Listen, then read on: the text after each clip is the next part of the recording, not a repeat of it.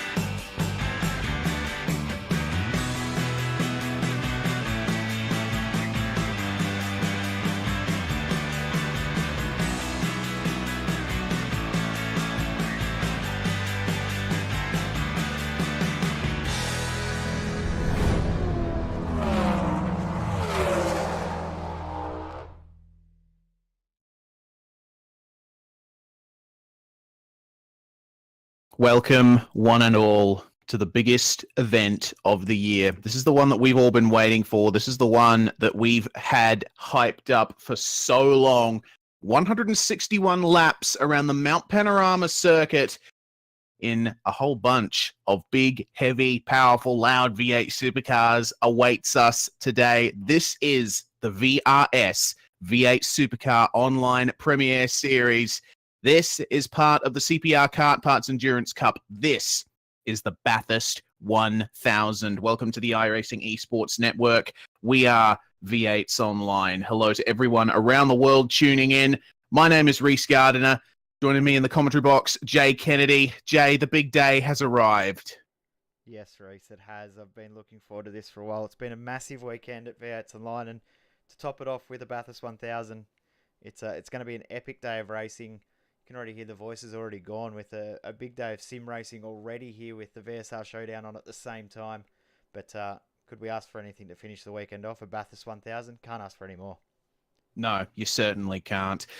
We're getting ready to kick this event off very soon. They're just letting the session run out for the grid setting, and then we'll get right into the racing. But first off, let's take a brief look at the context of this event, this circuit that we're racing at today. Good job, bro.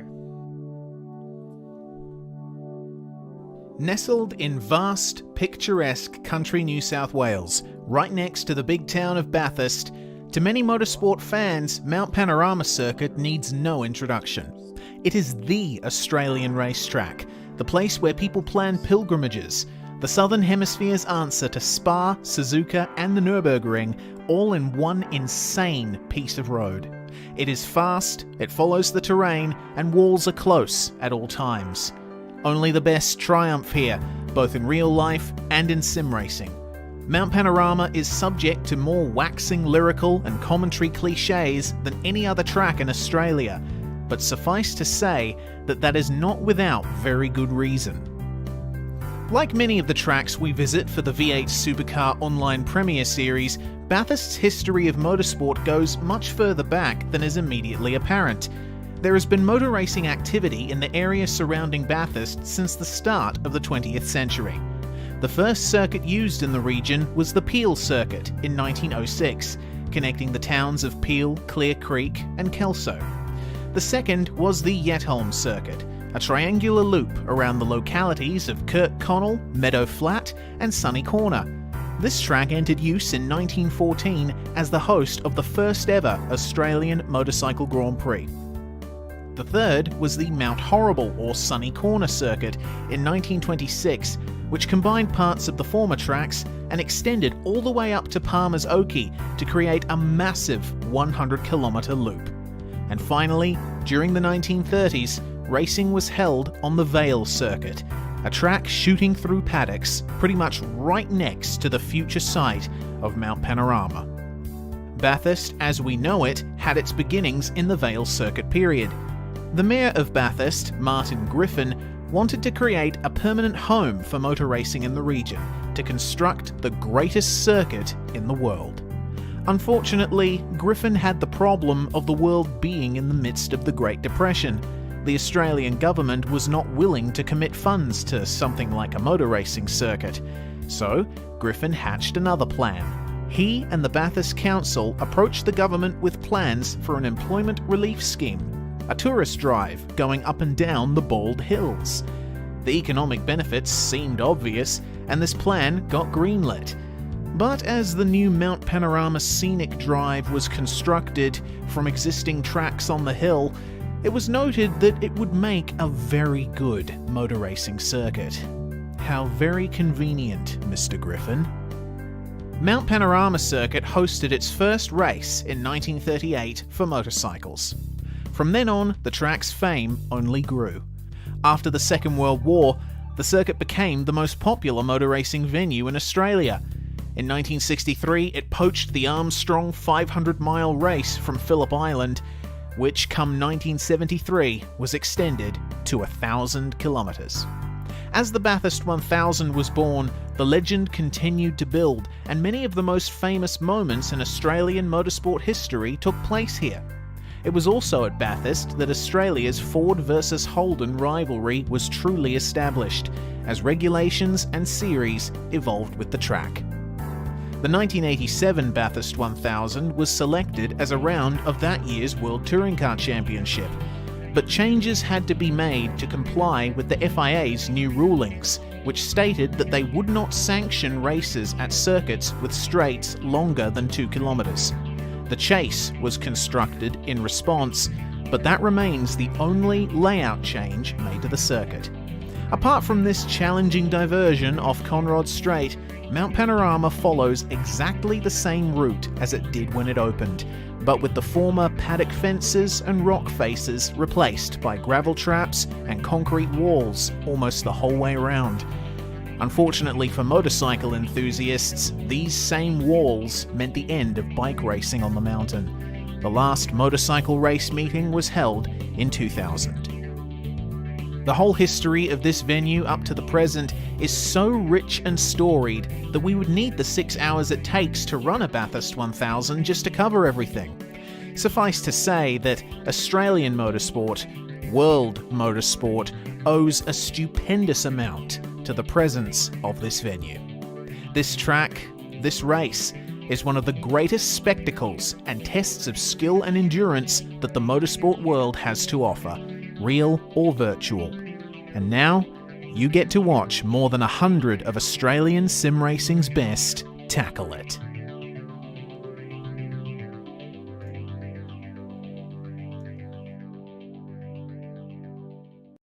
That was the history, that was the context, that was the fact file for Mount Panorama Circuit in Bathurst, New South Wales. Legendary piece of racetrack. And Jay, really, what more can you say about this place that has not already been said? Yeah, it's an amazing place. I know you and I have both been there racing.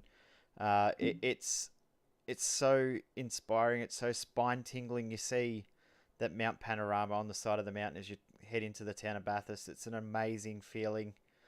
The track absolutely blows you away no matter how many times you go there. It's the pinnacle of motorsport in Australia and New Zealand as well. I know the Kiwis love it as much as we do. It's an amazing piece of road, and it's so awesome that we've finally got it here on iRacing. And believe it or not, this is the 5th Bathurst 1000 we've run. I can't believe we've done 4 of these already, and we're on our 5th one.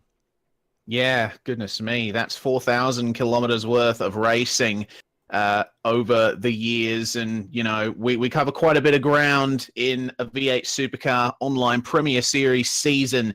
But the Bathurst 1000 certainly is the marquee event of the year. And, you know, the fact that we have done, that many of these already, I think, you know, it's just a testament to the strength of the series and the strength of the community. 100%. And the fact that we have drivers that, maybe don't enjoy racing the V8 supercar as much as others that want to come in and race this race because it is the Bathurst 1000 is always impressive to watch. We've got the likes of Shane Van Gisbergen, who has decided to come on and have a race. I know he decided a couple of days ago that he wanted to have a crack, and I know we've had some discussions with him within the V8s Online crew about his thoughts for the weekend. It's going to be a good fun event. Not going out there with any expectations, but he's just looking to go and have fun and get a bit of prep before the real deal in 2 weeks' time. But there's a lot of other drivers that are making their debut in the Bathurst 1000 as well, and the nerves at this point now, 4 minutes away from the checkered flag for the qualifying formation. It's going to be an impressive day, a nerve-wracking day, and we're going to crown a superstar that'll be etched in history forever, winning the Bathurst 1000. Yeah, that's exactly right. And there's so many drivers through this field that have more than a fighting chance of doing it. Let's just look at the grid very quickly before we go into the session. Starting on pole position, we've got well, you should say the favourites, I suppose, Jared Filsell and Josh Muggleton in car number 1, that Harrop Engineering Trans-Tasman racing car. Jared certainly is no stranger to victory at Bathurst. Neither is Muggo. Well, Muggo hasn't quite had the best of luck at Bathurst last year. He wasn't able to race due to real racing commitments the year before. He raced with Salmon, and they had a bit of bad luck with getting caught out with a safety car. Muggo and Jared probably have complete polar opposites of luck at Bathurst, but they never teamed together at Bathurst, and they have a 100% win ratio when they're paired together. So, going to be interesting to see how they go. They'll be well and truly favourites for this race, though. Now, I think the surprise from qualifying last night, P2, El Nabi and Rizzo, these guys are going to be a real dark horse. We know how good they are in endurance racing. Yeah, certainly. They Trick Sim Sports have made their name in the endurance sports car GT racing scene, and El Nabi putting in an absolute flyer of a qualifying lap in the shootout last night to nab second place on the grid. So a front row start for these guys. I believe Rizzo will be starting the car, so that's going to be an interesting one, starting from the front row of a Bathurst 1000. Yeah, it'll be an exciting experience, one I'll never ever experience for myself, but great to see some new teams, new names that are pushing to the front of the field as well. But a few minutes before we're ready to get underway, the second row, though, another couple of teams that really are contenders for this race. With ERT number 15 with Greg Galt and Ian Ford, they are always favourites in these endurance races. Greg Galt, a couple of poles, got his first win this year. Definitely one to watch. And Ian Ford, we know how good he is. He won a race last year in V8SCOPS. Then the fourth position car with Luke Harvey and Sam Blacklock. Those two guys are endurance experts as well in this supercar. They usually go out and thrive in this environment. They've got a great qualifying position, a starting position to go along with it this round.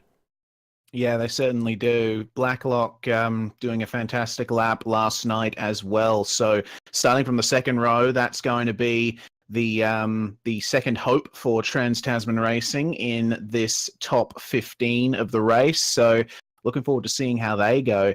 The next couple of teams, though, we see a bit of a mix here. We've got Synergy Sim Racing in the 95. Glenn Postlethwaite qualified that car last night, and he will be starting the car. We know how good Posy is, and certainly that's going to be an interesting one to watch. But Zuva Racing ending up getting a 6th place start. Brett Loxton going to be starting that one, and he is going to be driving with, I believe, Chris Coxhead. Griffin Gardner, I believe. Griffin Gardner. Yeah, Griffin My Gardner apologies. driving with, yep.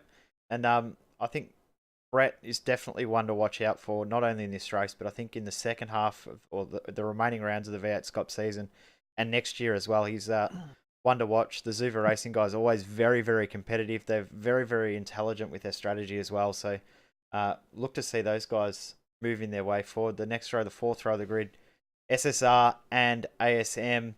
The 143 car, another car to watch. They seem to have a bit of bad luck in these endurance races, so hopefully we will see them actually get some good luck and move their way forward through the race. Jordan Ross has some great pace. The 59 car, they were probably the surprise packet of the qualifying session, not the shootout, but the qualifying. McMillan teaming up with Scott Solosky, who I was talking to at Sydney Motorsport Park only an hour ago. They're looking forward to a great race, and starting from P8, they will be very, very happy.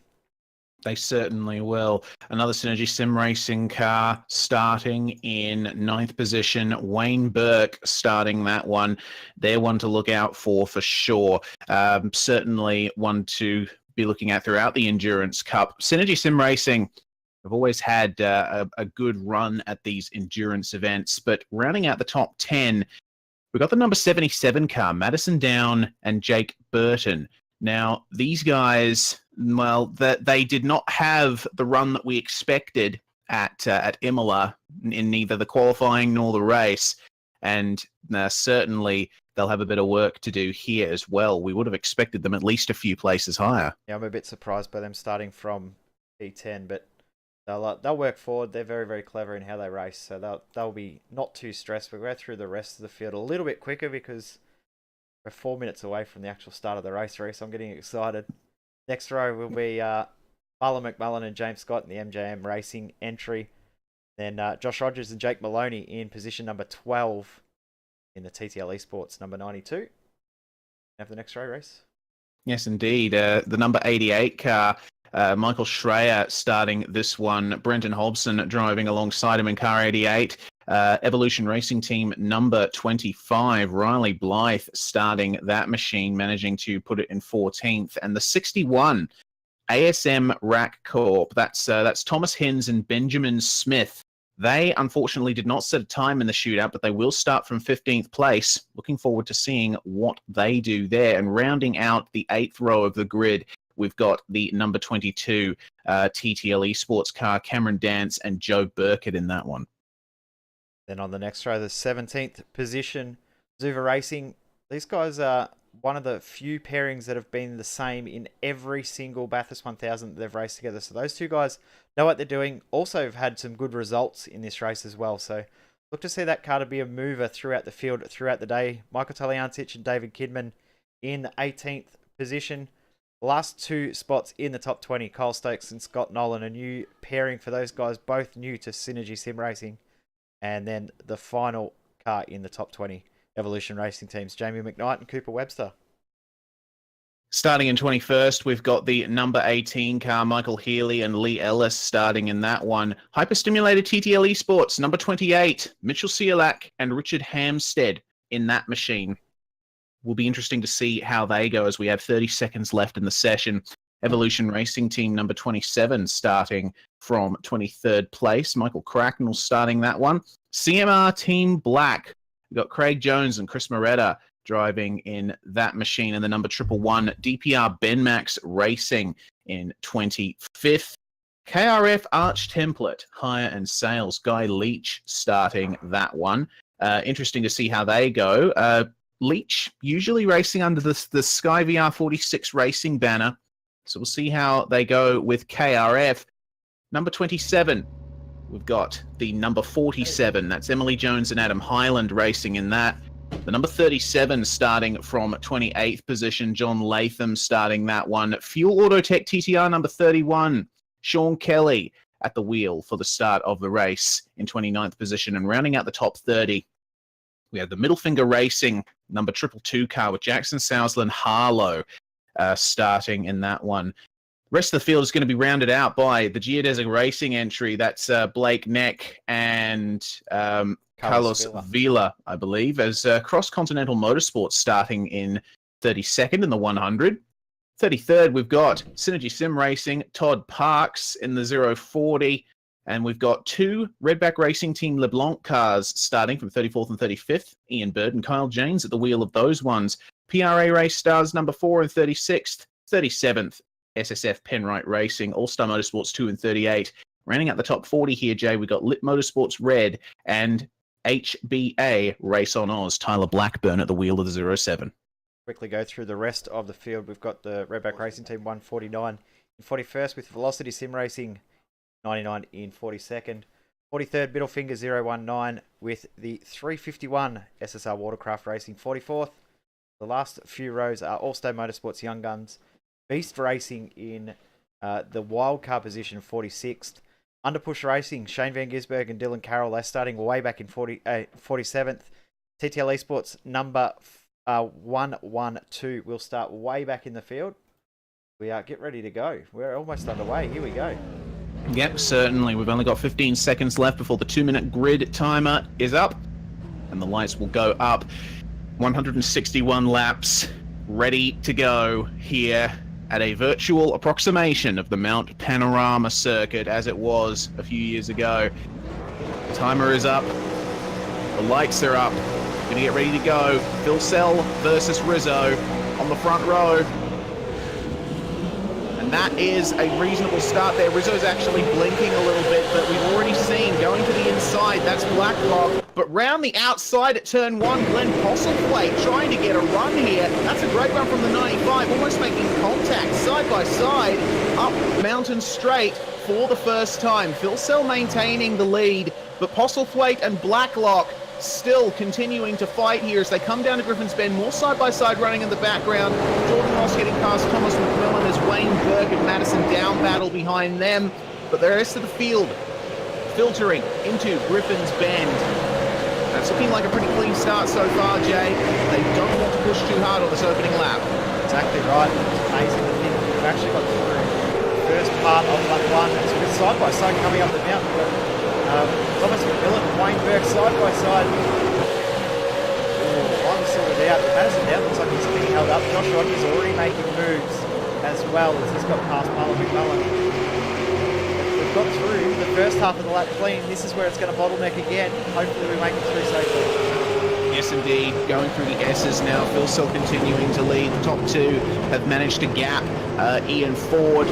As they come through the S's, it's going to be single file from here on out, at least until they get to Conrod Straight. And yet more clean stuff going on there. No big silly incidents happening, which is awesome to see. As they come onto Conrod Straight for the first time, have a look at the lead that Phil Sell has already. He's doing everything right here over Forzan El Nabi. 100%, he's just breaking away. He's already got it out to a full half second. Just behind as well, Ian Ford's dropped off too, and Sam Blacklock's doing a good job of applying pressure. But Jordan Ross is the one under a lot of pressure. Madison Down is passed by Josh Rogers.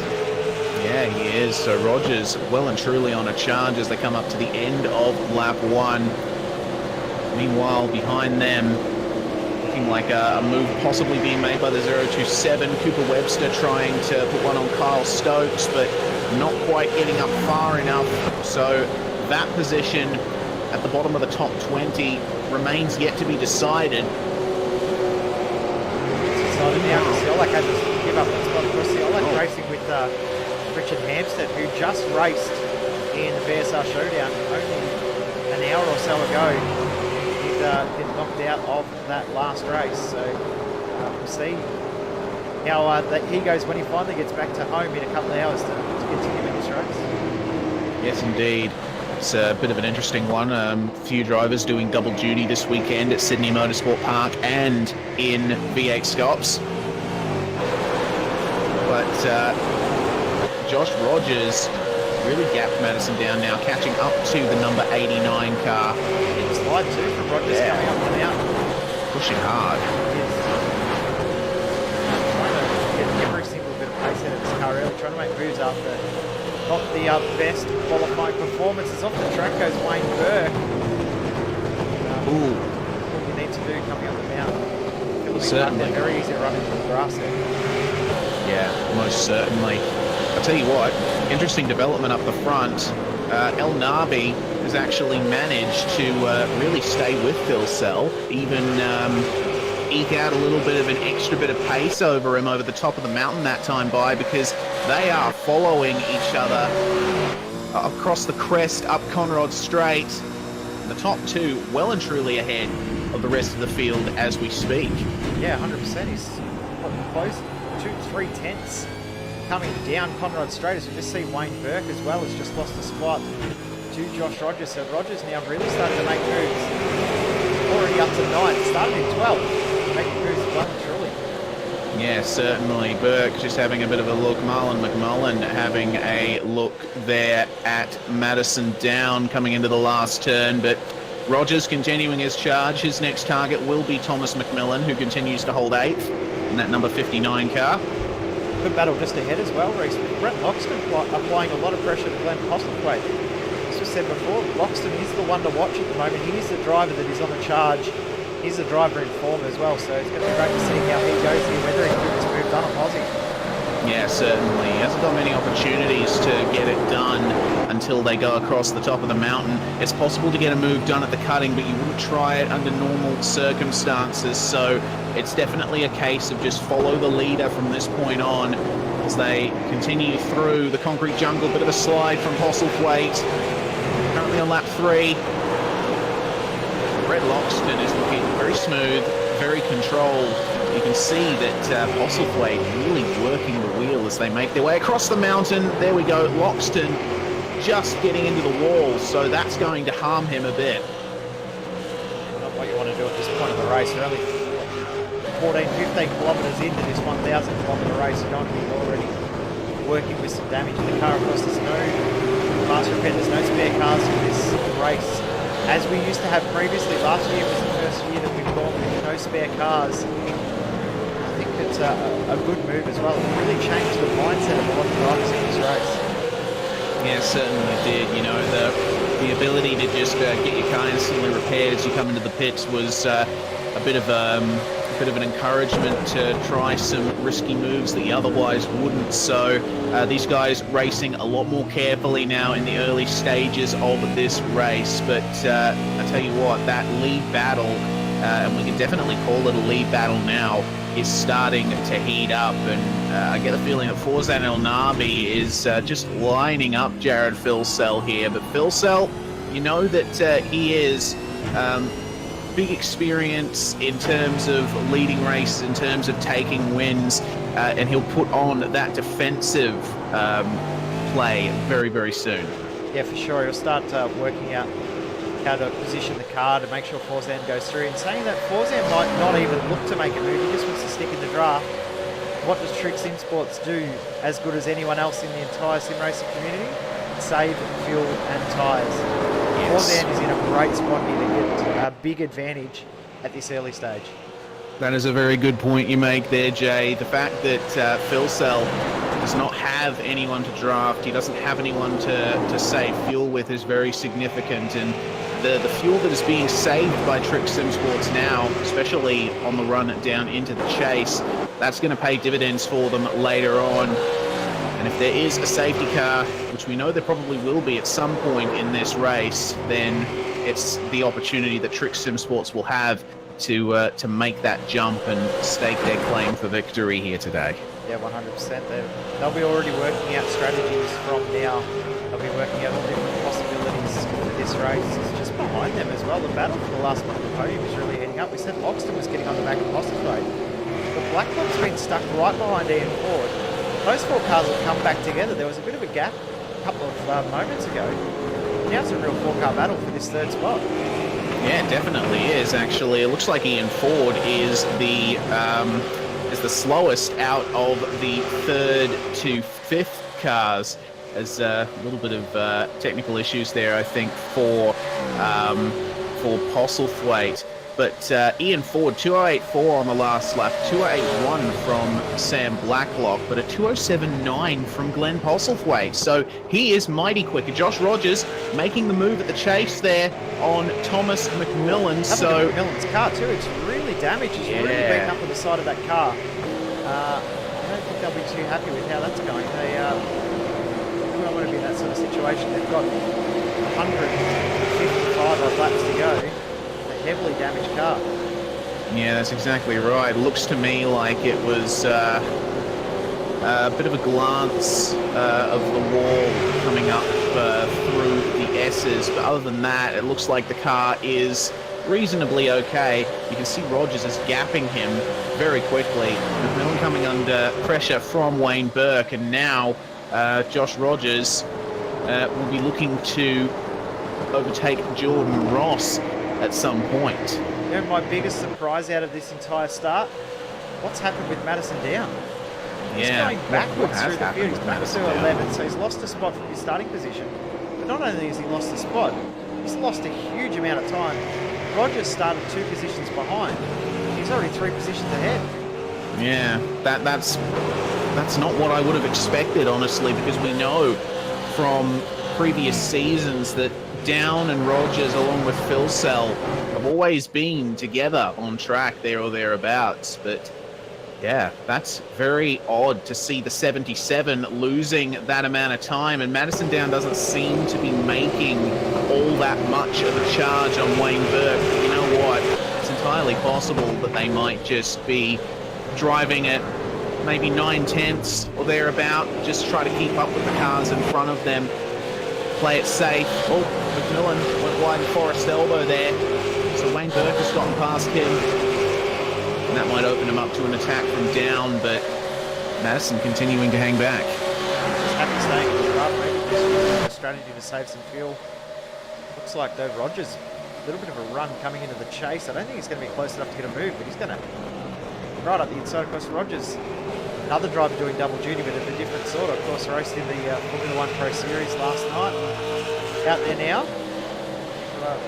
Pretty tough to jump out of a V8 race in Formula 1 and then jump back into the V8 again. Polar opposites at the extreme there. Yeah, certainly, but if any driver has shown that he's able to do both very well, it's Josh Rogers, because he's just able to extract pace out of this V8 that not many others seem to be able to do. Have a look at the run that he got through turn 1, ruined it a little by sliding on the exit, but he is well and truly on the back of Jordan Ross now and continuing his charge up through the field.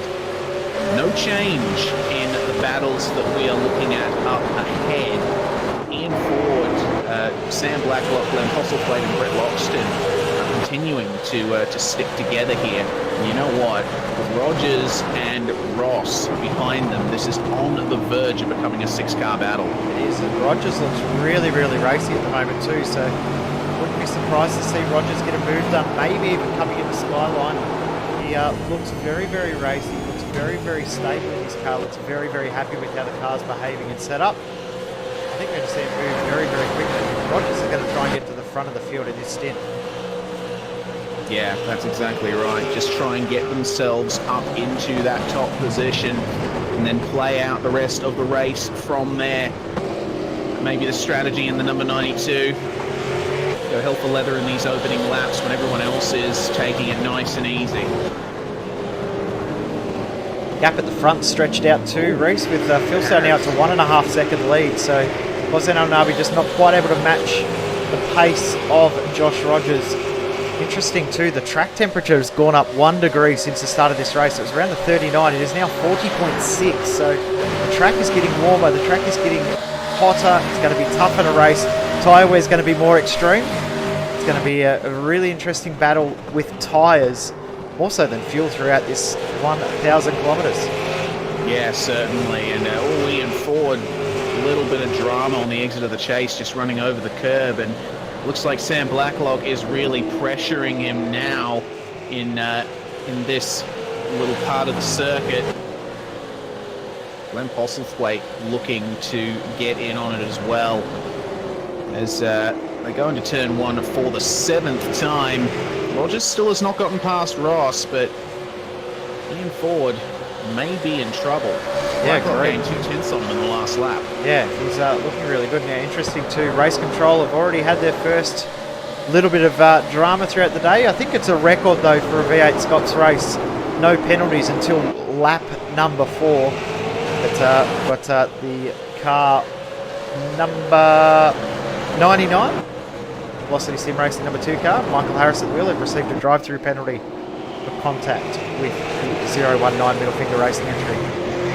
Alright, so obviously some dramas back in the field, but that is a given at a track like this with a field this big. We've got almost we've got just over 50 cars here today, so quite a bit for Race Control to keep track of. That's 102 drivers competing in this race today.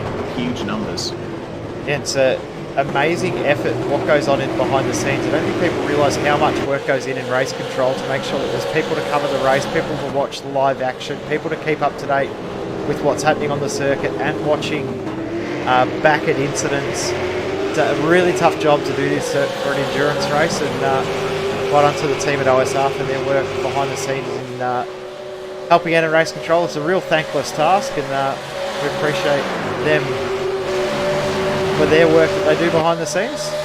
We don't always agree with everything, but at the end of the day, it is a tough job and a thankless job. As here comes Rogers. Yes, indeed. Going through very easily on Mr. Ross. So Rogers now up into 7th position at the end of lap 7. Very good run from the 92 so far. Now, I just want to alert you to something else too, Reese. Have a look at the gap between 2nd and 3rd. Yeah, it's huge. 6 seconds. Oh, Postlethwaite. What's happened there? Oh, he's just had a glitch. Sorry, I just saw him disappear off the timing screen. I thought he may have had an incident, but he's just had a little technical glitch. So Postlethwaite will need to be careful with that. McMillan under pressure from Madison Down as well. Have a look at the run that Down's got coming out of turn 1. Yeah, certainly McMillan going defensive here. So Down will have to try and go the long way around at Griffin's Bend, which you can't really do. Oh! Almost on the grass. McMillan leaving him enough room, but that could have gotten very hairy very quickly. Down's going to have to wait at least another half a lap before he can put a move on McMillan here, but you can see that Thomas is starting to come under a bit of pressure, running wide, cutting just then. So Madison Down, I think, has finally gotten into racing mode and is starting to try and make some moves. It looks like he might have got a little bit more comfortable with how the car's behaving or something. He's looking like the pace has definitely improved in the last 2 laps. Definitely dropped off. Interesting too, talking about pace. Lap time difference between everyone's fastest lap and their current laps, around about 1.5 seconds slower. That's only after 8 laps on these tyres. They're going to do about 24, 25. They're going to be 4, 5, 6 seconds off their pace by the end of the stint. Yeah, that's pretty crazy. I guess it just goes to show how much the rising track temperature is going to affect the way these guys can extract pace out of their cars.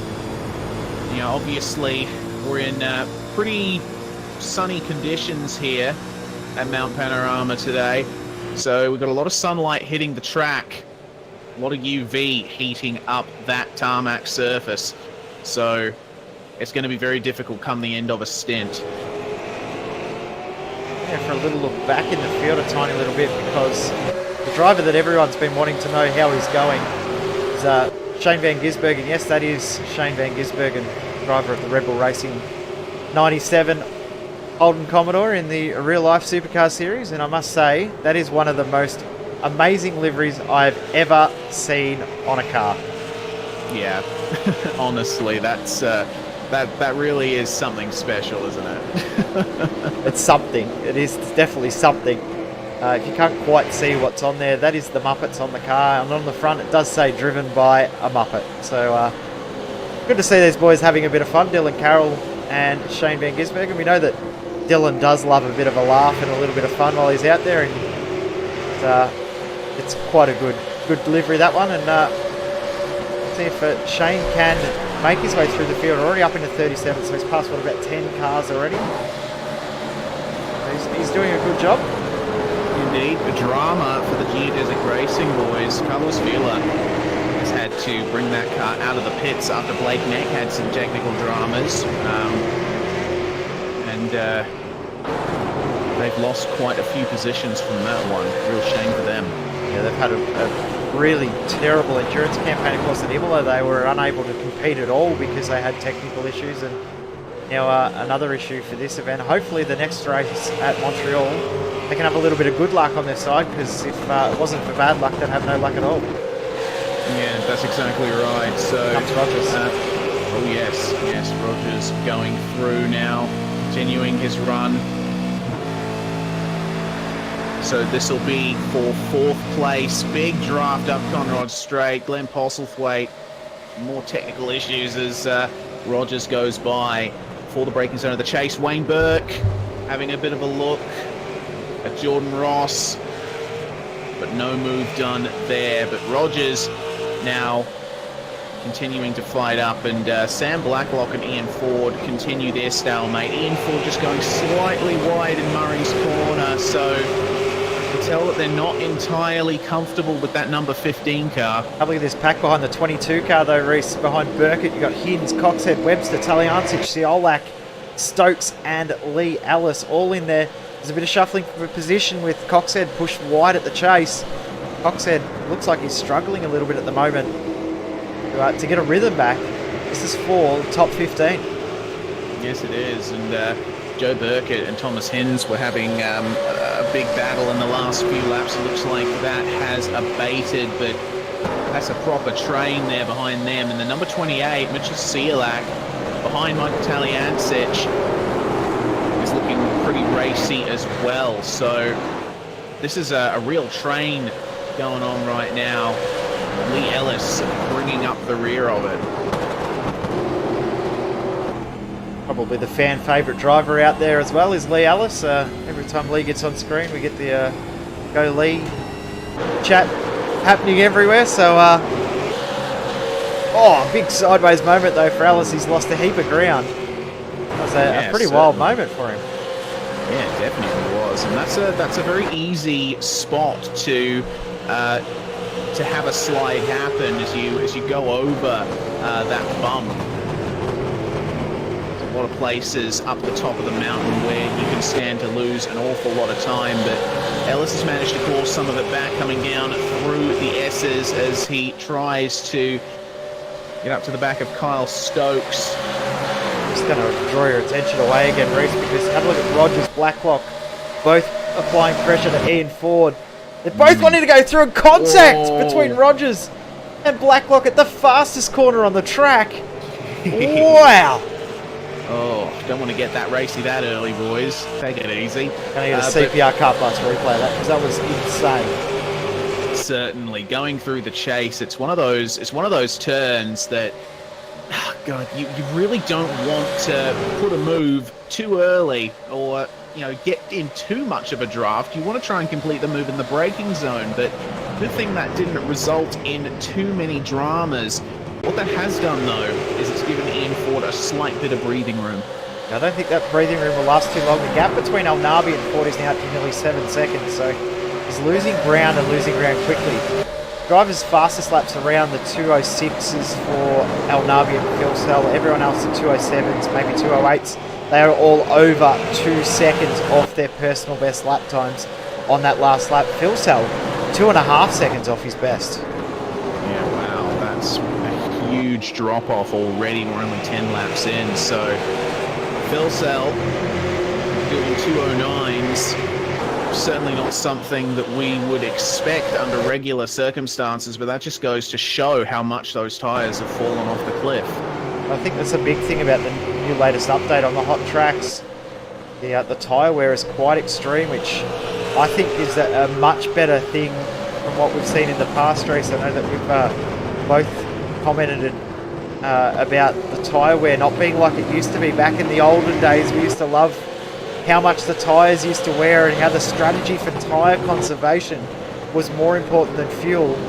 We're back to the old days again now, Reese, because that is what's happening right now. It certainly is, and once people start playing around with their strategies as the race comes up to the halfway point, if there's a safety car, etc., you're going to see that difference between drivers with fresh tyres, drivers with tyres that are a few laps old at best, and that is where the really interesting battling starts to ensue, because Postlethwaite.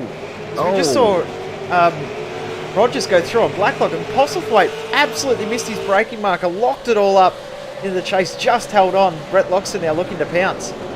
Yeah, certainly, and that's Wayne Burke going through on Jordan Ross. So obviously the Synergy Sim Racing guys have decided this is going to be the best configuration. Yep, Rogers through on Ian Ford before the turn-in point for turn one. And a bit of a slide.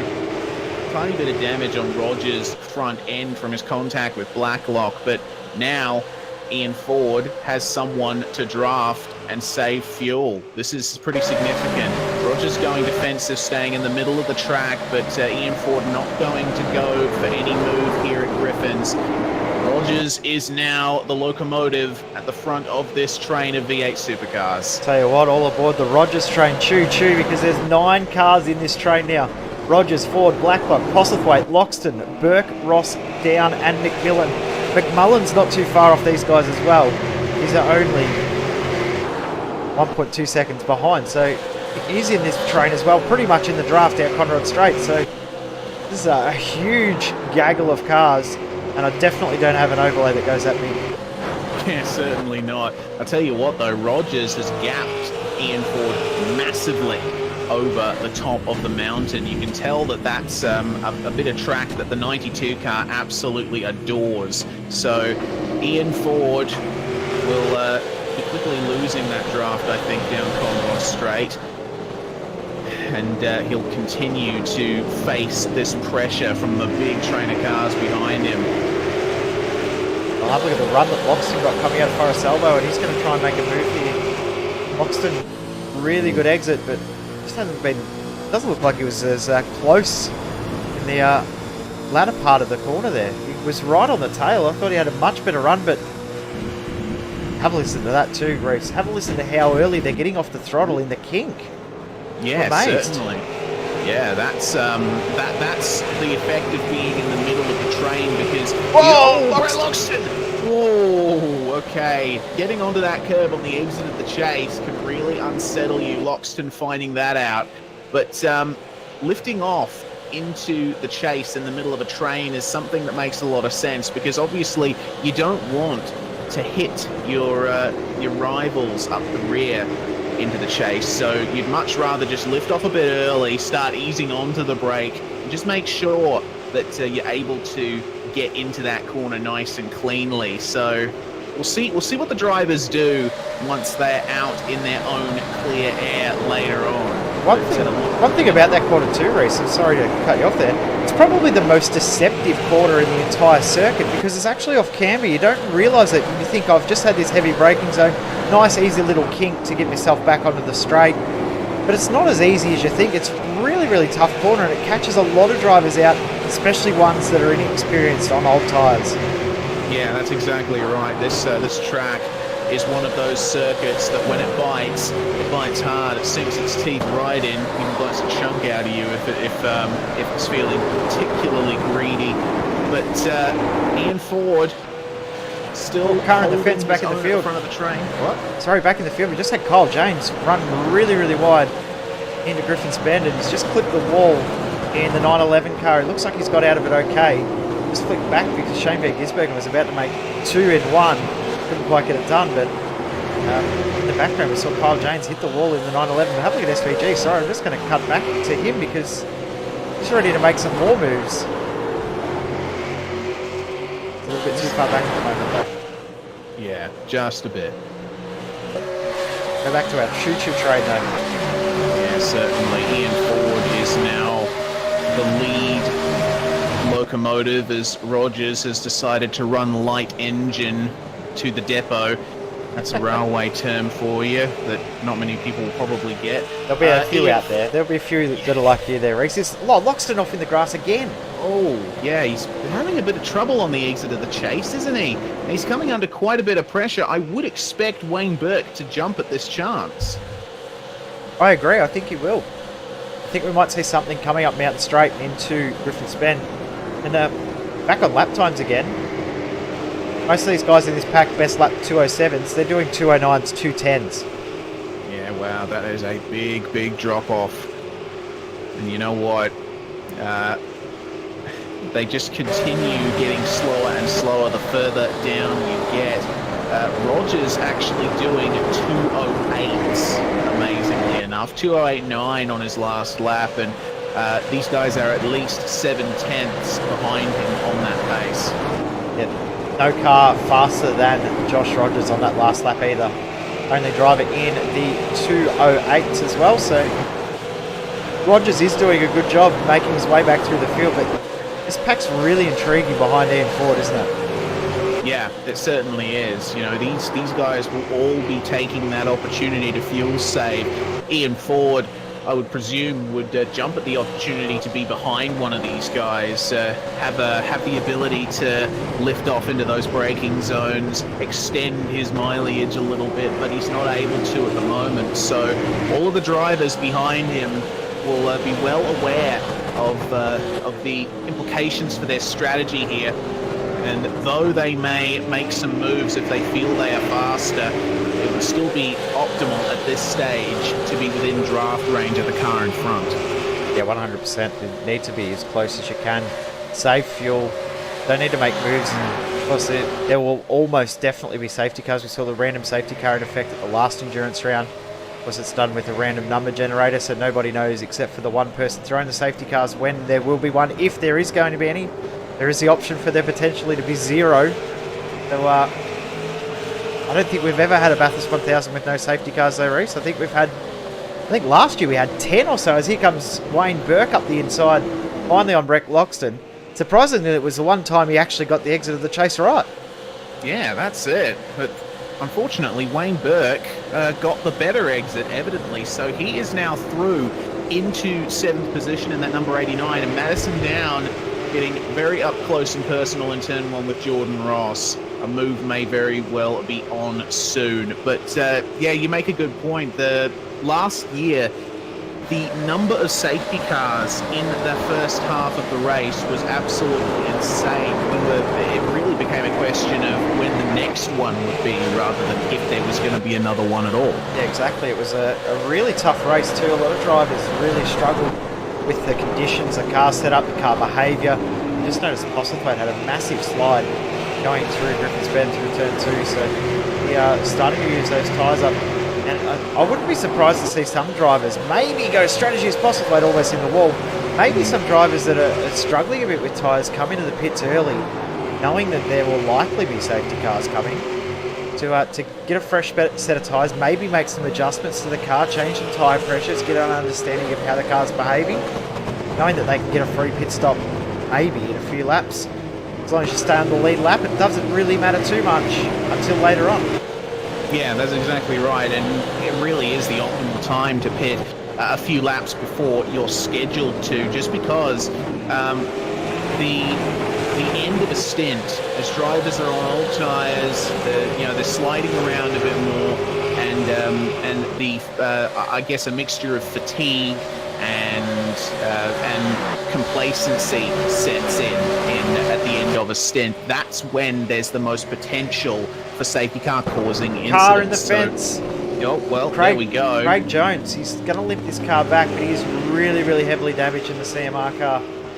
So Craig Jones will try and bring it back to the pits, but that car does not look healthy right now. Oh, it certainly doesn't. It seems that he's reasonably okay. They're crabbing a little bit, swerving slightly. So obviously that car is not in good shape at all. We've got quite a few cars coming down Conrod Straight here. Big potential for an incident if Craig Jones ends up losing it again, which looks very easy. It just seems like that car almost has a mind of its own, but mostly did exactly what we saw Chaz Mostert do in the qualifying session a couple of years ago. Hit that inside wall through the S's coming up to Forest Elbow. Flipped the inside wall, shot him out to the outside wall, hits both walls. That's why there is so much damage to that car. Right, so the number 111. Oh, through the chase. This is not good. Oh, careful, Craig. A few cars making their way through. Scott Griffiths, Adam Hyland, Nick Hausler. These are the positions just outside of the top 40. But Craig Jones, trust me, what a shame for the 111. Those guys weren't running too badly, but the mountain bikes, once again, they're going to have to sit in the pits for quite some time to get that thing repaired and back out on track. Yeah, they may not even be able to repair it. That's some heavy damage to that car. And we are now at 1/10 race distance, and there's one driver that looks like he's starting to get a little bit racy. Madison Downs right on the tail of Jordan Ross, ready to pounce, ready to start applying some pressure. He's wanting to get some moves done. Yeah, that's exactly right. Madison looking very racy here, and Thomas McMillan as well. So if Madison puts a move on Jordan, then Mr. McMillan will want to follow him through. That would certainly be the optimal course of action. There's Brett Loxton just up ahead sticking with Wayne Burke down the straight. Getting some draft. Very tasty, crispy draft. But down to the chase, no move for Madison Down.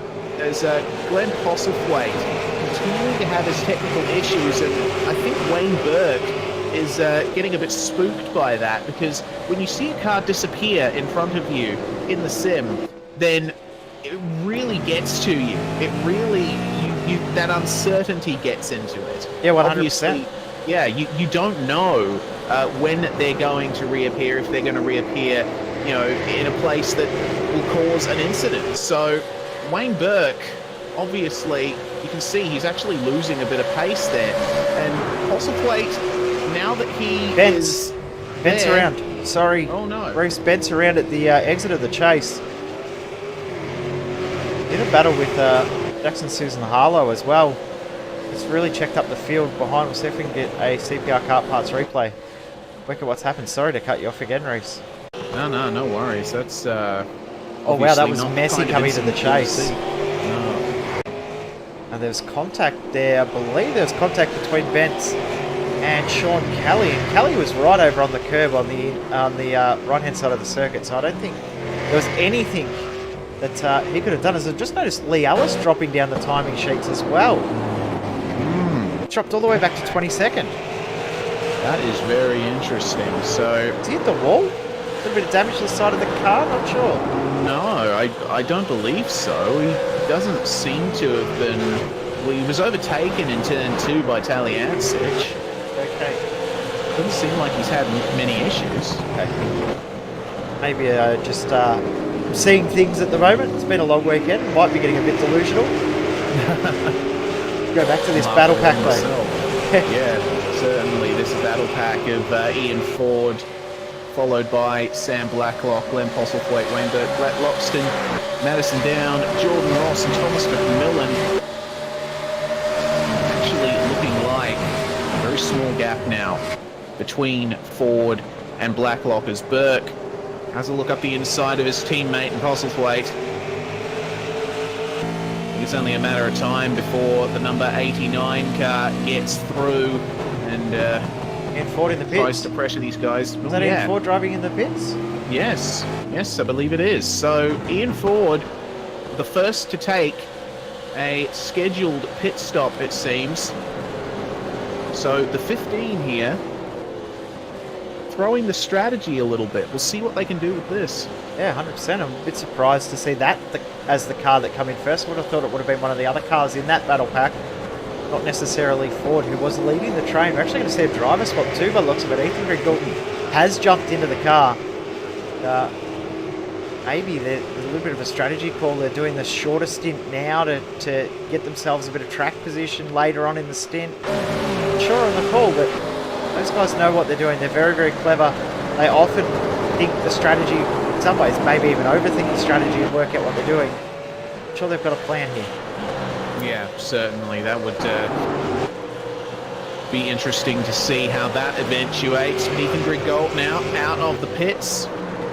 Straight back into the racing action behind Tyler Blackburn. He comes out in 39th position. Just behind him, actually, we're going to talk about this car for a minute. The Beast Racing entry. Simon Mazzomo at the wheel at the moment, but driving alongside Drew Adamson, of course, the iRacing staff member. We awarded him a wild card. He wanted to come and experience the V8SCOPS Bathurst 1000. What better way than to get an iRacing staff member out there in one of these races? Throw him in the Bathurst 1000, throw him in the deep end. I know he's done a lot of practice though, and he's very, very excited and honoured to be out on the circuit today. Yeah, certainly is. Welcome to Drew. Hope you're enjoying yourself out there, mate. And he'll be watching as well. He'll be in the YouTube chat. He won't be saying too much, but he'll be in there watching. yeah, Shout out, certainly. Yes, indeed. But Simon Mazzomo doing all right there. They've made it into the top 40 after starting in 46th position. So all they've got to do is keep it out of the walls, and it'll pay off for them come the end of the race. Hey, if I can get a top 25 by not putting it in the wall, anyone can get a top 25 by not putting it in the wall. So even if it is Mazzomo, he won't mind me saying that either. I can get away with saying that. You'd be like, yeah, you're we right. can't resist, can we? We can't resist. Ethan Griggold actually getting through on Tyler Blackburn. Ran wide and Forest elbow, so one more position there for the number 15. I must say there's some really cool looking cars out there too. A few teams have opted to continue with their retro liveries. Some other teams have gone with different retro liveries. And other teams have gone for new looks for their cars as well. It's really cool to see all different sorts of liveries out there again this weekend. I must say though, I do like the Stealth Simforce ones where they've gone with the similar livery to what was run in the real life Panorama cars, the Erebus Motorsport entries. Really do like that look. Is up the inside. Here comes Ethan Griggold on Stephen Varga. Yes, indeed. I think this pit stop actually is going to hurt that car because they're not able to use those new tyres. No, certainly not. And they're right in the middle of traffic as well, which will hinder their lap times. So Ethan Griggold unsuccessful in his campaign to pass Stephen Varga here, but yeah, I'm a fan of that Stealth Simforce car as well. Oh, having to just go a bit wide there in Griffin's Elliott Smith. So he's going to lose 2 positions out of that. But that Chickadee-inspired livery, very nice, as Ethan Griggold is let through there by Stephen Varga. I say that livery, even though it doesn't say Chickadee on it, it's making me hungry. Yeah, certainly. Actually, contains a bit of nostalgia for me as well. That's myself and Jimmy Broadbent, when we did the official Bathurst 1000 last year, also ran a variant of that livery. The Mountain Men? Yes, painted for us by Scott Stevens. That was an awesome livery, and you know, Stealth Simforce have as well done a fantastic job of translating that livery. It looks awesome. Yeah, really, really good look for that car. So well done to those guys for getting that done and getting it out on the track. Go back to this big battle pack because Rogers has checked out 6 seconds on the lead of that pack. Ooh. So, what? How many laps ago did he pass? Maybe 5 or 6? 7? Something like that. 7 seconds, 6.5 seconds in 7 laps. He's absolutely blitzing away at the moment. Is Rogers. Yes, indeed. Second fastest car on track is Rogers too, with Phil Sell being the fastest car on track. Yeah, and Forzan El Nabi has continued to fall back. He's now about 5 seconds behind Phil Sells, just gotten past Emily Jones. That number 47 car not having a good race at all. Started in 27th, now running in 43rd.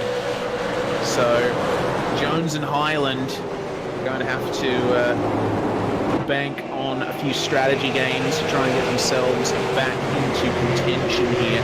But Rogers doing incredibly well here as these cars make their way past Steve Jansen in the CMR Team Black car, which is continuing to be heavily damaged. Looks like they haven't gotten that damage fixed at all, and that car is looking very wayward across the top of the mountain.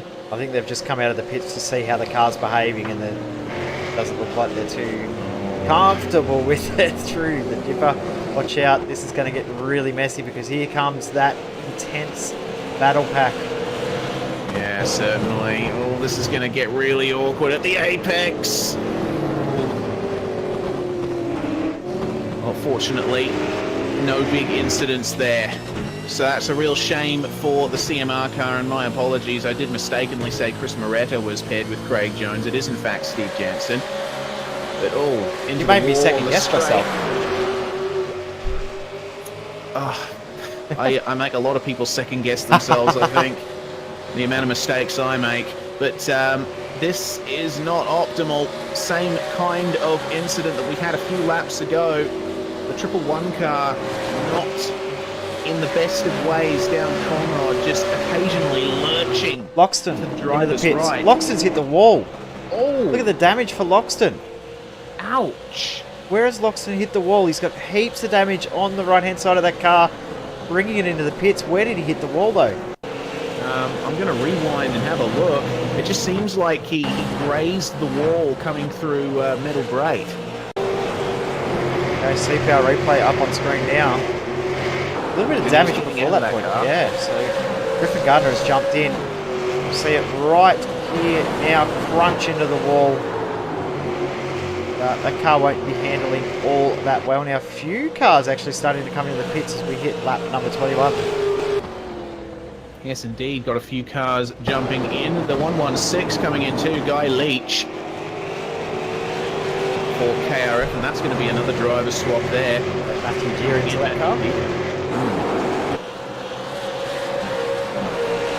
Apart from that, though, it seems not many others are taking the option to go to the pits on this particular lap.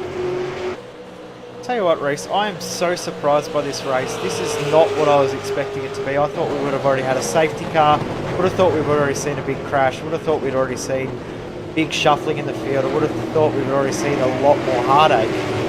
I am so impressed with the driving standards today. Yeah, it's very impressive. I suppose, I guess if you take the kind of view that there is going to be a safety car or there is going to be a big crash, you're either going to be right or pleasantly surprised. We're pleasantly surprised like the latter. this time around. Yes, definitely. It's been really good so far. Driver that's probably not enjoying it and thinking it's as good as we are is Ethan Gould. Have a look at how stuck he is with this traffic. He's trying to make his way through, get himself forward, but he's not having any luck at all. Yeah, I think they were banking on a safety car as well to come out basically as soon as they were out of the pits. He's continuing to stay behind the Lit Motorsports red car. That's Jeremiah Morton at the wheel of that one. And obviously they've got a few extra in front. Ian Bird and Reese Keane. Ford, though, coming through on Morton in the elbow. And now Morton coming under pressure from Duran Nikora. Ethan Gould streaking away. Jason Benz making a move on the 040 coming into the chase. Losing the rear just a little bit, but that 040 had a little bit of damage when I last looked at it, but it seems to be okay. Todd Parks actually bringing that one into the pits. A few cars actually have come into the pits. We've also got Leon Tander, Scott Solosky, James Scott, Michael Schreier, Riley Blythe, Jamie McKnight, Lee Ellis, Sandman also in the pit. So a lot of cars heading into the pit lane right now. Yeah, both Redback Racing Team cars in there as well. Simon Mazzomo bringing the Beast Racing car in. As exiting the pits now, we have Scott Sislovsky and Leon Tander, who have taken over their respective cars from Thomas McMillan and Jordan Ross. And they are embroiled in quite the battle coming out of the pits. This could get spicy. Sislovsky staying defensive. He knows the stakes. So does Tander. So they got to be careful coming out of the pits here. Get used to the car on fresh tyres once again. You can push a little more. Solosky running slightly wide through the cutting. Marissa's just going to say, interesting comment in the YouTube chat that here's the Trick Sim Sports car will be in the pits this time, and the lead car is in the pits right now. Number 1 in the lane. Yes, indeed. So Jared Filsell taking that opportunity, starting lap 23. So they're going to jump into the final pit stall. Josh Rogers in the pits as well. So we'll see what they can do, see if Rogers swaps out. Yep, he certainly will. That's going to be Jake Maloney jumping into the 92. Postlethwaite, a massive slide coming out of Hal Corner, got it up on the curb. Wheel spin on the concrete. He really struggled to get grip there, and he's now under pressure from his teammate in Wayne Burke. But Wayne looks happy to just be sitting in the draft and using this opportunity. His fuel savings. Postlethwaite, another slide coming through Griffin's Bend. Doesn't look happy at the moment, does he?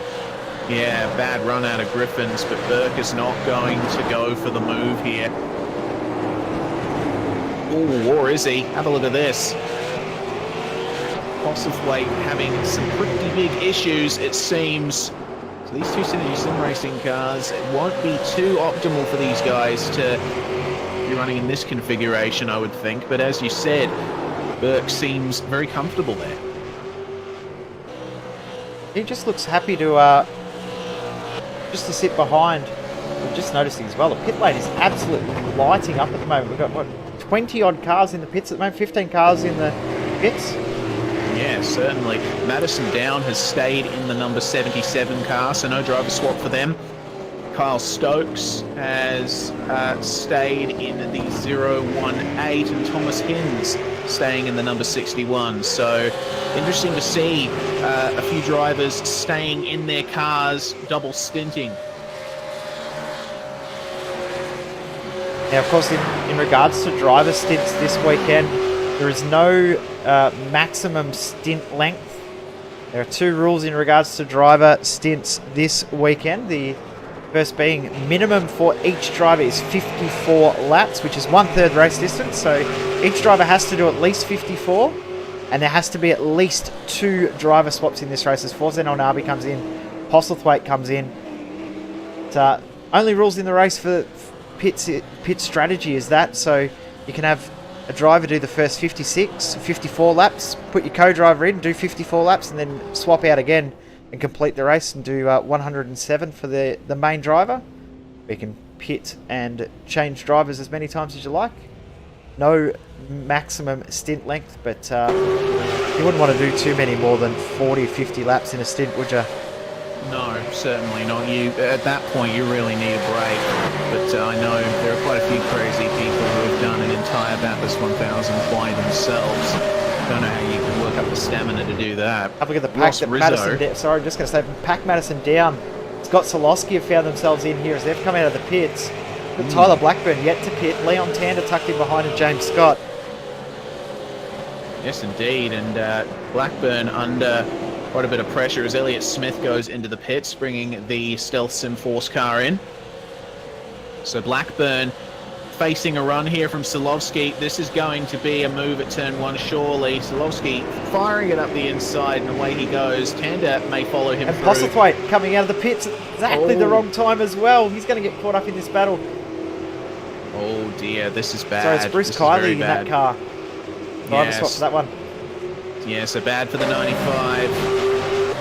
Meanwhile, Ross Rizzo's gotten into the Trick Sim Sports car as Solowski tries to fire it up the inside and will end up succeeding. That crown in the road at Griffins is something that really puts you off. Chris Kiley's just got out of it to get out of the way. I don't think he wants to be at the front of this pack. He's happy to be at the rear. Yeah, you're exactly right. That's especially at that part of the circuit. If you're side by side with a car, I mean, you've got to yield if you're not completely alongside them. It doesn't really matter what the circumstances are. On board with Madison down, he's tucked in right underneath the rear wing of Kane Hewson in the PRO Race Stars car with the Flat Chat sponsorship on the car. Of course, the Flat Chat podcast, as we said earlier, now part of the V8 Line stable. One of the 4 cars in the field yet to make a pit stop. Wayne Burke, who was just coming in the pits, was one. It's car of Hewson. Also Tyler Blackburn we saw in that battle as well, and Bretton O'Brien now yet to pit. Yes, indeed, with a big run from Madison down out of Forest Elbow. That's the demonstration of fresh tyres. Kane Hewson maintaining his line here, so they're going to go side by side through the kink in the chase. This is going to be interesting. Hewson just letting Madison go. And that is going to be that. So, I'm looking at... actually, this is quite interesting. A battle has ensued. Ross Rizzo has come out just ahead of Ethan Griggold and Josh Rogers. Sorry, I just cut you off again. There, James Scott was on the outside coming out of the chase. Tyler Blackburn was stuck on the right-hand side of the circuit, but he needed to get in the pits, and there was wheel-to-wheel contact between those 2 cars coming into the pit lane. They did it. I actually was worried that one of those cars was going to get spun. But Rizzo now well and truly in this fight. They lost a fair bit of time, but obviously a longer pit stop, going a lot longer in the stint. And Ethan Griggold, of course, we saw him pit, or Ian Ford pit very, very early in this stint. Griggold already on 7-lap-old tyres. While I think about it too, big congratulations as we've just crowned the first ever CAMS VSR Showdown winner. Congratulations to One Performance Racing's Dylan Shepherd. He's going to win himself a drive in a Formula 4 for a fully paid for test day. That is a pretty cool prize. Awesome stuff. That is a fantastic prize. Yeah, very well done, Mr. Shepherd. Big thank you as well go to to Cameron Vandendungen and Greg Rust for commentating on our broadcast. A bit of a bucket list achievement for us here at V8s Online too, having Greg Rust and Cameron Vandendungen commentate on a V8s Online sim race. It's pretty cool. Certainly is. That's awesome to hear, and well, just goes to show sim racing is well on its way to becoming a sanctioned e-sport, as this was the first ever CAM sanctioned esports event. Fantastic stuff. As this battle is starting to really heat up. Ethan Griggold almost getting into the back of Ross Rizzo into the chase, and have a look at how close Maloney is now. Here we go, right move there. it, Murray's. Not successful. Oh, yeah. Oh, Maloney. Goodness me. Yeah, that just goes to show Grig Gold really slowed up on the exits. So that battle is exactly where it was half a lap ago. They're going to have to try it all over again. But Ross Rizzo under major pressure here from what seems to be two faster cars. Big thing for Rizzo, he would have had a little bit longer to get the tyres up to temp, tyres get grip back into him. Big thing too is Ethan Griggold needs to get it done really, really quickly, and up the inside he goes. Griggold on really old tyres in comparison to the other two. Yeah, but he's managed to get it done using that banking on the inside of Griffins to great advantage. What will Maloney do? Coming into the cutting, he's going to have to yield. No way you can go side by side through that kink without some major dramas for both of you. So this is crucial for Greg Gold, because if Rizzo holds up Maloney, he can streak away, get himself a bit of a gap, a little bit of breathing room. And of course, they're on an alternate strategy in comparison to these guys as well. They've hit it 6 laps earlier.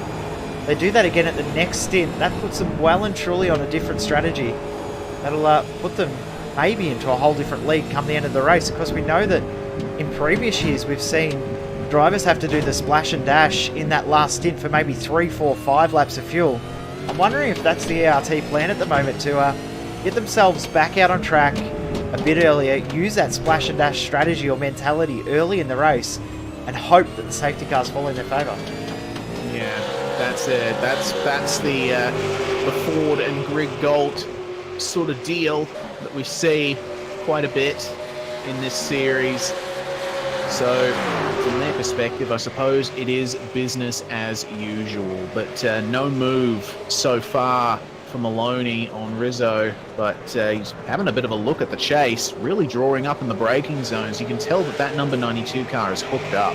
Yeah, it looks like it's really, really settled. I know that the team weren't too stressed about their disappointing shootout performance, because Josh Rogers did do the original qualifying, couldn't do the shootout, purely based on the fact that he had double commitment with the Formula 1 Pro Series. So Maloney did the session, just had a couple of issues on his qualifying lap, but good experience for Maloney too to get out there and get a qualifying session. Of course, at this point of the season last year, Maloney was in a fantastic position for the championship. The only driver in the field at this point that had been in every single lap of the race. And it was around about at this point of the race last season, up the inside he goes on Rizzo, that all started to unravel for him, because he was a championship contender this time last year. Yeah, he certainly was. Maloney's form last season was fantastic, and he did it all through consistency, all through being there when others faltered. He's just that kind of driver is Maloney, and this pairing of him and Josh Rogers certainly has proven to be one of the better driver pairings in this Endurance Cup season. But currently running in 3rd position on track. Certainly they are looking to extend that campaign. One thing that's been a little bit surprising for me is actually how they've done the driver pairings at TTL Esports. A few combinations I was a little surprised about. I thought they would have went other options in regards to who they put with who, but it seems to have worked out quite well for them. They look like they're doing a pretty good job in regards to strategy and driver pairings. Two drivers that are fairly evenly matched in both seats in their cars. Yeah, that's exactly right, and that's what you want. You know, we've seen some, shall we say, odd choices from teams in the past with who they decide to pair with whom, but TTL have definitely nailed it this time around. They've got some that it's all about consistency and all about having the drivers that are well matched to each other, that work well with each other as well. Yeah, well, two drivers that probably enjoy the same style of car is more important than two drivers being evenly matched on pace. There's no point having two drivers that are evenly matched on pace, but they drive completely different cars. I think that's one thing that we might see with Ethan Gringault and Ian Ford coming on later in the race. Gringault's car setup and Ian Ford's car setup completely polar opposites to each other. Trying to get them to meld together and still have pace is not an easy task to do. No, certainly isn't, but currently running in second place. They seem to be doing a good job of it so far. We'll see how it goes towards the end of the race once the track has aged somewhat.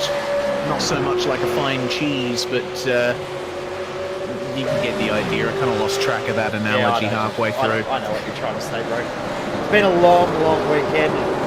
We are looking at around about another 4 hours and 50 minutes of racing if we stay green from here to the end. We are almost hit. We just hit the 1 hour mark in this race, so we are starting to get through. I am so impressed, and I must say Race Control is so impressed with what's gone on. They've only had to make 3 decisions, they only had 3 incidents to review in this entire race. Yeah, that is bizarre. Unheard of. We are into the second stint of this race, so to speak. Halfway through the second stint. Yeah, and there's been almost nothing to talk about in terms of on-track incidents. Of course, we've seen the dramas that the CMR car has had. We've seen dramas from other teams. We've seen those few race control penalties. But other than that, it's been pretty much par for the course. Very surprising. So surprised that I'm more than happy to have, though. Yeah, of course, yeah. As we said before, it's a pleasant surprise, a very welcome one. Madison now trying to put pressure on his teammate in Luke Harvey. Luke Harvey in with Sam Blacklock, and Madison Down out there with Jake Burton. Burton did the qualifying and shootout last night. Madison Down did not. So see how these boys go. Now up into 6th position. Of course, they were 10th and 11th before the pit stops. Is just in the background. Scott Solowski's under pressure from Leon Tander. Tander's going to get the move done here. Oh, he is too. Just drawing up alongside, or is he? No, Tander actually backing out, coming up to the turn-in point. So this battle continuing on, and it looks like Tander has a really good run out of the first turn. Unfortunately, he does have the outside for Griffin's Bend, which is not the line that you want to be on. No, it almost never works. Remember, you got that crown in the road. If you're on the outside, off the racing line, then you're just going to slide off into the wall because it goes amazingly off camber on the outside. So Tander's had to slot back in behind for now, at the very least. One thing you can do there that I've seen a few drivers do, and it's sort of a newer thing, is you force the opponent that you're racing against to brake a little bit later than they want to. You make them think that you're going to brake really late and try around the outside. You've never got any intent on doing it. And then you can actually switch back and get the move done by forcing them wide and going off the crown themselves. Yeah, that's a good point, you know, and that's something that I guess not many other circuits really have is basically using the way the road is sort of formed to try and help your racing nous, so to speak. A lot of tracks, you know, you'll have the regular sort of, you know, the crisscross. You got your inside line, you got your outside line, and that's basically it. But at Bathurst, you've got the crown and the camber of the road that changes from corner to corner, and it completely changes the nature of a turn. Yeah, 100%. It's an amazing circuit in that there's no two corners that are even remotely similar. They're all different, all have their own unique characteristics, and are all difficult in their own way. As here comes Leon Tander. This is going to be a very, very good move. But, oh, he can't quite pull it up. Hits the curb, and Skolowski's going to hold on here. Yeah, Skolowski's doing very well to keep that car ahead, and that really is what you want to see if you're Solowski's teammate McMillan, is the fact that you can easily go for the inside on every corner, try and defend from the car behind, but coming into the chase, because of the way the exit of that corner is set up, you really need to be careful if you're the passing car to be able to get by the car you're passing before the apex. Otherwise, you're basically running side by side through the right-hander. You'll be stuck on the outside, and it'll be that much harder to get the move done. Exactly right. Just then Solosky almost got over that crown of the road. Just think back to all those big moments, changing moments at this circuit. As just saw in the background there, James Scott had a massive moment. He's got Michael Schreier tucked in behind. Schreier is one driver, interesting race. He's loving and absolutely hating being out there on circuit. Do you know why that would be? I would like to know, Jay. He is the biggest Ford supporter you've ever seen. And he's driving a Holden because he's teaming up with Hobbo, a very, very strong pairing. But Schreier, very, very disappointed that he's been forced to drive the Holden.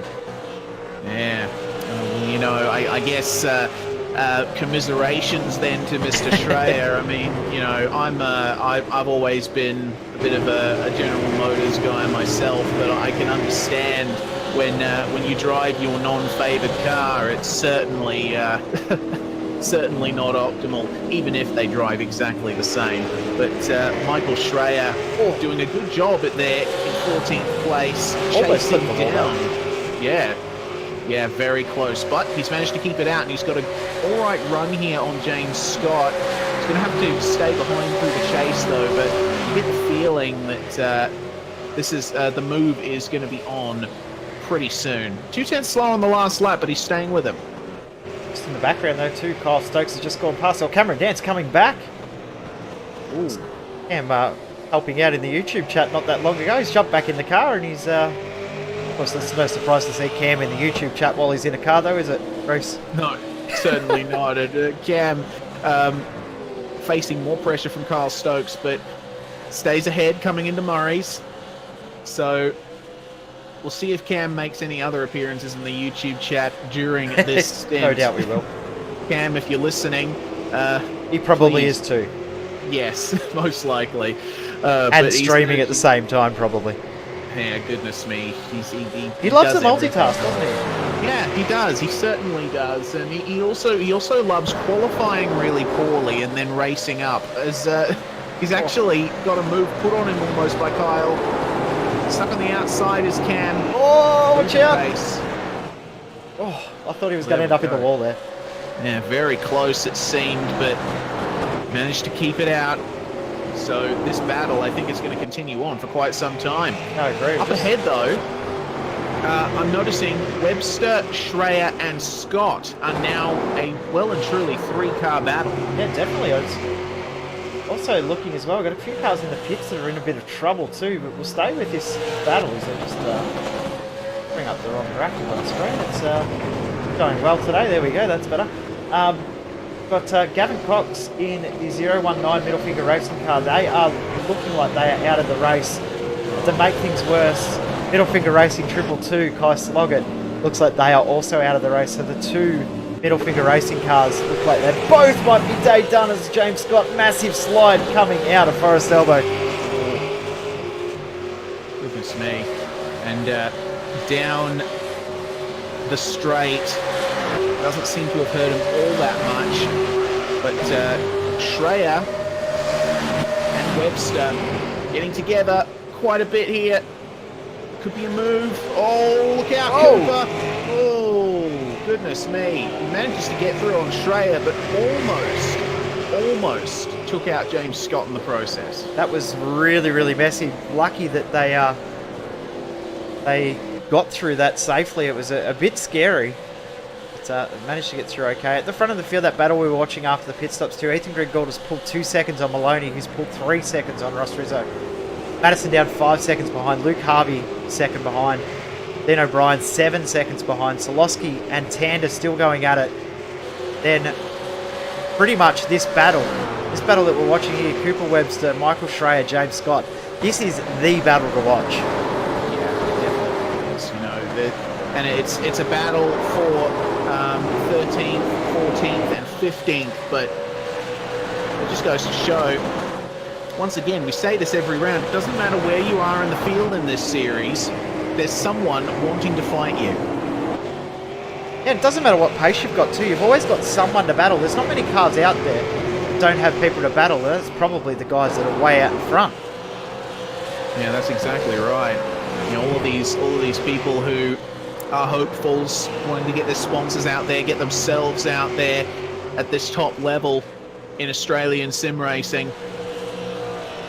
Certainly one of those things that attracts quite a few people to this series. So James Scott, partnering with Marlon McMullen, is doing a good job here, holding off the advances of Cooper Webster, I have to say. Doing a very good job. Just going back in the field a little bit, just see Emily Jones make her way past Philip Worley. Of course, Emily normally teaming up with Kurt Stenberg. Last year teamed up with Stephen Sam Air Clark. This year's Kurt Stenberg. Instead, he decided to go on a holiday though. So Emily just moved to Japan as well. So she racing out of her normal comfort zone as well, or her new comfort zone maybe. But now teaming up with Adam Hyland, and I actually think that's a really good driver pairing. Hyland is a very underrated driver. Doesn't probably get as much racing in as he would like. I think they're a very, very good match for each other in regards to pace, driving style and ability. Yeah, that's exactly right. You know, Adam Hyland, formerly of ANZ Motorsports, one of those drivers that was on the radar in previous years, but has recently just disappeared, gotten into the background slightly, but he's come back for V8SCOPS at Bathurst and head with Jones. Yeah, it seems to have worked out pretty well for them. They are out of position for where they really should be, but I'll tell you what, they've got that pace as Emily Jones blasting past Scott Griffiths on the straight, and just behind them, Jeremiah Morton getting past Philip Worley. Worley off into the gravel trap at the chase. That could get ugly. Oh, pull it up, pull it up. He's done a good job. Managed to slow it down. Good stuff. Big sideways. Oh, that's stressful. As It's more stressful when you're watching someone go across the grass and actually doing it yourself. yeah, very true. I mean, obviously, when you're outside of the car, like, you know, Jay, we've driven these cars. We both have an idea of how they act, but when you watch these drivers go around, you always wince a little bit whenever they get into the gravel trap, don't you? Yeah, you do, because they don't have grip on the tarmac, the actual bit that has grip. So when they're not on the grippy stuff, they've got nothing. And how some of these guys can control it with two wheels in the grass, and even can control it when they're so extremely sideways and out of control. It's a really amazing thing to see that how well these guys do and how much commitment they can have and still maintain pace, even with huge mistakes. As here comes Cooper Webster, looking to get a move done on James Scott, side by side into the kink. Oh, almost contact between James Scott and Cooper Webster. He's managed to get through. Good stuff, Cooper. And now the battle is somewhat flipped. Treya is still having to try and get past Mr. Scott, but Cooper can now, with a bit of clear air, try and catch up to Bruce Kiley up ahead. Just behind us, I just saw Liam Wild side by side with Michael Cracknell. Crackers has got through. Crackers as well, also in an interesting driver pairing. Johnny Brandon, who's one of the top elite drivers in the European league. He come into this series thinking that he might be okay and have a shot. And now, he's realised how competitive this series is. He can't believe how fast these guys are. He thought he was going to come in and hopefully get a top 10. He was amazed at how much the pace was and how quick the pace was, and struggled to even make it in pre-qualifying.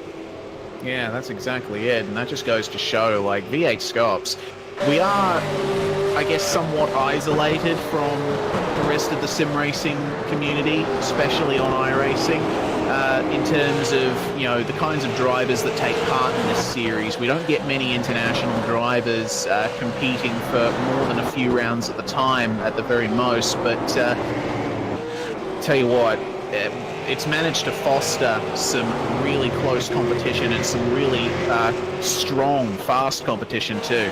100%. We've seen all sorts of drivers throughout the years as well come and join us too and try and compete. We've seen start of the season we saw Juani Lopez joining the session. Previous series, we've seen Nick Ottinger race, drive with the guys at Trans-Tasman Racing. PJ Sturgios as well also had a drive. Renz Brookman in the past as well. Some of the best in the world have come and tried to tackle these V8 supercars. Paturi Kotavara also comes to mind. They've come, they've tried, they've given up because it is way too hard for them. Yeah, that's exactly it. Also, I guess the time of day sometimes is A little bit. A bit of a factor for them. You know, like early hours of the morning for the Americas and just after breakfast in Europe. So, well, I guess once again it just goes to show that the Australian community, despite us, you know, not being as completely integrated with the rest of the sim racing world, we still have quite a lot to offer. As Michael Cracknell actually, oh goodness me, getting past Gavin Cox there. That's a lapped car on the exit of the chase. Yeah, so that middle finger racing car that we said was having issues earlier and might be out of the race, looks like they have got back out there on the circuit, both of those cars. So we still have 51 cars in this race. Wow, Amazing. that's amazing. Including the CMR car has got back out there as well. The CMR car is back out. It is back out on track. It is 8 laps down from the lead of this race. It is 3 laps down for the nearest competitor. Well done, Stevie Ants and Craig Jones, for continuing on in that heavily beaten up car. I know it does not look fun at all. 35 laps in, we still have 102 drivers in this race. That's incredible. Well done. Yeah. No safety very cars, well done. 35 laps. Every car still in the race. Wow. How? How? Yeah, I don't know if this is actually V8SCOPS. This must be something else we're watching right now. It must It has be. to be. Philip Worley's just come into the pits in DPR Benmax Racing 73 car. We're going to go back to battle. Back in the field is Mitchell Ciolak in the 28 car, teaming up with Richard Hampstead, who is on his way home at the moment from the VSR Showdown. Got knocked out in the semi-finals. Of course, made the final last year. Got knocked out of the semi-finals this year. And now trying to get home to race the second half of the Bathurst 1000 and try and win yet another one. Yeah, that's exactly right. Hampstead does have history here. And Ciolak currently battling with Riley Blythe. This is for 10th place. The Tanda Silovsky battle is just up ahead. They still haven't decided that one. So we've got quite a few battles happening in this field at the moment, all through the top 10. And update, Bruce Kiley has been passed by Cooper Webster. Oh, Kiley! Goodness me, almost lost it coming into turn 1, and that rear end of the 95 car is not looking fun. No, it doesn't look too good at all at the moment. I'm just going to go back in the field as well. We've got another battle pack going on too. Liam Wild and David Kidman. The Zuva Racing 208 and the 777. Give us a team out there, the Pursuit Sim Racing entry. These guys now find themselves in a battle just outside the top 20.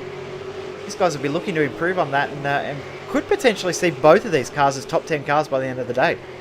Yeah, certainly could. The way Mount Panorama breeds races of attrition. Liam Wild with some technical issues coming up to Griffins, but David Kinman, a bit more of an inside line towards the exit of Griffins. This could be a potential move towards the end of the lap. It was a 2:10.978 for Kinman, 2:11.095 for Mr. Wild. So these guys are pretty evenly matched, but Kinman seems to be just, he just has a little bit of an edge right now in that Pursuit Sim Racing machine. Looked really strong in qualifying that car, the Pursuit Sim Racing car, and now as a race car, it's probably not quite looking as good as it did last night. Kinman now maybe starting to tweak the car, get this car setting a little bit better. The pace that he's got has actually improved over the last few laps as well, so if Kinman can get some moves done. But Talyancic, we know the skill that he has in regards to pace. Big thing that they have is they can both fuel save as well. Probably the best two fuel savers in the field outside of Ian Ford and Ethan Gould. Yeah, that's exactly right, and it'll be interesting to see what they can do from here. You know, fuel saving at Mount Panorama is always a good strategy to try out. almost always works out for you. So just hearing there's been a little bit of contact back in the field between 911 and the 47 car. So the car of Kyle James in the Redback Racing Team, LeBlanc entries, gets a massive sideways moment coming out of the dipper. And Emily Jones in the 47 Apex Replicas Trans Tasman Racing entry. So, a little bit of argy-bargy going on back in the field. Yeah, just a little bit. Even down in the lower reaches. I wonder if that happened across the top of the mountain or not.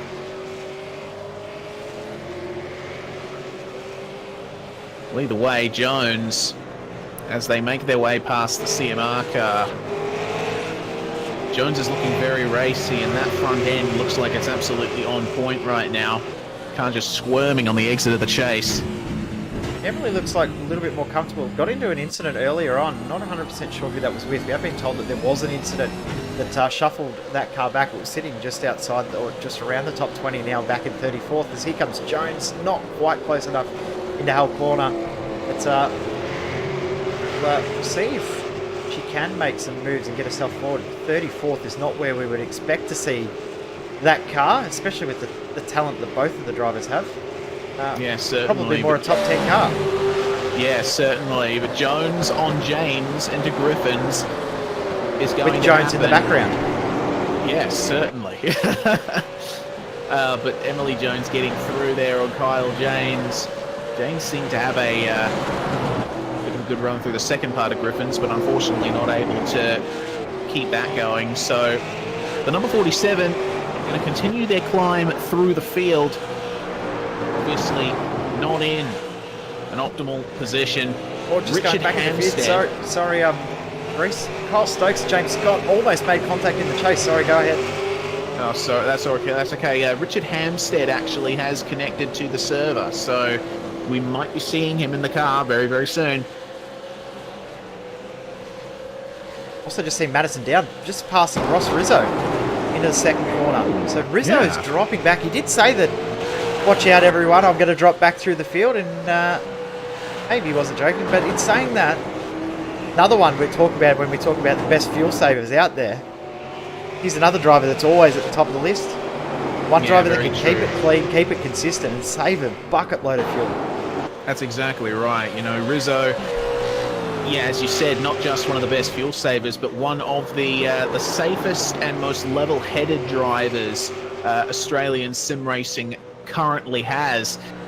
The fact that he has been able to win 2 GT titles on the trot by essentially just staying out of trouble is a true testament to the way he works.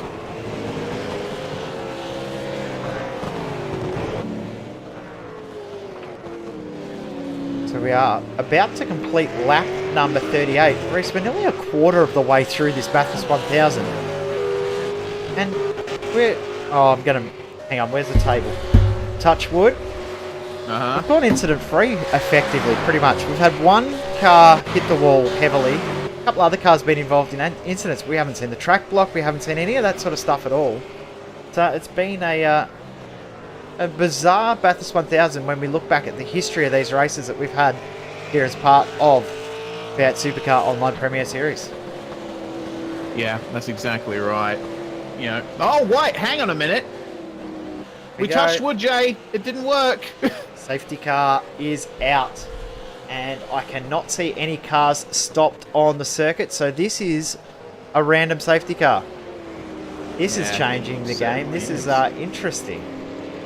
Yes, indeed. So, basically coming up to the end of the second stint of the race, I would expect almost the entire field in at this point. Yeah, 100%. What this will do, it'll actually help Ethan Green go in one aspect, but will also hurt. They were on that alternate strategy. They're going to have to come in and get fuel, and I wouldn't be surprised if they're actually already fuel saving, as a lot of cars will be coming into the pits, saving fuel now to make sure they have to put less, even if it's half a second less fuel in the tank at the pit stop, make all the difference. Yes, indeed. Certainly something to watch out for. Well, Josh Muggleton currently in the number 1 car. making his way across the top of the mountain. It's almost something that will define the next third of the race. I mean, we know that safety cars breed safety cars, but a random caution,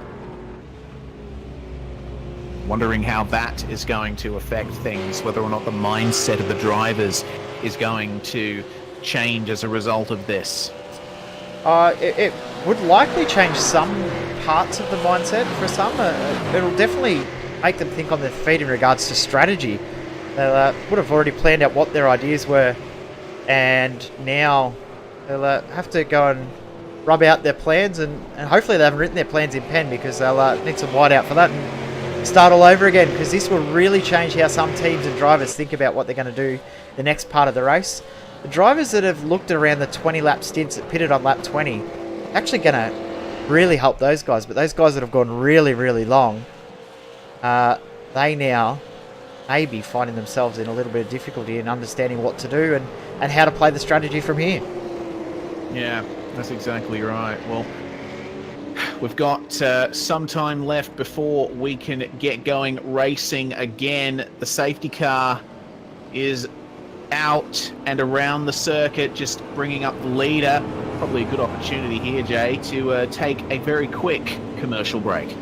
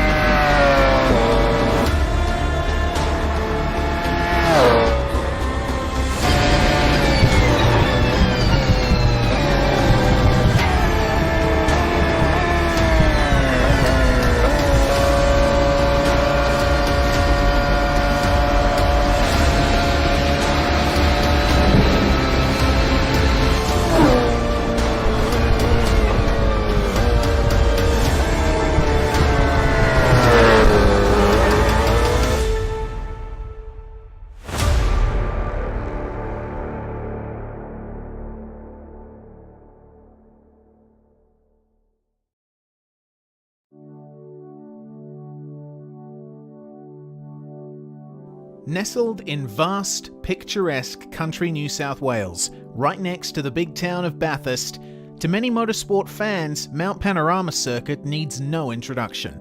It is the Australian racetrack, the place where people plan pilgrimages, the Southern Hemisphere's answer to Spa, Suzuka and the Nürburgring, all in one insane piece of road. It is fast, it follows the terrain, and walls are close at all times. Only the best triumph here, both in real life and in sim racing. Mount Panorama is subject to more waxing lyrical and commentary cliches than any other track in Australia, but suffice to say that is not without very good reason. Like many of the tracks we visit for the V8 Supercar Online Premier Series, Bathurst's history of motorsport goes much further back than is immediately apparent. There has been motor racing activity in the area surrounding Bathurst since the start of the 20th century. The first circuit used in the region was the Peel Circuit in 1906, connecting the towns of Peel, Clear Creek and Kelso. The second was the Yetholm Circuit, a triangular loop around the localities of Kirk Connell, Meadow Flat and Sunny Corner. This track entered use in 1914 as the host of the first ever Australian Motorcycle Grand Prix. The third was the Mount Horrible or Sunny Corner Circuit in 1926, which combined parts of the former tracks and extended all the way up to Palmer's Oakey to create a massive 100-kilometre loop. And finally, during the 1930s, racing was held on the Vale Circuit, a track shooting through paddocks pretty much right next to the future site of Mount Panorama. Bathurst, as we know it, had its beginnings in the Vale Circuit period. The Mayor of Bathurst, Martin Griffin, wanted to create a permanent home for motor racing in the region, to construct the greatest circuit in the world. Unfortunately, Griffin had the problem of the world being in the midst of the Great Depression. The Australian government was not willing to commit funds to something like a motor racing circuit. So, Griffin hatched another plan. He and the Bathurst Council approached the government with plans for an employment relief scheme, a tourist drive going up and down the Bald Hills. The economic benefits seemed obvious, and this plan got greenlit. But as the new Mount Panorama Scenic Drive was constructed from existing tracks on the hill, it was noted that it would make a very good motor racing circuit. How very convenient, Mr. Griffin. Mount Panorama Circuit hosted its first race in 1938 for motorcycles. From then on, the track's fame only grew. After the Second World War, the circuit became the most popular motor racing venue in Australia. In 1963, it poached the Armstrong 500-mile race from Phillip Island, which come 1973 was extended to 1,000 kilometres. As the Bathurst 1000 was born, the legend continued to build, and many of the most famous moments in Australian motorsport history took place here. It was also at Bathurst that Australia's Ford versus Holden rivalry was truly established, as regulations and series evolved with the track. The 1987 Bathurst 1000 was selected as a round of that year's World Touring Car Championship, but changes had to be made to comply with the FIA's new rulings, which stated that they would not sanction races at circuits with straights longer than 2 kilometres. The Chase was constructed in response, but that remains the only layout change made to the circuit. Apart from this challenging diversion off Conrod Straight, Mount Panorama follows exactly the same route as it did when it opened, but with the former paddock fences and rock faces replaced by gravel traps and concrete walls almost the whole way around. Unfortunately for motorcycle enthusiasts, these same walls meant the end of bike racing on the mountain. The last motorcycle race meeting was held in 2000. The whole history of this venue up to the present is so rich and storied that we would need the 6 hours it takes to run a Bathurst 1000 just to cover everything.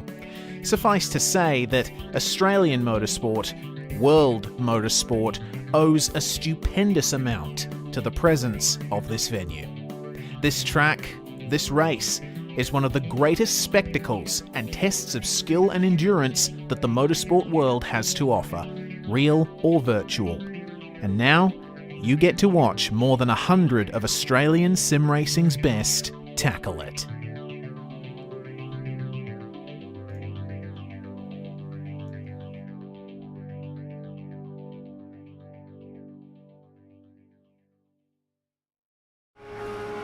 Welcome back.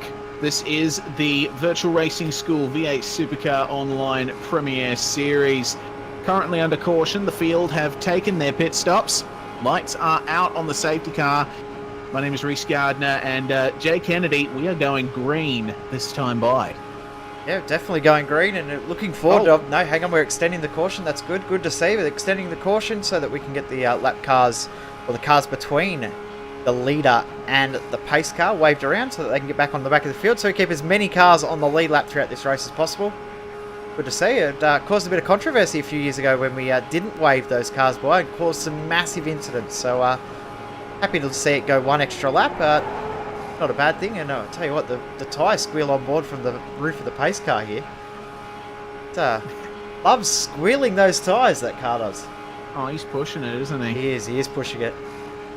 A little bit of a mixed up field coming out of that pit stop window as well. We saw around about 90% of the field, maybe 80% of the field pit. Not many driver swaps though, with most teams not doing a full stint. Oh, there's a car off at Murray's. Okay. This car that's come to a stop. That's Kai Slogger in the in the 222. What on earth is going on there? Hey. Oh, that's curious. He's Maybe just straight up pulled off the track at Murray's. Must be having some sort of technical issue, I'm guessing. And an escape being approved for the 040 car. Oh yeah, Reese Goldfinch is in the wall in the S's.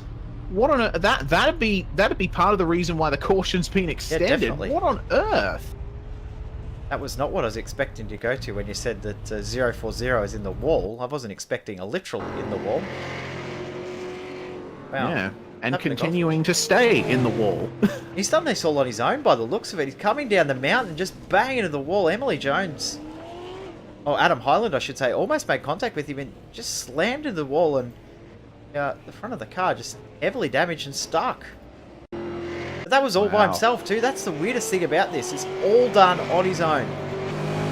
Yeah, jeez, that is... Wow.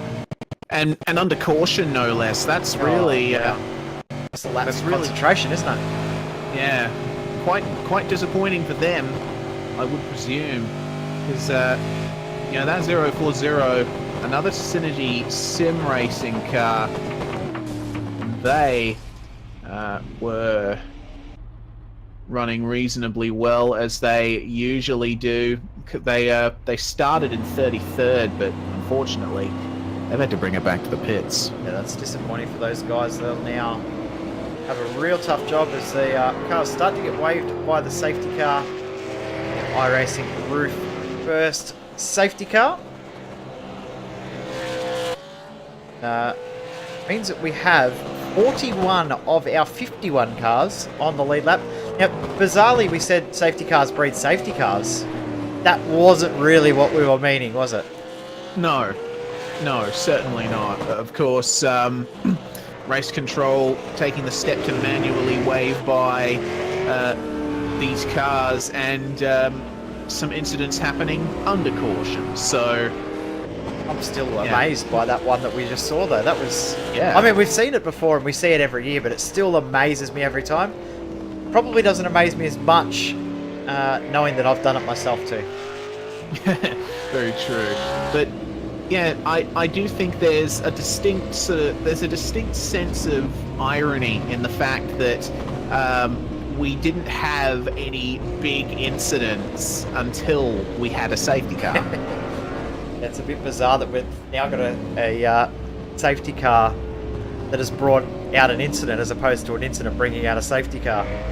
Yes. Of course, we will be going green once again very, very soon. Still not quite sure what happened to the 222 car. They just pulled straight off the track at the chase. Oh, we're just finding out now. So it looks like it's a wheel issue. The wheel's disconnected, so it has no steering. So he's just gone straight ahead, pulled the car off the track into the safest place he could. Probably a good time to do it while you're under caution. Just noticing a few driver swaps still going on in the pits at the moment. Drew Adamson getting in the car for his first ever drive in a V8SCOPS event. The man behind the scenes at iRacing that helps with all the cool videos and makes all that sort of content, and also helping out with the iRacing Esports Network. So good to see him out there. I believe this is his first time actually racing on the network too. Yeah, very true. So I guess a bit of a baptism of fire in the middle of a 51 car V8 Supercar Online Premier Series event at Bathurst, no less. Here we go. So let's see how he goes. Ready to go, Reese. Yep, safety car is in. So Josh Muggleton leading the field away off the end of this caution. Away he goes. And driver's already starting to jostle for position. I think that is Madison down there trying to get past Wayne Burke. Yeah, Jake Burton, it is actually up the inside. Jake Burton, sorry, yes. My sincere apologies, but oh, have a look at Ross Rizzo. He's actually got quite a good run on the number 95 car, Bruce Kiley. He finds himself in second after the caution, may very soon be third. So up the inside goes Rizzo, resuming second position, but crucially, that number 92 car is in shooting distance of the lead of this race. Oh, here we go, Jake Maloney, almost trying it up the inside of the cutting. Just backing out of it in time. Glad he did too. Yeah, certainly. The field is going single file for the most part as they come up the mountain. Once again, we're on lap 43 out of 161, and Josh Muggleton has already eked out a very nice lead here of the restart. Love this shot as they're coming up over the rise at McPhillamy Park. You see the cars unstable as they try and get some grip. It's an amazing section of circuit, and if you've never been to Mount Panorama, this is one part of the track you just have to go and watch these cars as they come across the top of the mountain. Doesn't matter what cars you're watching. Coming through McPhillamy Park, Green Park, Silman Park, that section of track is a bucket list item for most people that love motorsport, and you need to do that bucket list item.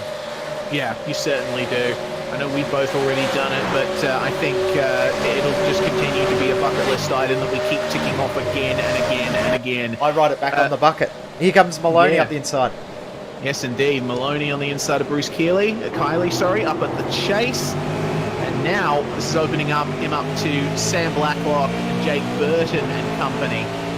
Big long train of cars. See Scott Nolan. Just a bit of contact there with Benjamin Smith, and this is a very awkward place for James Scott to find himself in. Boxed in a little bit in amongst these cars. Nick Cummings trying to... Nolan had a big moment there too. Yeah, he certainly did. Looks like he might get past here. No, he won't. Not this time around. Oh, have a look at that. That's backed them up. Yeah, Nick Cummins got really compromised. Johnny Brandon, who we talked about earlier, now looking to make moves. First V8SCOPS Bathurst 1000. One of the top runners in the European V8 Supercar League on the iRacing platform. Now finds himself... Oh, that's not where you want to be on your first hot lap. No. Your first flying lap trying to make moves. You don't want to be on the outside. Now on the inside, side by side, into the cutting. Oh, no. Yes, indeed, and they've managed to get it done. Griffin Gardner, he's trying to maintain this side-by-side run. He's got the inside on the run. Brandon, car 100 getting in on that too. Jason Benz sliding his way past. And Griffin Gardner almost into the wall. How did they actually get through? Oh, Gardner! That's out of control, man. Well, I'll tell you what, there's no new tyre advantage for Griffin Gardner because they're not new anymore. They are absolutely destroyed. There's 11s all over the back of the track out of those rear wheels. That was intense. That was insane. That was amazing stuff. But unfortunately, Johnny Brandon losing a couple of positions out of that. I think he'd be okay with that considering what was going on ahead. Yeah, certainly. Meanwhile, the top three seem pretty spaced out right now. Josh Muggleton with a big lead currently over Ross Rizzo, but Jake Maloney is continuing to chip away at that gap, and Sam Blacklock and Jake Burton want to try and follow him through here. Bruce Kiley and Riley Blythe just clipped wheels coming through the chase. Oh, yeah, they did too. And Bruce Kiley, they're going to go three wide almost. The number 15 car's stuck behind him here. That's going to be Leon Tander going through at Murray's. Following him through will be Ian Ford, who is back in the number 15 car. That number 15, they're in such a good position before the caution, but now they're back in roundabout 11th place. Jamie McKnight making his way through in the background there on Bruce Kiley. Kiley's just continuing his slide down the field here. Only going to get passed here by Cameron Dance. I say a big thank you to Jamie McKnight, who's been nice enough to offer us a location to broadcast this race today with our other event on at Sydney Motorsport Park. We were very, very worried and concerned that we would not have a location to broadcast the Bathurst 1000, but Jamie and his family have been more than the best hosts ever to have us, and Jamie's actually racing in the room next door and it's going all right. Yeah, he certainly is. Currently pushing for a top 10 in that 027 ERT machine. Just up ahead of him, getting pretty dicey between Leon Tander and Ian Ford coming across the top of the mountain. So I'm interested to see what the number 15 car can do from here on out, because they currently find themselves in a position that's less optimal than they'd like. Yeah, another battle that's going on too. We'll just stay with Ian Ford and see if he can get the move done. It doesn't look like he's able to. Have a look at what is going on behind second place now. Rizzo, Maloney, Blacklock, Burton, O'Brien, all together, all in the draft and closing. We saw Rizzo's pace was not as good as these guys that are behind him now. He got ahead of him based on strategy and that fuel saving we've been talking about. Looks like he might have to try and hold on this position once more. Yeah, that's exactly right. Meanwhile, Thomas McMillan trying to make his way past Riley Blythe, failing and bringing the number 28 into contention. That's Richard Hampstead finally in the car. McMillan continuing to try and get his way past Blythe. It's taking a damn sight longer than he would probably have wished. Richard Hampstead a little boxed in here. That's a bit awkward for him. So Thomas McMillan through, or is he just not able to get that traction that Blythe can? And McMillan just slotting right in ahead of Richard Hampstead here. So this is a pretty intense battle for 8th place. Oh no, they're going to go 3-1, 3-1. He's going to try and squeeze through on the inside. Riley Blythe stuck on the outside in Griffins. He won't really have much of a choice here. Hampstead through as well. So Riley Blythe in a very stressful situation right now. McMillan and Hampstead now lead this train, and Ian Ford getting through there as well on Blythe. So just me, the run for the 25 car in the last half a lap has been horrendous. Just ahead too, Ross Rizzo lost 2 spots at the exact same time. We're going to get a CPR replay of that because Maloney and Blacklock both gone through, and now Jake Burton looking to get moves done, but just up the inside of Griffin's Bend went both Maloney and Blacklock. Jake Burton wasn't quite able to do it at the same time. Yeah, well, Jake Burton now will be looking to make that move, and knowing Ross Rizzo, he won't be too fussed with letting a car or 3 by, because he knows that that Trick Sim Sports' real goal is in staying out of trouble.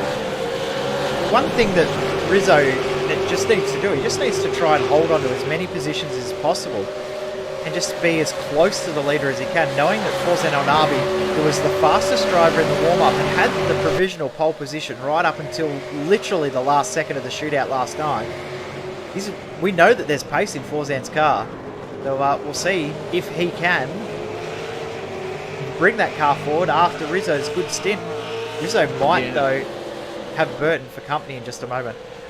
Yeah, he may very well, because Burton is glued to the back of that Trick Sim Sports machine.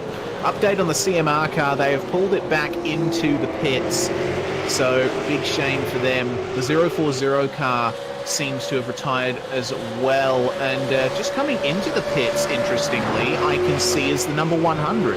Yeah, so the 100 car in the pits, they're stopped. That's driver swap. Driver swap. Surprised at that. Why did they do that under green when we've not long ago had a caution? That's intriguing. Not quite sure what the thought process was behind that, but either way, Michael Hammond now in the 100 car, and they're just going to take it as it comes from here, I suppose. Yeah, exactly. They're just going to try and go on the fly and wing it as they go along, and we might actually get a guest in just a moment or two, because Jared Fletcher just shot us a message asking if we'd like him to come in for a chat, so we might get Jared on the line in just a moment, see how it's going in the number 1 car. It'd be good to have a few drivers and teams come in for a chat throughout the day. It's one thing I love about Bathurst is we get to have a chat to some drivers. We don't often get to chat to drivers and teams throughout the race, but the way that this race always plays out, it's always good to do it, isn't it, Reece? Yeah, it certainly is. I just rambled very well then, though. Very, very soon. Yeah, that was a fantastic job there, Jay. Really awesome stuff. I don't know how I'm still awake, bro. It's been such a big weekend. Yeah, I can imagine. God, I've just been sitting here in Perth all weekend, but you guys have been out and about, going from Melbourne to Sydney to Jamie McKnight's place, and goodness me. It's been a huge weekend for you, Fonty, and Bo Albert, and Simon Feigl. And Zach Hanlon as well. Motum. Yes, Zach Hanlon too, cannot forget him. So, yes indeed. I am well in understanding of your circumstances right now, but just before we get Jared in, I want to comment on Jake Maloney and the stint that he's doing right now. He's doing a fantastic job there to have gotten that car up into second, and is actually 0.2 faster than Josh Muggleton on the last lap. So we could see a battle ensuing quite soon for the lead, as Drew Adamson, like I said, it was a baptism of fire, before. Well, now he's encountering the entire lead pack at Oh once. no, and that car's really damaged too. It is. I know that car looks very, very sick. Hopefully that wasn't Drew that had that incident. We'll blame the Zomo for that. We're watching Adamson had just come into the pits, actually, so not too sure what the go was there. Rizzo and Burt going at it. We've been joined by Jared Filsell, the current championship leader and leading this race in the number 1 car. Jared, how's the race going from your seat at the moment? Yeah, pretty smoothly, to be honest. It's been a pretty good job by everyone involved, I think. We went green for so long, probably would have been a lot longer, to be honest, if we didn't have that competition caution. So I think everyone's doing a great job, especially considering the track conditions. The times are very, very slow, so yeah, it's a pretty spicy hot track. Yeah, it is. The tyre drop-off is something that I'm quite liking to look at from my perspective, but how is it from the driver's seat? About 2 seconds a lap slower from your fastest to your slowest lap, even more by the end of a stint. Yeah, my first lap was fairly quick, and then it dropped off a long way towards the end of the stint. I think that's when the track was at its best, so the drop-off might not be as much now that the track is actually probably at its optimal operating temperature, but it still is quite a lot of deg than we used to, that's for sure. Would you prefer it with the higher degradation from what we've seen in previous years, almost like to the old 2014, 2013 standard spec with huge drop-offs? Yep. Yeah, I think the car drives a lot better and handles a lot better in this weather. The car just doesn't react very well to curbs and that in the colder late afternoon, morning for some reason. Just not sure whether we're on to the setup or not, but we definitely seem to be a lot stronger in the afternoon. Yeah, certainly. Well, Josh Muggleton currently in the car right now. You happy with the job he's been doing so far? Yeah, he's done a lot more practice than he did for Imola. He's actually done a really good job. I think we got a good balance set in the middle of the week, just before pre-qual. I didn't do any qualifying laps until yesterday, so it's been solely a race package. I gave him the job to set up the shock deflection and the shocks, and then he's done a great job, and then we've just tinkered with it on the run, and seems pretty good so far. Pretty neutral balance, which is good. One thing Muggo looking for, probably looking for a bit of a redemption at this track. He's had no luck but bad luck at this circuit, hasn't he? Yeah, unfortunately. Yeah, he missed last year. I can't remember why. He's probably racing somewhere, yeah, he's definitely had no luck so far. Fingers crossed, touch wood. Yeah, I think we team up pretty well. So yeah, should be good. One thing that we were talking about before is not necessarily having two drivers with the same pace in this sort of race, but having two drivers that like the same style of setup car. Is that something you find probably more important than having a co-driver that matches you for pace? Yes and no. Just makes the job a bit easier when you're wanting something from the car. Yeah, we both like the car to understeer a bit more. Yeah, so when it's a bit loose, I don't like that. It's scary. But yeah, I think me and Muggo generally like the same traits in the car, the way the front end works. So it's been seamless ever since I joined the team and we've teamed up. Good luck for the rest of the race, bro. We'll probably chat to you later on in the day, and this strategy from here, I'm guessing, is Muggo to do another stint and then you'll jump back in the car? Not sure. I haven't actually had a chat with him yet. But yeah, the plan is to come and talk to you guys a little bit later, I hope. But yeah, I think at the moment, if we go green, we're going to be short on fuel. I think everyone will be, so that'll be a bit interesting. Good luck, mate. We'll chat to you later on, and hopefully, for your sake, it's from the podium position. Thank you. Have a good call. Jared Filsell there, the driver of the number one car.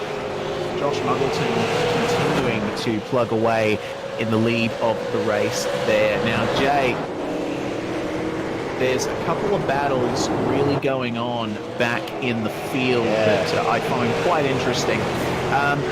Nick Cummings, car 37, leading a train as of right now. You know what? You read my mind, because as soon as you said some battles, I'm like, yes, there's a battle here that I hope Reese is talking about. And, Cummings was under pressure from McKnight. Now McKnight's under pressure from Smith. Smith was under pressure only a moment ago from Scott Nolan, and here comes Benjamin Smith looking up the inside. Don't do that. That's no.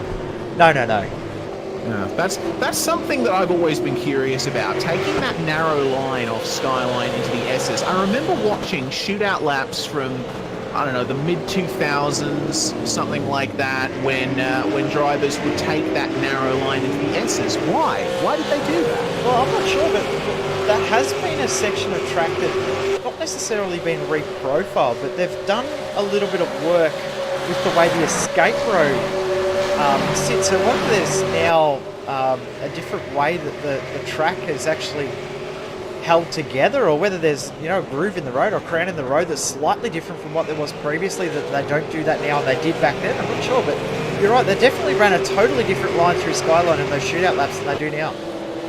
Yeah, I was always curious about that. It's just, you know, some things that remain unexplained about just, you know, there's certain things that you see, certain little things, and you think, why did they do that? Not quite sure. Move on. Johnny Brandon versus David Kinmond versus Chris Coxhead. This is another interesting battle going on. And Brandon, goodness me, locking the rears. Yeah, good job to recover that, though, and stay ahead. So Brandon now has a bit of clear air in front of him to try and sort himself out around this circuit in race conditions. But I tell you what, Chris Coxhead looking very racy against Mr. Kinmond in the 777. Yeah, definitely. And Chris Coxhead, we know, from memory, I'm probably going to get this wrong. They did get a podium one year in this race, did they not? Did Chris Coxhead and Liam Wild? I'm sure they did too. 2015 from memory? Yeah, most likely. So that was one of the more unexpected results, and that proves that guys that, you know, we see Chris Coxhead always in top split or right at the front end of second split. Those sort of drivers are the drivers that really come through in these races. They're the drivers that know how to race strategy really well. The drivers that are not necessarily the front runners are often the drivers that do really well in these races and turn into real strategy races. So it's one thing I really love about these races and love about these fights and battles. Yeah, exactly. It's there's always that question of how are they going to manipulate the strategy to their liking, because, you know, and I think I've said this to some people before in other circles. You can't engineer a race to be exciting. There's only so much you can do to make the racing exciting, as Griffin Gardner making his way past Scott Nolan into the chase. But racing is inherently chaotic. You can do certain things with rules and regulations to try and tweak it so that drivers will do certain things in certain circumstances to spice up the racing, but there is only so much you can do to make motor racing exciting. The rest is down to the drivers, and I guess we're very fortunate in that regard to have a field of drivers in V8SCOPS that lend themselves very well to exciting action. 100%. Speaking of exciting action, have a look at how close second and third have got. Yeah, goodness me. Jake Maloney and the number 215, Sam Blacklock. I'm actually surprised to see that. Maloney was on a very good run off the green flag, and it seems that Muggo has just been able to streak away a bit there. So the number one car obviously a bit more comfortable on those tyres, or Jake Maloney just might be reining it back a little bit, saving a bit of tyres, saving a bit of fuel for future circumstances that may arise. Sam Blacklock actually doing very well to stay with him. Was a 10th faster than Maloney on the last lap. Interesting. Well, Blacklock's probably been the in-form up-and-comer this season, hasn't he? He's not necessarily come out of obscurity or anything. It's just, this season he just seems to have gone to the next level, hasn't he? He's just done a really good job. Of course, won the official Monday night V8 Supercar Series, and that's the who's who of Australian and New Zealand sim racing that have won that series. So he's got his name up in lights for winning that one, and I think the extra confidence that he got from that too, seen in the last round at Imola, he was really confident. His driving was really good. And he's carried that forward once again into this race. Yeah, he definitely has. And, you know, his shootout lap was fantastic. Last night was Sam Blacklock. So definitely come into the Bathurst 1000 with a heap of confidence. So good to see from him. But holding third very nicely in that 215. McMillan looking on Rizzo. Him. Yes, indeed. McMillan versus Rizzo. This is definitely on. The Trick Sim Sports Kart still holding a good position in the top 10. Thomas McMillan in the number 59, jumping back in. He was the big surprise of the normal qualifying session last night, having putting it in P3 before the shootout. He's continuing to do well here. A little bit of a slide. Was there contact there? Griffins. Yeah, almost. Seemed that way. It's good to watch. It's a great fight, great battle at the moment as they come up through the cutting. We're about to reach 1/3 race distance, which means that a driver that has been in the car from the start of the race would have met their minimum requirements in 2 more laps. Means that some drivers have met that minimum requirement because there are a couple of drivers still in the car. Of course, 2 driver swaps is required as well, so still a little bit of strategy to play, but this is a cool little battle here between McMillan and Rizzo.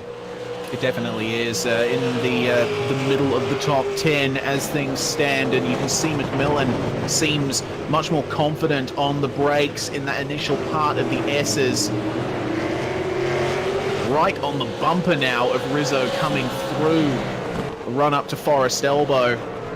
And this is another part of the track where it's very interesting to see the different lines drivers take. We see drivers doing one of 2 things. They stay to the right on the run up to the elbow, or they fire it straight for the inside. I find that interesting as well. Both lines equally pacey.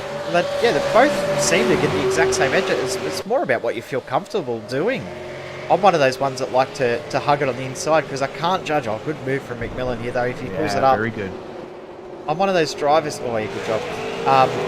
That can't really judge where the inside of that wall is at Forest Elbow if I'm too far on the right. I seem to want to cut it in and clip the wall because it actually has a straight edge on it. It's a bizarre wall, that one at Forest Elbow. Rather than actually being curved the whole way, it actually has a straight section in the middle. So you can't cut it in the wrong way. You have to sort of hug the inside but not go too close because the wall just moves into a weird spot. And if you're on that outside line, you can very, very easily clip the inside wall as you cut it back down. That's exactly right. So I guess the drivers that take that wide entry into the elbow have a lot of confidence in where they can place their car, or a throwing caution to the wind, either or. I've got another guest in with us too, Reese. Hello. We do indeed. Hello, Drew Adamson, jumping in. Your microphone muted at the moment, mate, but hopefully, there we go. First time out there in V8SCOPS, first time in a Bathurst 1000. It hasn't quite gone to plan, but how much fun was it out there? So I actually haven't done a green flag lap yet. As soon as I drove out of the pit lane, the engine wasn't damaged enough to have to be fully repaired. So I basically had to circle back around and pop it. So when you guys saw me driving slowly, it was maxing out revs at about 4,500 climbing the hill there. So I just had no drive whatsoever. Unfortunately, the co-driver just had an incident where he couldn't see where the field was under caution there, and we got collected up in some of the incidents that were happening there under caution. So I get to drive a lap, but I'm excited. I'm sitting in pit lane waiting for the call. I guess we'll just have a toasted cheese, as they call it down under. Good old toasty. Yeah. Toasty, ooh, nice stuff. So obviously, it's you got some time to wait in the pits before you get back out there. How much is left on the car? We're looking around about 13 minutes as of right now. So, like I said, enough to have kind of heck, even a short nap if you really wanted to. But we're gonna soldier on. We're gonna have some fun with it. I came here to embrace in the V8 supercar world, so we might be out of it, but at the same time, get enough safety cars. Hey, play some interesting strategy. This is long from over. Yeah, certainly, and you got to think, like, part of the V8 supercar myth at Bathurst is also around. those. Whoa, hang on a minute, yeah. There's a car around facing the wrong way at the chase. We might have a dear. safety car here. Oh, yeah, indeed we will. At the entrance to the motel at the chase, stuck against the 300-meter board. And we do have a caution. Safety car is out. Yeah. Wow. So, goodness me, that's a big turn of events right there. Sorry to interrupt, Drew, but wow. This will obviously help you guys a little bit. Not as many laps down as you were projected to be. And who's honestly counting it?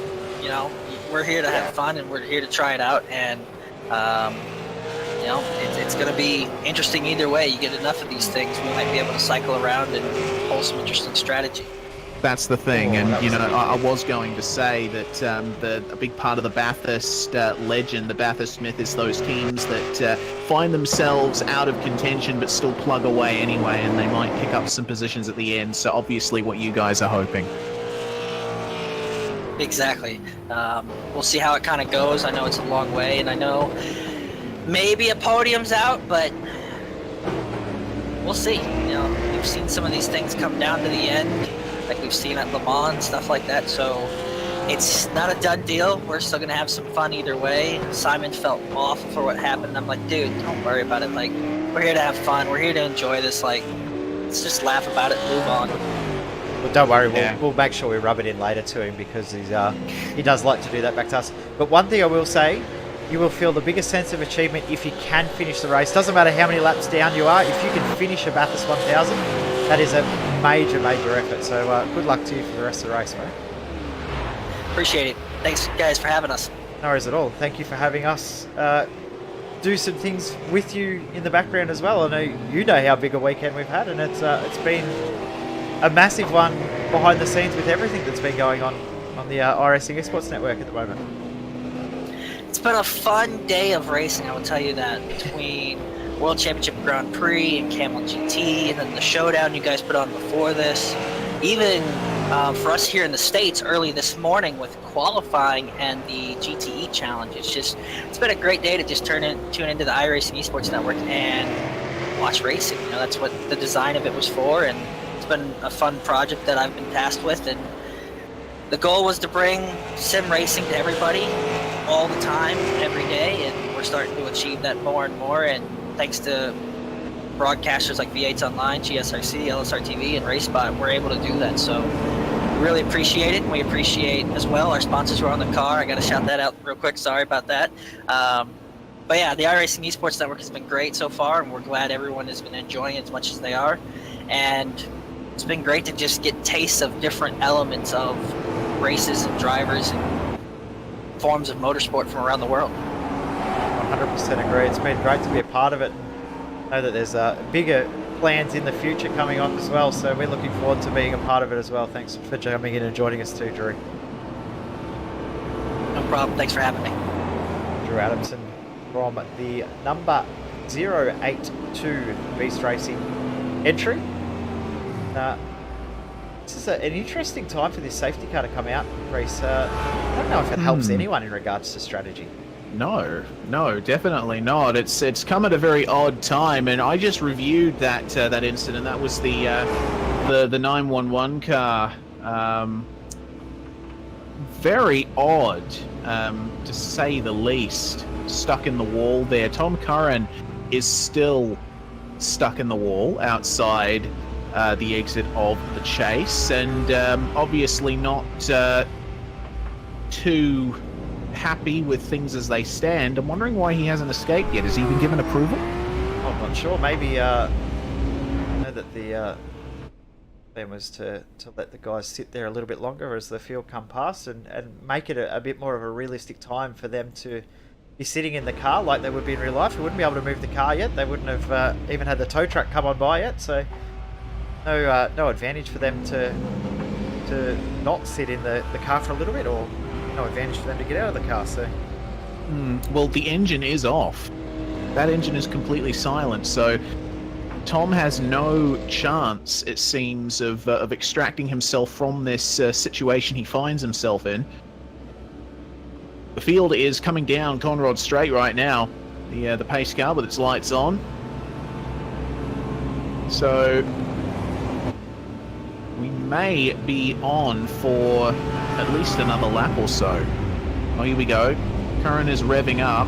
He's attempting to get that car going again, but not having much success. You can actually hear him in the background of this shot trying to break free from the fence, but not able to do so at the moment.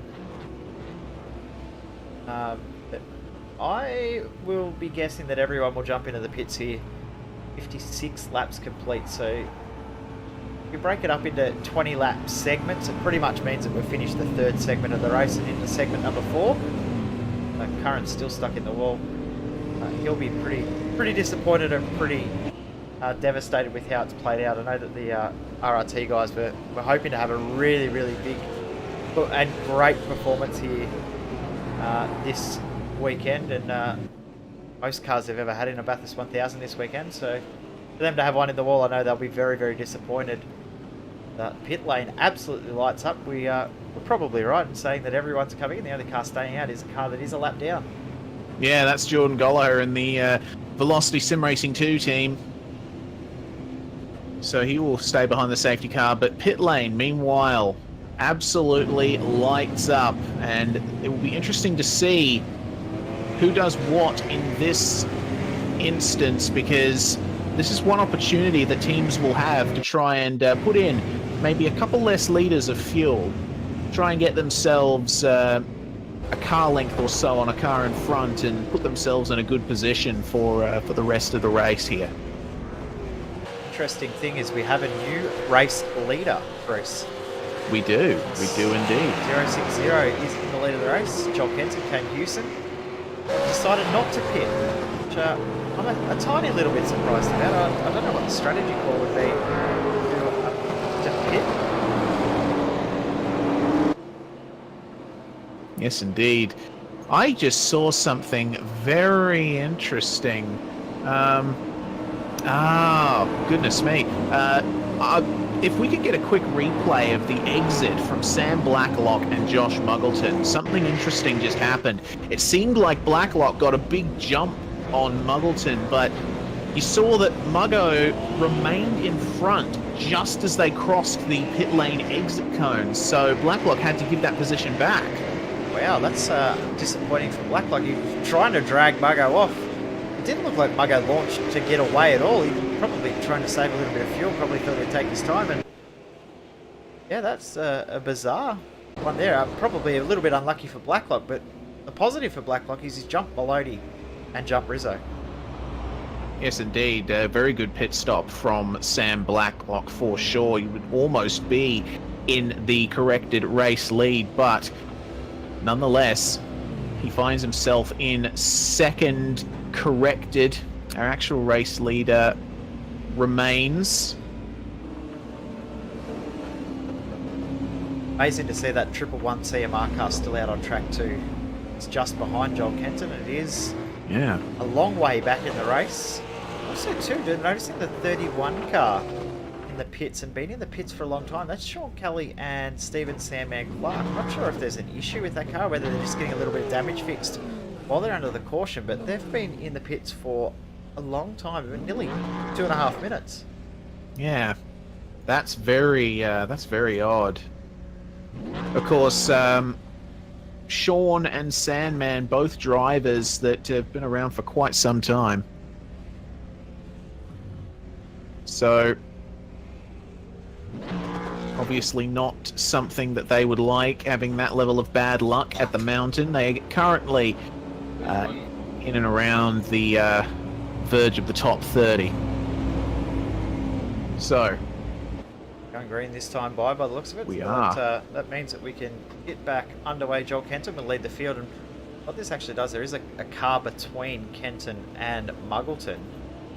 So that could help could Kenton get interesting. Yeah, this could help Kenton get a little bit of a gap and lead maybe a full lap of this race. Yes, indeed. So, Progression Racing Australia will lead us away at the end of this caution period. The pace car just about to jump into the pits, and this is lap 57 of 161, coming around to start lap 58 as the cars cross the line. In goes the pace car, and now Joel Kenton controls the field. How early will he go?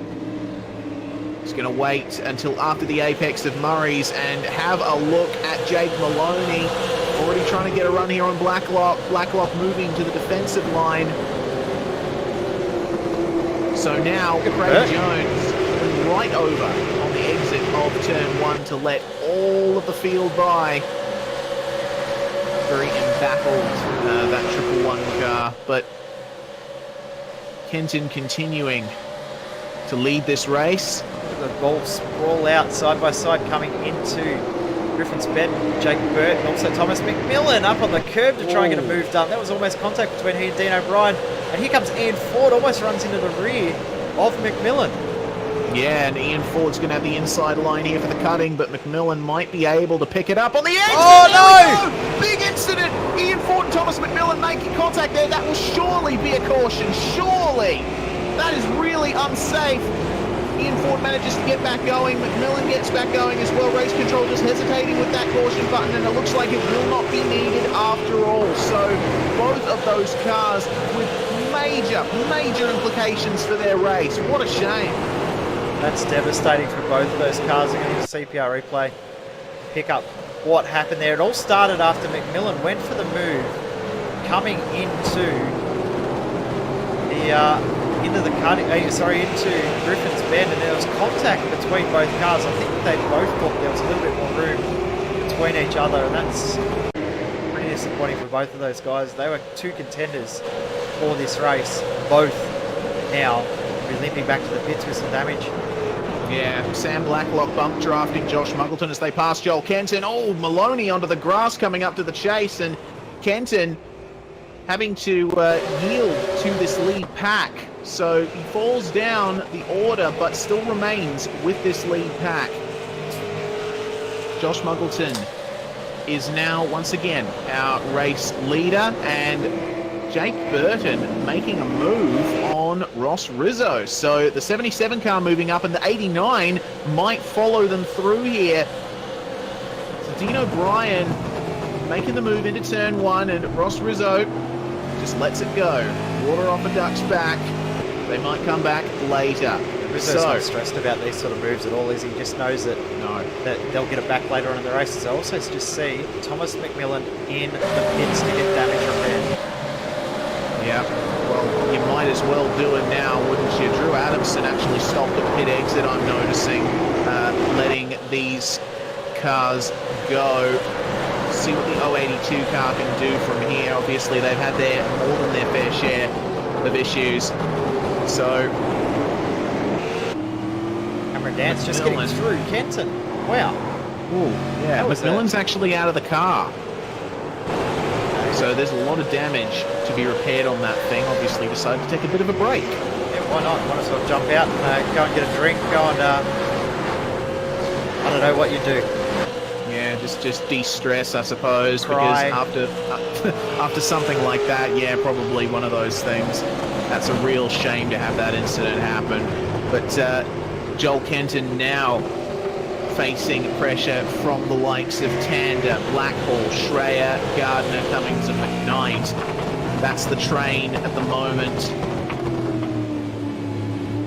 For the most part, it seems the rest of the field is... Whoa, Kenton! File. Oh, no! Hit the wall on the side of the track there. Oh, dear. Yeah, that's the Dick Johnson wall, isn't it? That's the one.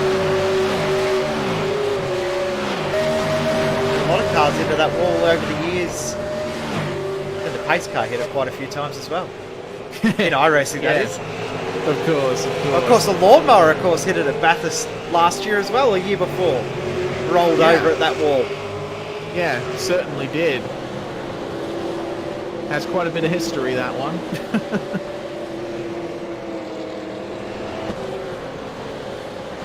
So, Sean Kelly, I'm just noticing, has disconnected from the server, so might be day done for the number 31 car. That's disappointing, Sam, man.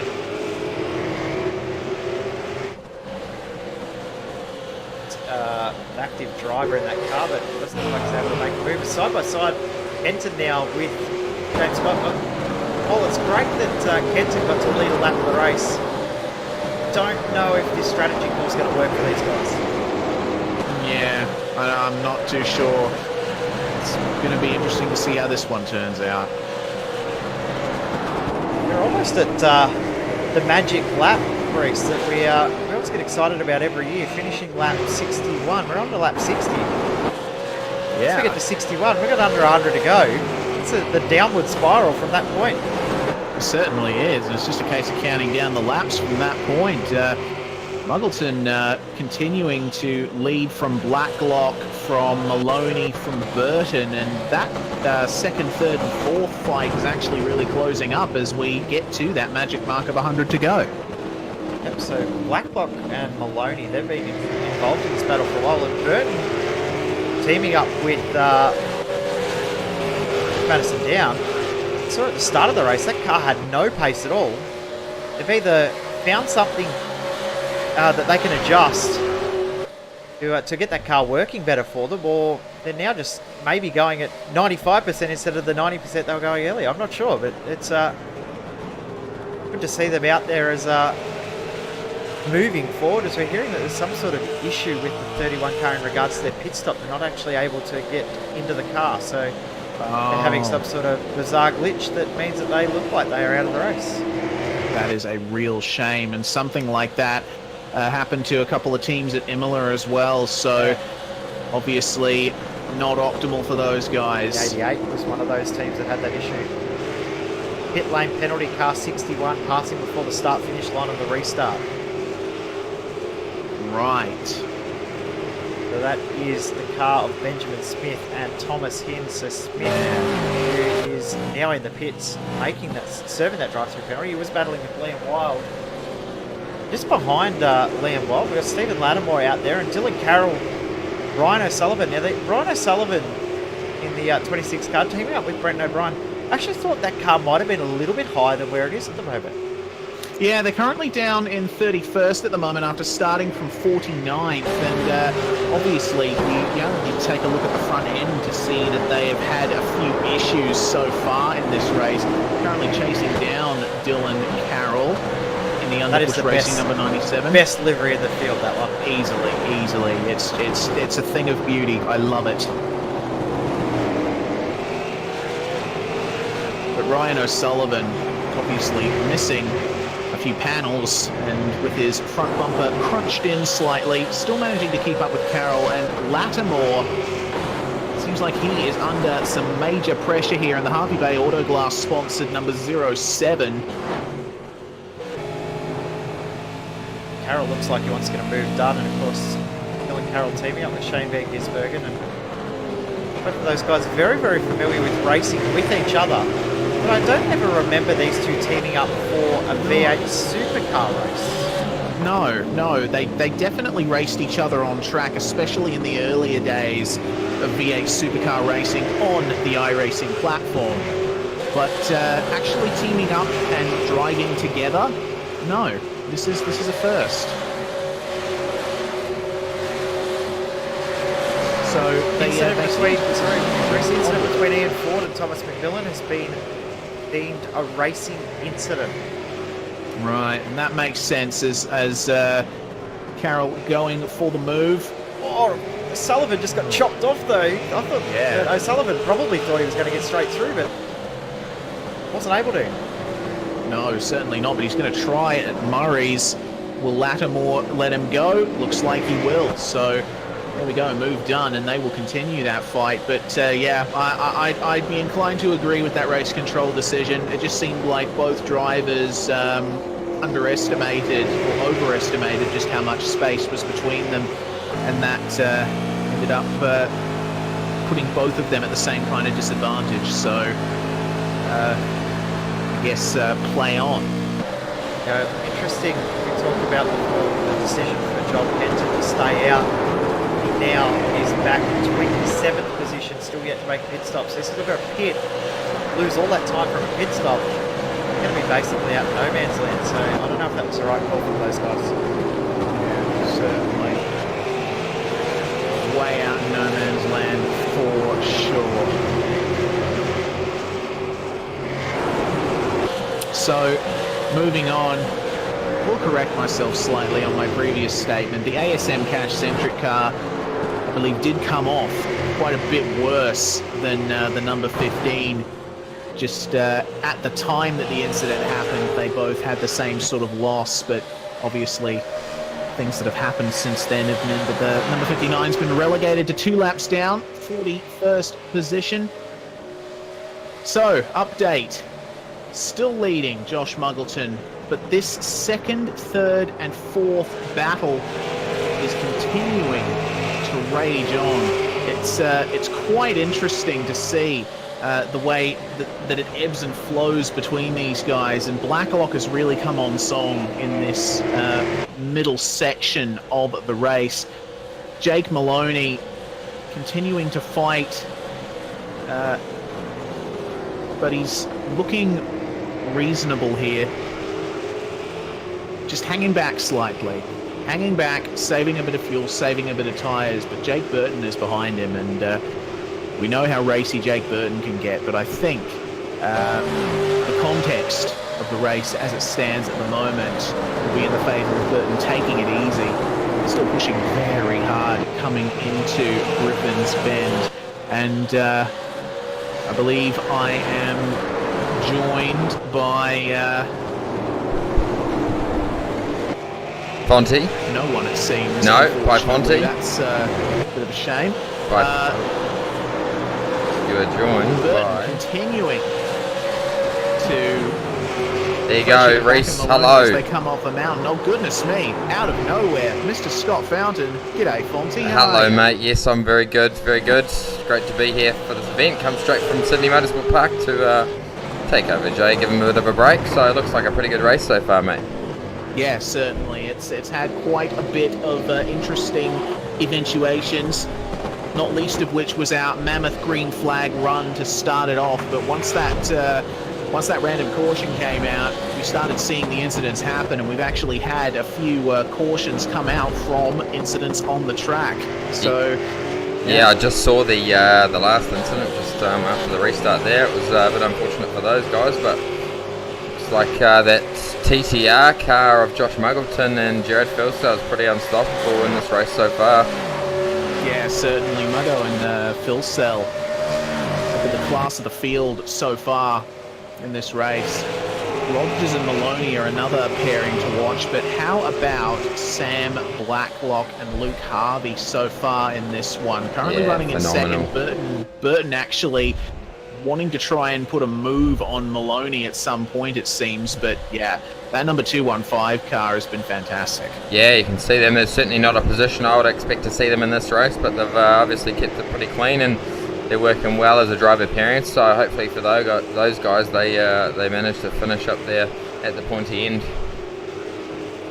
Yes, indeed. Currently back in the field, position 9, Leon Tander in the number 143.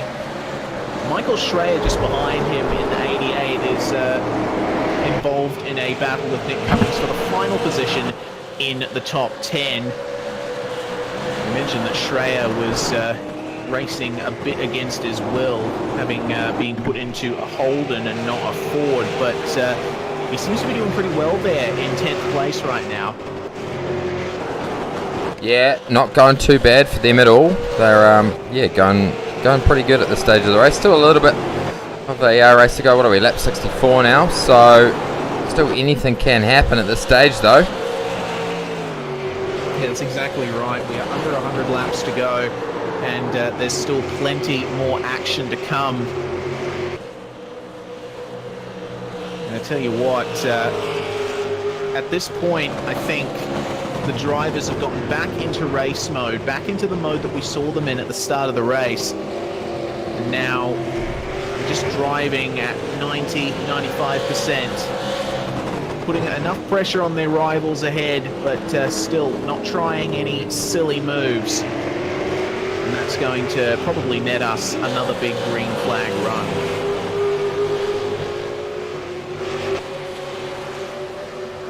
Another battle, Fonty, that we should probably look at is the one for 16th, 17th, and 18th.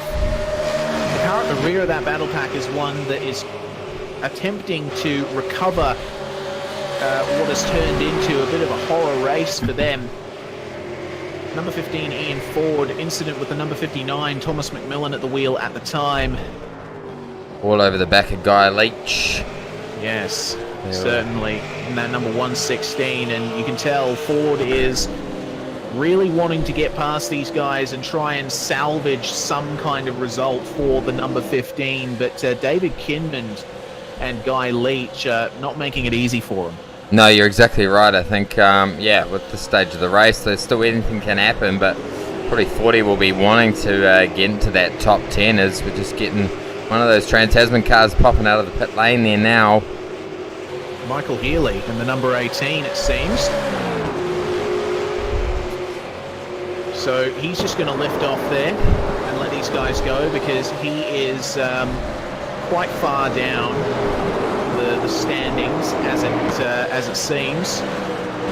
Yeah, so yeah, probably not a race that they wanted to have. Healy's had quite some. a few teams actually. Yeah. Sorry, quite a few teams have races not go their way. The 95, I am really surprised to see them down as far as they are, down in 35th position. They were running very well just before. Obviously something must have happened under the last caution, and have a look at the straight line speed of Glenn Postlethwaite. Yeah, not that really good. The best. Oh, he's got no rear wing on it, so it certainly won't be helping his situation. You know, they were right on the pace there in pre-qualifying, and you know this the mountain it bites, it always does, and it's certainly bitten these guys today. Yeah, certainly has. Really unsure what has gone on with that car because they've been like that for some time. Obviously had some kind of incident under the last caution. Just currently focused on P23 to P24. Adam Hyland putting a lot of pressure on Ryan Bodley. Probably going to try and make a move, I'm guessing, maybe down into the chase. He's going to pop out from the toe. Have a look. Gonna get the run. Oh, but he gets defending. Yeah, that's it. Number 47 has been trying to charge back up the field for most of the race here after some dramas early on. Excuse me. Ryan Bodley, though, doing a very good job to defend, and it looks like the front end on that number 211 is quite aggressive. You saw how he fired it towards the apex at Murray's. Yeah, certainly did. Driving the aggressive stage in the race. Wants to get the job done. Looking at this battle, though, a little bit further up. Guy Leach, David Kinman. Leach putting a lot of pressure on Kinman. I'll tell you what, I do like that livery of Kinman's car. I think that Pursuit Sim Racing car looks spectacular on track, and it's still looking pretty good. He's having a look. Oh, he's getting Kinman's getting the rear coming around there. I think one of those TTR cars a little bit further up. Lots coming into the turn. Yeah, very clean livery on that 777, but obviously a few dents, a couple of battle scars around this circuit, but Guy Leach, you can see, well, hang on, have a look at their last lap times, Fonty. They're only 1,000th apart. These absolutely nothing in it. Hard. Yeah, absolutely nothing in it. They're, what are we fighting for? Just a bit further down in the grid now, but you know, any of these teams will be wanting to get themselves into the top 10. Finishing in the top 10 in this caliber of drivers is a phenomenal result. Yeah, it certainly is. You know, Kinmond has done very well in that 777 so far. Michael Taliancic, the regular driver of that machine. So, bit of a foreign sort of deal for Kinmond here. He's doing very well, holding his own against these more regular competitors. Meanwhile, just up ahead of them, David Lord in car number 50, facing off against Jordan Gallagher for Velocity Sim Racing, and that TTL Esports number 112 machine certainly has not had the race that they would have expected. Yeah, I think you're right. obviously I've come in a bit late. I haven't managed to see what's going on early on in the race, but yeah, David Lord, he's had some, he's been pretty quick in recent times, and he's certainly pulled out some good results in the past. Yeah, he definitely has. They actually started from 48th position, so certainly not the best start to this Bathurst 1000, but they're plugging away, 2 laps down, and likely to gain more positions. Meanwhile, that battle between Leach and Kinmond is continuing to rage on. It seems that Leach actually is very strong in the Griffin's cutting section of the track, because you saw how much he gained on Kinmond there. It seems like Kinmond has the edge on Leach in the second half of the lap here. Yeah, well, that's the thing. Yeah, you set these cars up so different around the track, and you know, you want to try and adapt the car to both drivers, and you can really find that you can be stronger in some sections, and then the car behind, as we're seeing, they're getting pretty close coming down the hill here. Yes, indeed, and we're currently joined by royalty. Oh, here we go. Here we go. Mr. Am I going to be... Sandman Clark. Oh, starstruck. I'm starstruck, mate. I tell you what. G'day boys, how are we? Good, Sandman. Thanks for joining us, mate. Yeah, wish it was under better circumstances, unfortunately, but things just haven't gone our way. Yeah, what is the problem that's happened in car 31? Mate, unfortunately, when the safety car came out, we were on target to make a pit stop, and we did so. Entered pit lane, did our driver swap, and as soon as Sean got in the car, he pulled first gear to take off, and unfortunately, there's a glitch in iRacing where it won't let us leave our pit box. That is really unfortunate there, Sandman, and definitely unfortunate for that to happen to you. So, obviously, you guys are out for the time being. Are you wanting to get back out there? Yeah, we've been relentlessly just trying to pull gears and jump back out, swap drivers, and just try everything we can think of to get this car going again. But unfortunately, she just will not leave pit lane. So we were devastated because we came in the pits. I think we were in 24th position. So we'd had a really good race. The car was straight. We hadn't touched any walls, and everything was just on target for a good run. We were hitting our marks with our strategy and everything else. But yeah, there's absolutely nothing we can do. For some reason, the car just will not leave the pit box. That is a real shame, Sandman. Well, unfortunate for you guys, but wow. Obviously, Bathurst not smiling on you. So on to Montreal then, I suppose. Yeah, it's a shame. I guess we just put it down to that 20-cent part that lets you down when you go to Mount Panorama. But yeah, unfortunately, we were having a good run. We were enjoying it, but I guess we just turned into spectators. Yeah, that's it. Well, unfortunate for you, Sandman. Is there anyone you'd like to thank before we let you go? Obviously, I want to thank everyone at TTR for putting me in for the Enduros. Obviously, haven't done too many races this year, but for them to give me the call up, I'm pretty proud and pretty rapt to be running with those guys, and for Momo to show their support and putting me in the car too. So thank you to everyone there, and of course Sean. We did a cracking job today, but unfortunately, just the gods weren't smiling on us. Yes, indeed. Well, thank you very much for joining us, Sam, and we hope to talk to you under better circumstances in Montreal. Thanks, boys. Have a great call. That was Stephen Sandman Clark there, Fonty, and obviously more of a racer than one in the commentary box as of late, but unfortunate for him and Sean, just not going their way. No, you're exactly right.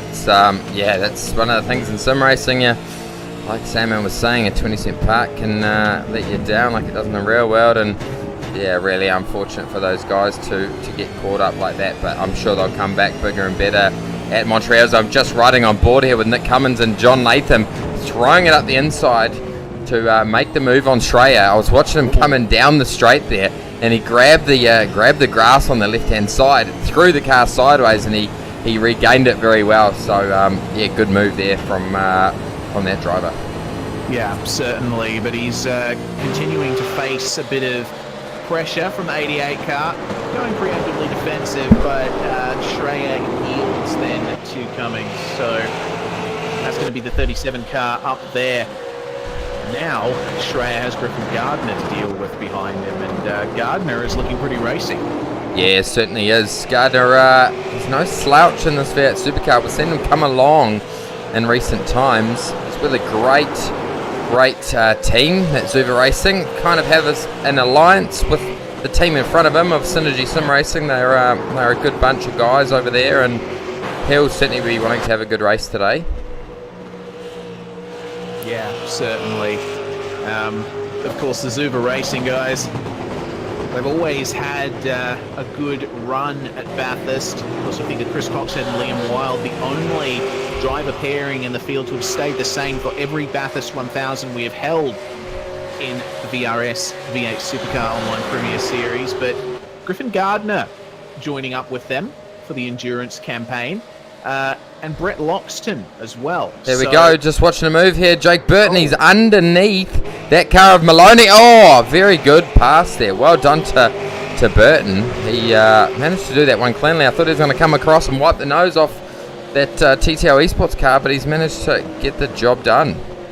Yes, indeed. So that is going to be the number 77 into third position. And I tell you what, me and Jay, towards the start of the broadcast, we did express a bit of intrigue at how far down relative to where we thought they'd be the 77 was. And looks to me like in the hands of Jake Burton, that car has started to come alive and is really getting up into the top of the order. Of course, Madison Down cannot be discounted. He was taking it a bit easy in the opening stints, but you could tell that he was coming alive too. Big moment. Making a mistake.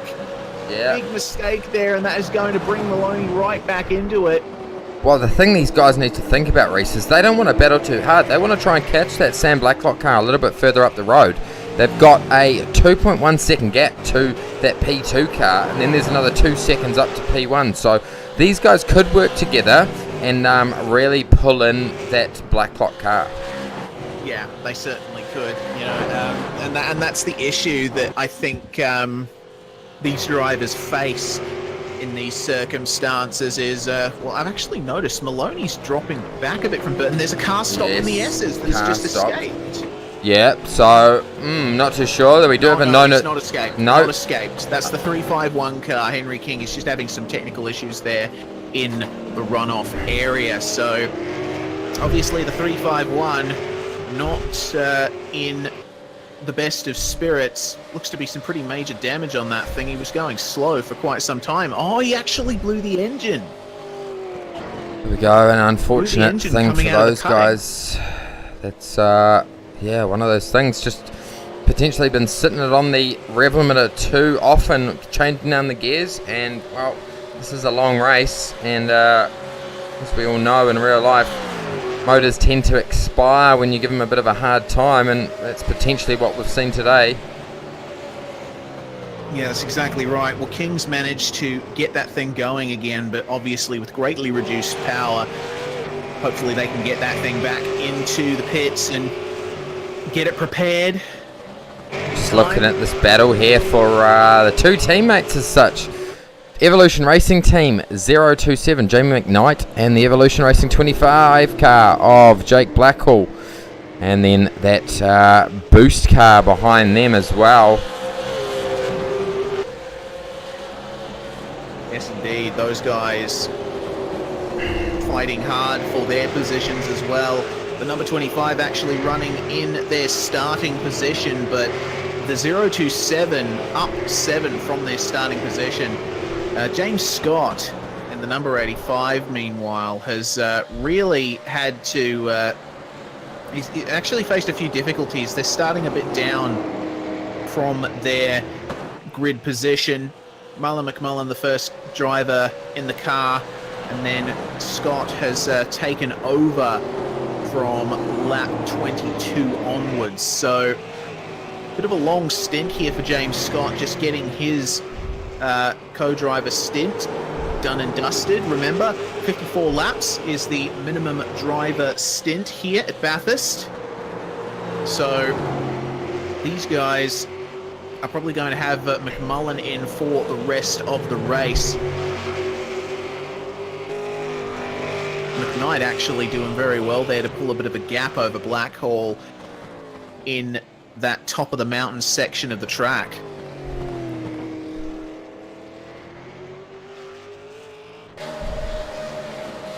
Other than that, Fonty, it seems the closest battles on track are those for the podium positions, because Burton and Maloney, the gap between them has stayed relatively the same.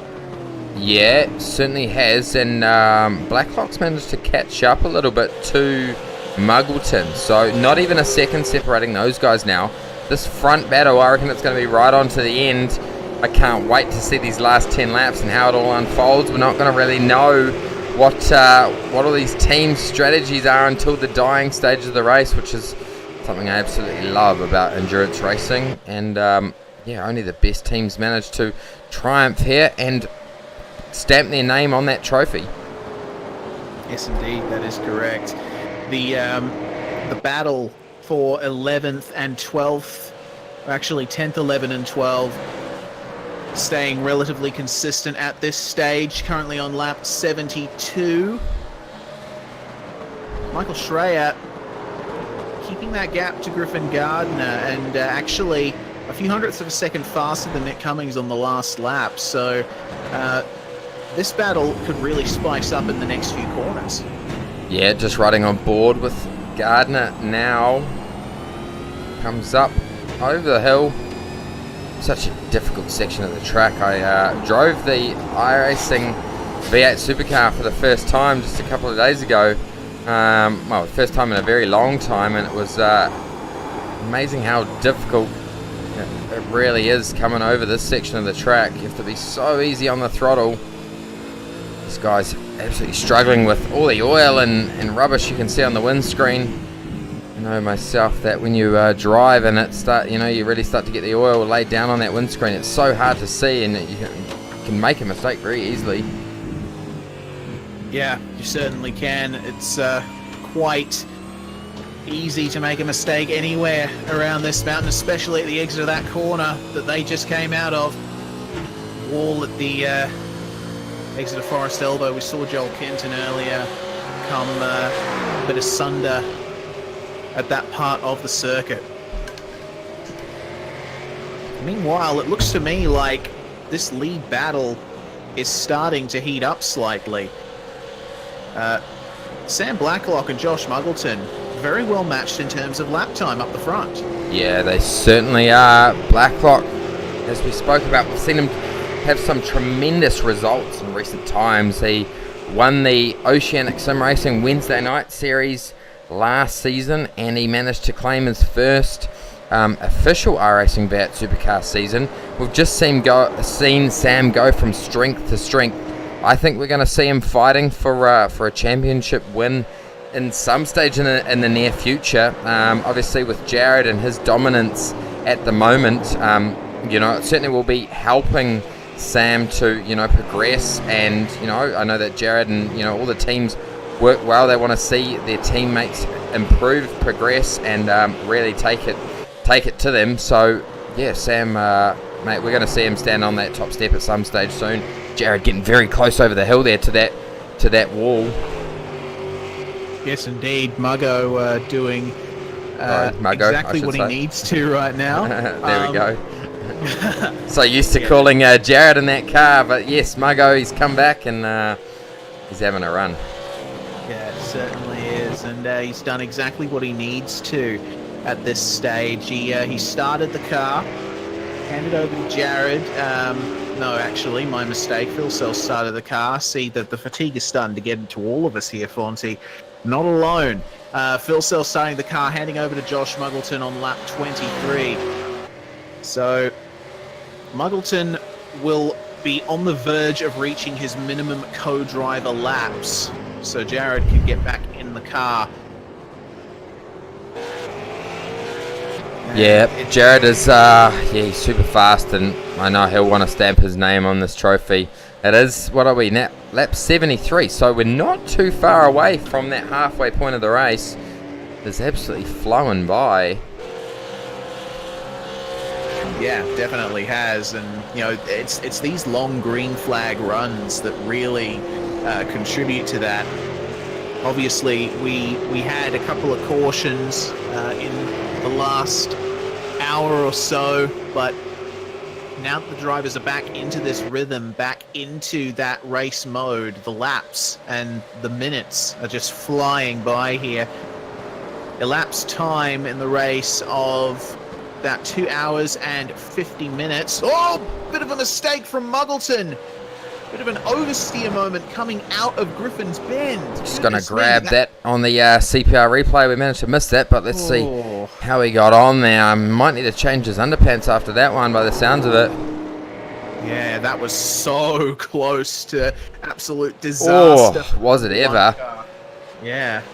Yeah, that's a corner that bites, and especially one of these V8 supercars, they light up the rear wheels so easily, and you can...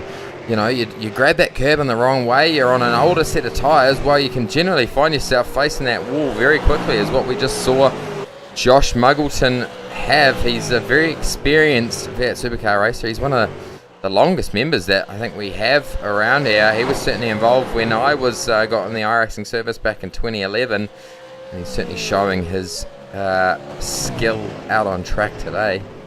Yeah, certainly is. And when Jared was talking to Jay and myself earlier on, he did say that the car does handle the curbs a little bit better in these warmer conditions. So for that sort of thing to happen to Muggleton, really, the tyres must be nearer to the end of their operating life for sure. But they are holding station. Trans-Tasman Racing 1, 2, 3.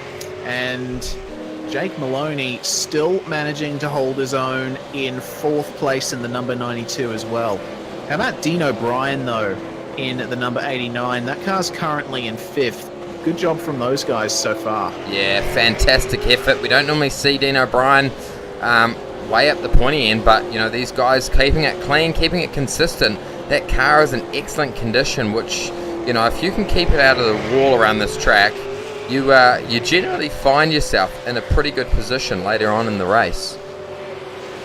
Yeah, you certainly do. And amongst most of the cars, that Synergy Sim Racing Trackstar car is one of the cleanest looking. So good stuff from those guys.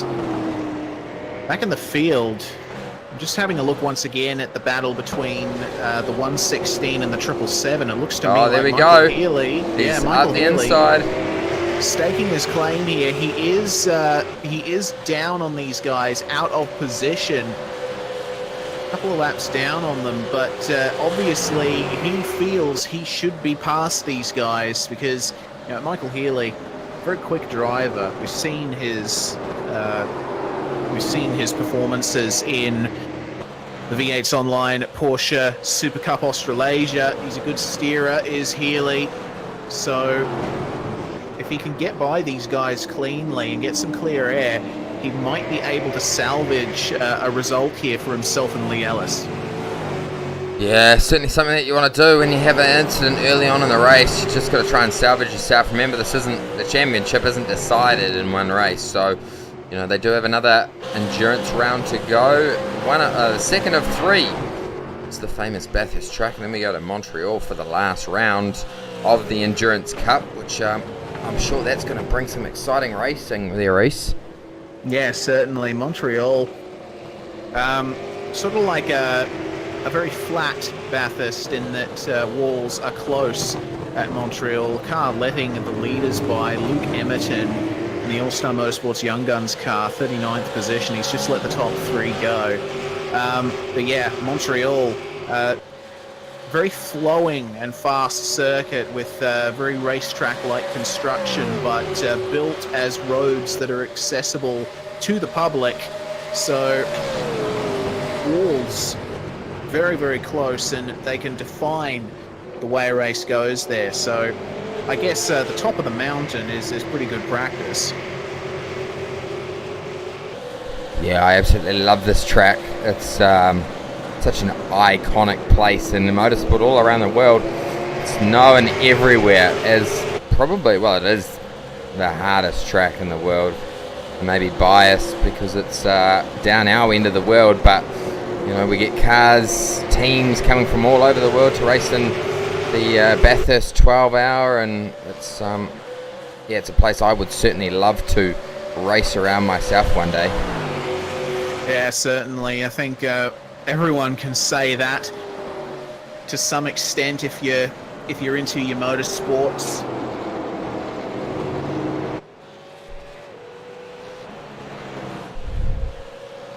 I'll tell you what, Luke Emerton just letting Dean O'Brien by at the top of the mountain there, continuing to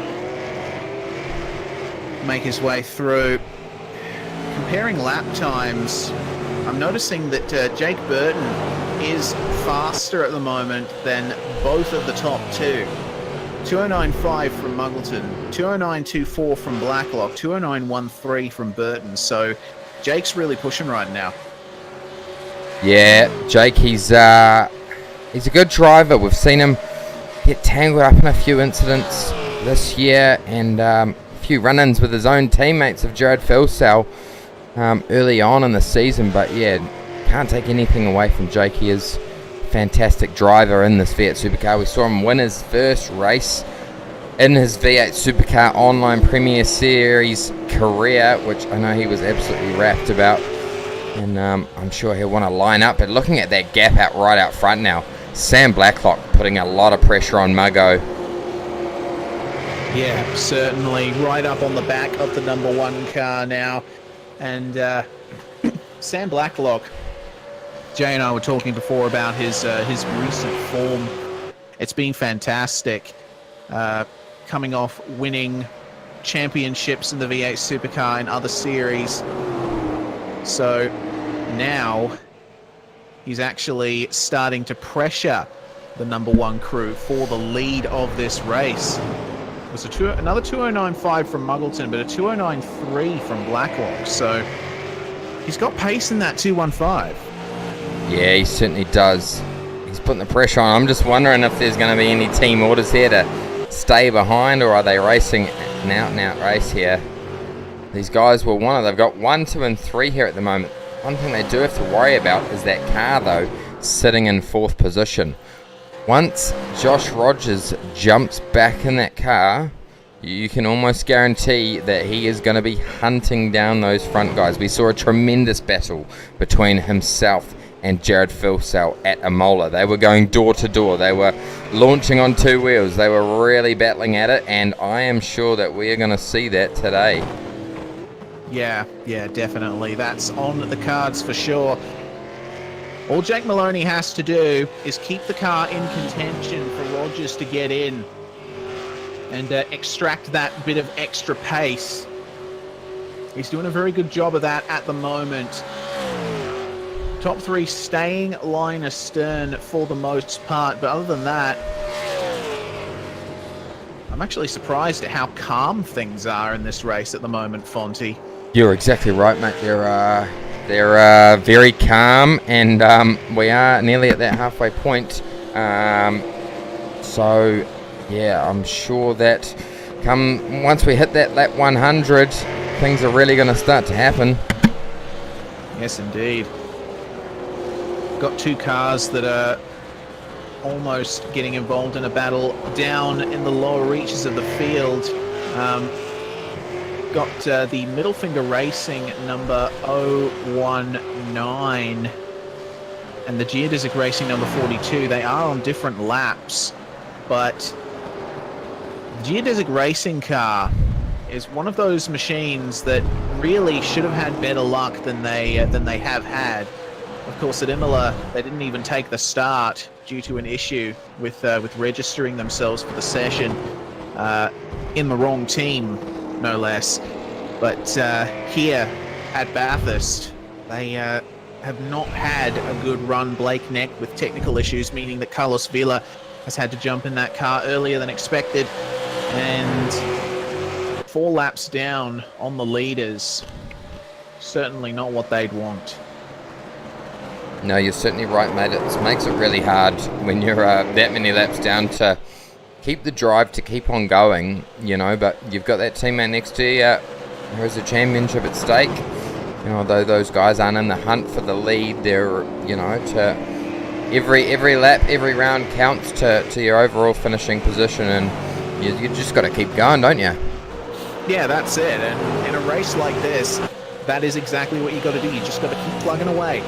Got to keep going, because at the end, you have no idea where you're going to be. You have no idea what misfortunes your rivals are going to have. You need to keep it in right to the end and not give up. More traffic for the leaders. As going off the track there is, I believe, Drew Adamson in the Beast Racing 082. Here we go. They're diving into the pit lane. We're seeing the front indeed. 3 cars come in. Is that 4th car going to come in as well? No, he is staying out. So I'm guessing that he's going to want to go out to the end of his stint and how long he needs to stay in the car for, and then give that over to Rogers. I'm interested to see how these pit stops play out for these guys on the front 3 cars. Is that Blacklock car going to be able to make a jump on that number 1 car? I'm guessing Jared's going to get back in now. That seems likely. Yep, he certainly will. It's going to be driver swaps in both of those top 2 cars, actually, in all 3. Luke Harvey getting back in the 215, Madison Down back into the 77. So we'll see how this one goes. Now, interesting to note, one of the last pit stops that these guys made, Fonty, you weren't here when it happened, but Blacklock actually did get a jump on Muggo, but because the number 1 car is closer to the exit of the pits, they were able to maintain the position. Okay. Here we go, and it's going to happen again. See? It just happened right then. By goes Luke Harvey, but Jared Filsell was ahead when they crossed the pit exit line, so he's going to have to let him back by, surely. Oh, no, wait. No. My mistake. There we go. No. It got him. It was a stop under safety car. It was a stop under safety car beforehand. That's why he had to let him back by. So Luke Harvey in the lead of this race. Yeah, I think Jared's going to try and he's going to want to make this move very quickly on his teammate, just because of his phenomenal pace. Really, you know, he needs to try and get that gap to Rogers for when Rogers gets back in that car. We are going to see him get back in that car very soon. So that battle's going to shape up to be an excellent one towards the finish. Yeah, it certainly is. So this fight for the top 2, the 215 has emerged as a contender for victory here. But of course, the number 1 car has the championship to think about. So what do you do if you're Trans-Tasman Racing? I'll tell you what you do. You get a little bit of a shock when you hear my voice come back over the headset for a second. Fonzie's just going to step out for a couple of minutes, and I'll jump back in for a minute, and then I'm going to go lay down and have a little rest and watch the end of this race. It's turning into a really intriguing one, and to have Luke Harvey out in front of Jared Filsell, that's a really good achievement for that 215 car. It certainly is, and once again, it results in a typical Reese Gardner blunder. You didn't know what was going on then? No, I absolutely did not. That was a literal, here you go, here's the headset, and I just listened to the rest of that sentence that you had and probably absolutely scared the bejesus out of you then. Yes, indeed. I thought, oh my goodness, what's happened to Fonty? His voice, he sounds like Jay now. Goodness me. You don't want to wish that on anyone. No, certainly not. Yeah, but Luke Harvey remaining in the lead of this race. Filsell not actually making any aggressive moves on him. So is Filsell going to feel safe here for a bit? He's just happy to sit behind, knowing that Harvey's got decent pace, knowing that these guys are probably in the effective lead of the race, knowing now they've just come past both Wayne Burke, Josh Rogers, Joe Burkett, all in the pits right now. These guys know that this is effective first and second. Filsell saves fuel now, jumps him in the next pit stop. That's it. That's exactly what it might eventuate. Perhaps. We'll see. At the end of the day, they know more than we do about how their race is going. Oh, yep. There we go. So just ruined that theory. Alrighty. Filsell back into the lead of the race. 215 in second, 77 in third, but we will look out for the 4th place car. The number 92, Josh Rogers, now in that machine. So Jake Maloney will step out and have a break. And Rogers, I'm really interested to see what he can do in this stint, if he can catch up to that top 3. What's the gap he's got at the moment between he and Filsell? It's around about 7 seconds. So definitely a workable gap that Josh Rogers can come back from. We know how good Rogers is, but the only issue he's got is the person that he's trying to catch down in front is Jared Filsell. Anyone else, you'd say, oh, Rogers has got every chance in the world, but knowing that it's Filsell in front might not be as easy as that. Yeah, that's exactly right.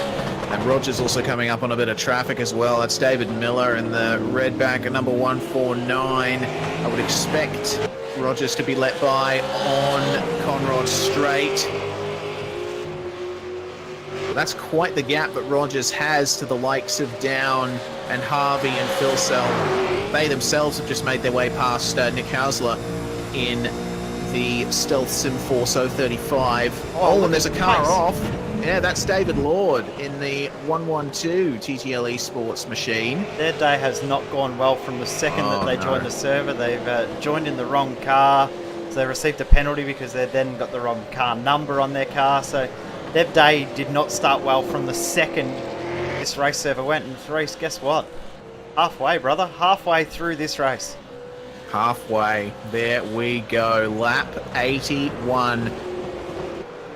Awesome stuff from these guys to have had such long green flag runs in this race. It's quite bizarre. I'm still blown away by how long we've gone green.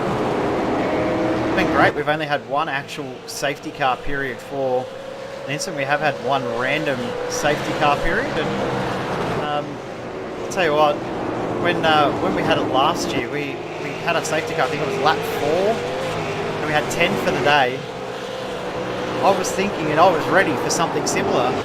This has absolutely blown me away how clean this race has been and how respectful and forgiving everyone has been. I've just been talking to Jamie McKnight. He's saying the track is so difficult out there at the moment. You've really got to think logically about how you play the strategy over a stint. Do you go out and attack the car really, really early in the stint, burn up your tyres so you've got nothing left at the end, which we've seen drivers do?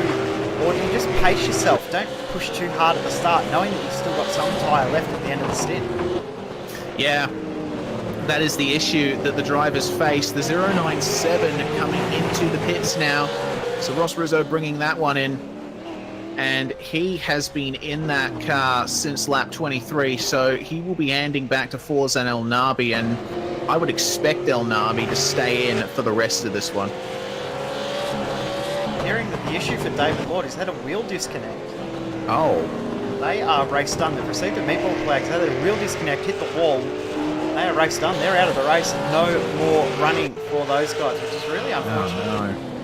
Yeah, very unfortunate for those guys. So, oh man, I'm actually quite surprised at the very differing fortunes of the TTL esports machines. You know, we've got obviously the 92, which is I guess you could say the star car of the team right now.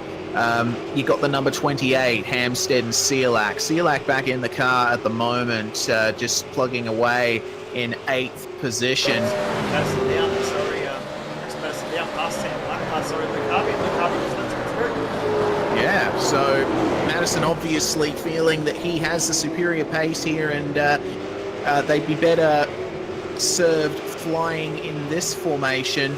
Jared Philsell has eked out a bit of a gap on these guys, so I think might be possible that Harvey has burned out his tyres a little bit more than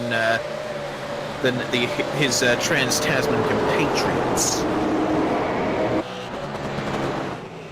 Got on screen Brent Hobson and Brett Watson. These guys going out pretty aggressively. Brent Watson's really quick at the moment in comparison to the Hobson. Yes, indeed, and the Synergy Sim Racing guys continuing to run consistently and lower reaches the top 10. Oh, Brett Loxton, big slide there, and he's actually got El Nabi behind him, who's just come out of the pits on fresh tyres. Loxton in the wall once again. Dramas for the 209 Zuba Racing car. This is not going to look good from Forzan El Nabi's perspective. You know how much pace Forzan's got as well. This might be helping him being stuck behind a car that now has probably a bit of damage. Yes, indeed. So we'll have to wait and see what goes on here. But for the meantime, we got Carlos Villa in the pit box from Geodesic Racing. Carlos, welcome. Really not your day today in that 42. Yeah, you can say that. Just a big learning experience experience for me personally. Blake dragged me along to do this, and definitely a really humbling experience by the level of the competition here, and just Mount Panorama overall, and how challenging this track really is. Yes, indeed. So obviously Blake had some technical issues that put you guys down the order initially. What happened there? Not really sure. He just ended up through-putting, so I jumped in the car as quickly as I could, and we ended up getting a lap down. But when I was coming out, I came out in the middle of the pack, and trying to stay out of people's way, trying to be as safe as possible, and 15 laps in or so, going up the mountain to Griffin's Mound, I just clipped the curb a little too much and scraped the wall, and that gave us some extra damage, and it was kind of playing catch up from them. Yes, indeed. Well, as we're continuing to watch this fight ensue between the 209, the 097, and now the 22. This is a proper three-car battle now. So quickly, Carlos, your thoughts on Montreal? What's your goals for the next round of the Endurance Cup? I think personally will be to just make a clean race without silly mistakes. Montreal's a track that I'm more familiar with, more comfortable with than I am with Bathurst per se. So just no mistakes, and we should be in a decent position. Excellent stuff. But before we let you go, who gets it done for you? Who'd you like to thank? Obviously the Geo guys and Blake for kind of giving me the opportunity to do this race. A race that I always intended to participate in some shape or form. I just kind of didn't expect to go to the top series in the service. So, and then, you guys helped do a fabulous job with the broadcast. So cheers on that too. Thank you very much, Carlos, and thank you very much for joining us in the commentary box. That was Carlos Villa from Geodesic Racing. And Jay, this battle between the 209 and the 097 is really heating up now. El Nabi putting big pressure on Loxton. Not wrong there. It's getting really intense between these guys, and now here comes El Nabi trying to get it done. I'm actually surprised that El Nabi hasn't been able to get through, knowing the pace that he had in that first stint. It's very, very surprising that he's stuck in behind. I don't know why he hasn't been able to get the move done, especially with new tyres as well. Yeah, I noticed as we were interviewing Carlos, Loxton was actually able to hold it around the outside at Griffin's. See if he can do the same this time around. El Nabi going for the move, little bit of contact on the inside. I think El Nabi's just getting a bit frustrated with that. And now, side by side with Joe Burkett coming into the cutting. Burkett thought better of that and got out of that one pretty quick, but Burkett's looked really impressive this race. As I just noticed Dylan Carroll very, very slow on the front straight. Is he blown up? What has happened to Dylan Carroll's car? This is concerning. He's only going along at about 20 kilometers an hour, speed gradually dropping. Yeah, I think that engine is gone. He is stopped. Stopped on the front straight. This could bring out a safety car here. Yeah, stopped on the front straight. Bit of a dangerous spot. I'd understand if it was off to the side on Conrad or the entry to Conrad or something like that, but goodness me, that's a very awkward position. This blew up in, as downshifting into Murray's corner, and the spot that he's stopped is a really easy spot to make contact. You come out of that corner, light the wheels up on the curb, you can actually slam right into that pit wall, so it is a dangerous spot there. So interesting to see if race control decide to call a safety car, or whether they leave the car there and allow it to be escaped back to the pits. As we go back to El Nabi and Loxton, wait and see if this safety car does potentially come. Yes, indeed. So El Nabi right on the back of Loxton here. They've left Joe Burkett behind in the last lap. They're going to be coming up on the stationary car of Dylan Carroll very, very soon. And there we go. Race control has thrown the caution for that. So it's going to be the positions as they are for the time being. But this, of course, Jay, gives teams another opportunity to try and engineer a strategy. And this is where the really smart engineers make their money. Not real money, because I don't know anyone that getting paid to actually race engineer, but it's where the strategy games and the smart teams really come to the fold, and where they really play smart and work out what's going on. So as we're now past the halfway point on the safety car, I think we want to have another break and refresh ourselves and get ready for the next stint of this race. Yes, indeed. You are watching the Virtual Racing School V8 Supercar Online Premier Series. This is Round 12, the Bathurst 1000, presented by CPR Kart Parts, of course, on the iRacing Esports Network.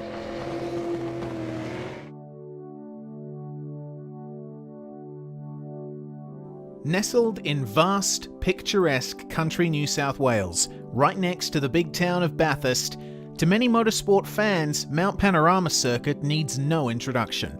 It is the Australian racetrack, the place where people plan pilgrimages, the Southern Hemisphere's answer to Spa, Suzuka and the Nürburgring, all in one insane piece of road. It is fast, it follows the terrain, and walls are close at all times. Only the best triumph here, both in real life and in sim racing. Mount Panorama is subject to more waxing lyrical and commentary cliches than any other track in Australia, but suffice to say that is not without very good reason. Like many of the tracks we visit for the V8 Supercar Online Premier Series, Bathurst's history of motorsport goes much further back than is immediately apparent. There has been motor racing activity in the area surrounding Bathurst since the start of the 20th century. The first circuit used in the region was the Peel Circuit in 1906, connecting the towns of Peel, Clear Creek and Kelso. The second was the Yetholm Circuit, a triangular loop around the localities of Kirk Connell, Meadow Flat and Sunny Corner. This track entered use in 1914 as the host of the first ever Australian Motorcycle Grand Prix. The third was the Mount Horrible or Sunny Corner Circuit in 1926, which combined parts of the former tracks and extended all the way up to Palmer's Oakey to create a massive 100-kilometre loop. And finally, during the 1930s, racing was held on the Vale Circuit, a track shooting through paddocks pretty much right next to the future site of Mount Panorama. Bathurst, as we know it, had its beginnings in the Vale Circuit period. The Mayor of Bathurst, Martin Griffin, wanted to create a permanent home for motor racing in the region, to construct the greatest circuit in the world. Unfortunately, Griffin had the problem of the world being in the midst of the Great Depression. The Australian government was not willing to commit funds to something like a motor racing circuit, so Griffin hatched another plan. He and the Bathurst Council approached the government with plans for an employment relief scheme, a tourist drive going up and down the Bald Hills. The economic benefits seemed obvious, and this plan got greenlit. But as the new Mount Panorama Scenic Drive was constructed from existing tracks on the hill, it was noted that it would make a very good motor racing circuit. How very convenient, Mr. Griffin. Mount Panorama Circuit hosted its first race in 1938 for motorcycles. From then on, the track's fame only grew. After the Second World War, the circuit became the most popular motor racing venue in Australia. In 1963, it poached the Armstrong 500-mile race from Phillip Island, which come 1973 was extended to 1,000 kilometres. As the Bathurst 1000 was born, the legend continued to build, and many of the most famous moments in Australian motorsport history took place here. It was also at Bathurst that Australia's Ford versus Holden rivalry was truly established, as regulations and series evolved with the track. The 1987 Bathurst 1000 was selected as a round of that year's World Touring Car Championship, but changes had to be made to comply with the FIA's new rulings, which stated that they would not sanction races at circuits with straights longer than 2 kilometres. The Chase was constructed in response, but that remains the only layout change made to the circuit. Apart from this challenging diversion off Conrod Straight, Mount Panorama follows exactly the same route as it did when it opened, but with the former paddock fences and rock faces replaced by gravel traps and concrete walls almost the whole way around. Unfortunately for motorcycle enthusiasts, these same walls meant the end of bike racing on the mountain. The last motorcycle race meeting was held in 2000. The whole history of this venue up to the present is so rich and storied that we would need the 6 hours it takes to run a Bathurst 1000 just to cover everything. Suffice to say that Australian motorsport, world motorsport, owes a stupendous amount to the presence of this venue. This track, this race, is one of the greatest spectacles and tests of skill and endurance that the motorsport world has to offer, real or virtual. And now, you get to watch more than 100 of Australian sim racing's best tackle it.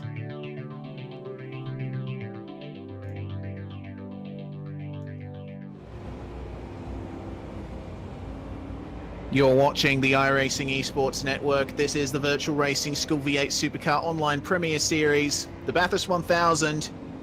Leaders of the field have currently started lap 87 and the pits are alive under this caution period.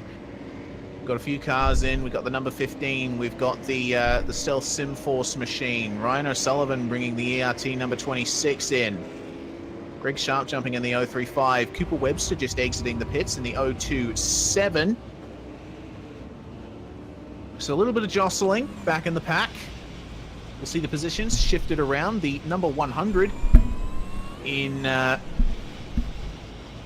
in the race now. Michael Hammond in that one. And in the 85 car, Marlon McMullen has jumped back in. So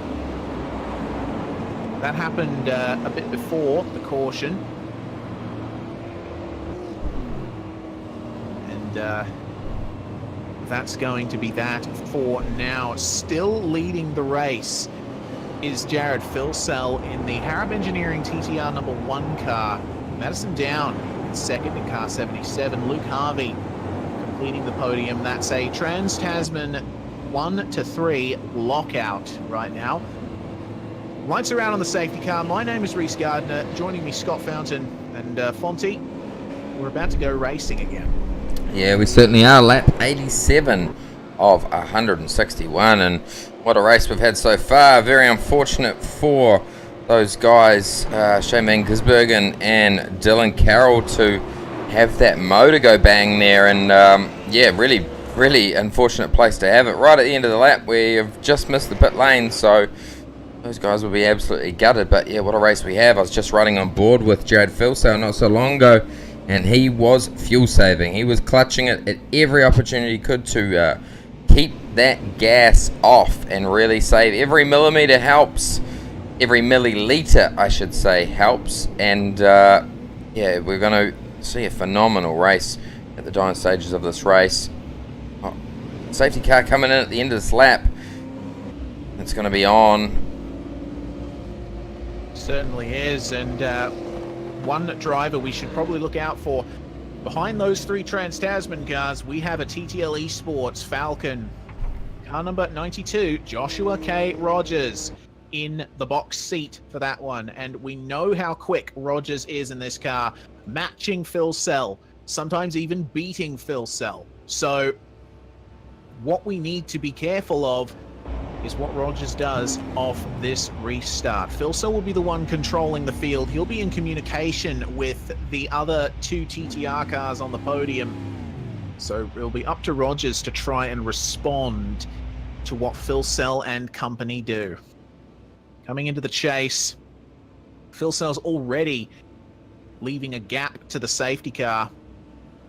Get the feeling that he might go early here.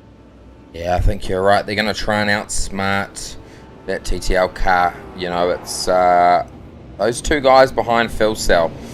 I don't know what the communication is that's going on with that team, but you can almost guarantee that he's going to be getting those guys to hold that TTL car back, because we all know Rogers has the potential, arguably one of the best sim racers in the world. he's going to get through these guys fast, or he's going to want to get through these guys fast to really take it to that number 1 Trans-Tasman car, as we're going to be underway now. Jared's really going to try and get the jump. He did go early, like you said, Reese. All getting through there pretty cleanly so far, but where it's going to bite is coming up over the hill. Yes, indeed. So the pace car back into the pits, and we are going to continue racing here. The CPR Kart Parts Bathurst 1000. Josh Rogers already right on the back of Luke Harvey, battling for 3rd place. I think we're going to see a move at Griffins. I think you're right. Try and have a There look. he goes. Yep, he's going to get this one done reasonably easy. I don't think Harvey's going to give up. Give that position. Yeah, there we go. So although he is holding it there, but he probably needs to just tuck him behind that car and really try and hang on, as we're going to see. This is going to be the interesting part of the lap. If everyone can get through here reasonably cleanly, then he should be alright, but we always do see it. We saw it in the last restart. Things certainly unfold at that section of the track. That's exactly right. So Jared Philsell and Madison Down managed to eke out a gap, but Rogers is quickly making sure that that gap goes way down. Look at how deep he's going through the S's. A little bit of a lock-up from our leading car through the dipper. You can almost... Still remaining very much in control. Sorry, Yeah, Fonty. no, you're right, mate. I was jumping in on you there. Yeah, you can almost guarantee Jared's heart rate has gone up now. He knows that Rogers in the car. He knows how fast Rogers is, and he's trying to pull that gap already. Yes, indeed. Very hard battling back in the pack as well. Luke Harvey is actually coming under pressure from Wayne Burke, but also we can't discount the battles that are happening further down in the field. I'm looking at Scott Nolan versus Michael Taliancic for 15th place, and Taliancic actually getting a much better run through the chase than Nolan, and that 018 car is under an awful lot of pressure right now. Might Taliancic go through at Murray's? He had a go, but wasn't quite able to get it far enough up the inside. So keep an eye on these battles down in the field, as Michael Cracknell going to try and get through on Taliancic, but failing. So keep an eye on that on your timing screens, but up front.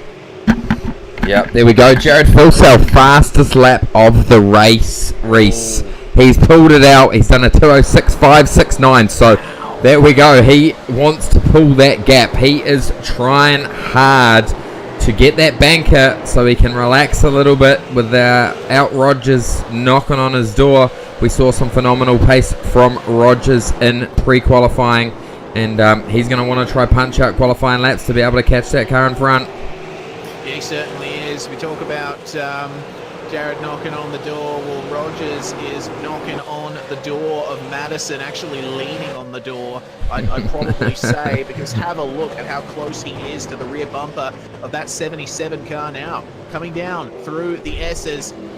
He's on that back bumper. Yeah, such a good run coming down through that slowing down zone.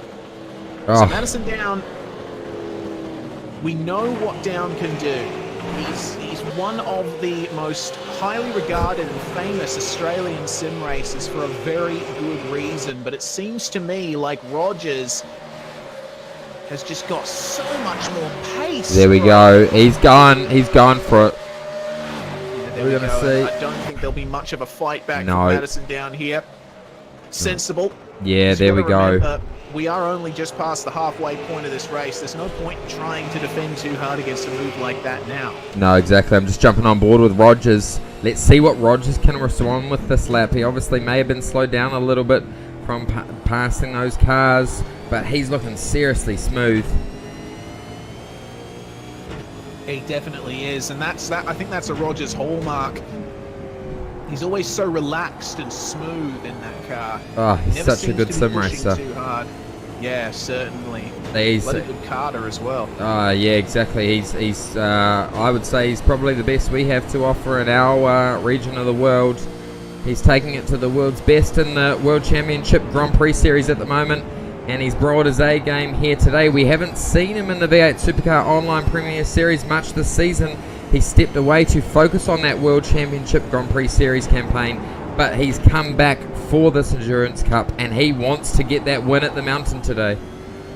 He certainly does, and Jared Filsell, 207.093, 207.055 for Rogers, and that was with a pass being made on Madison Downs. So obviously the top two at the moment very evenly matched. Looking back a bit, Luke Harvey in 4th place versus Wayne Burke. These guys really getting up close and personal with each other as they come over Skyline.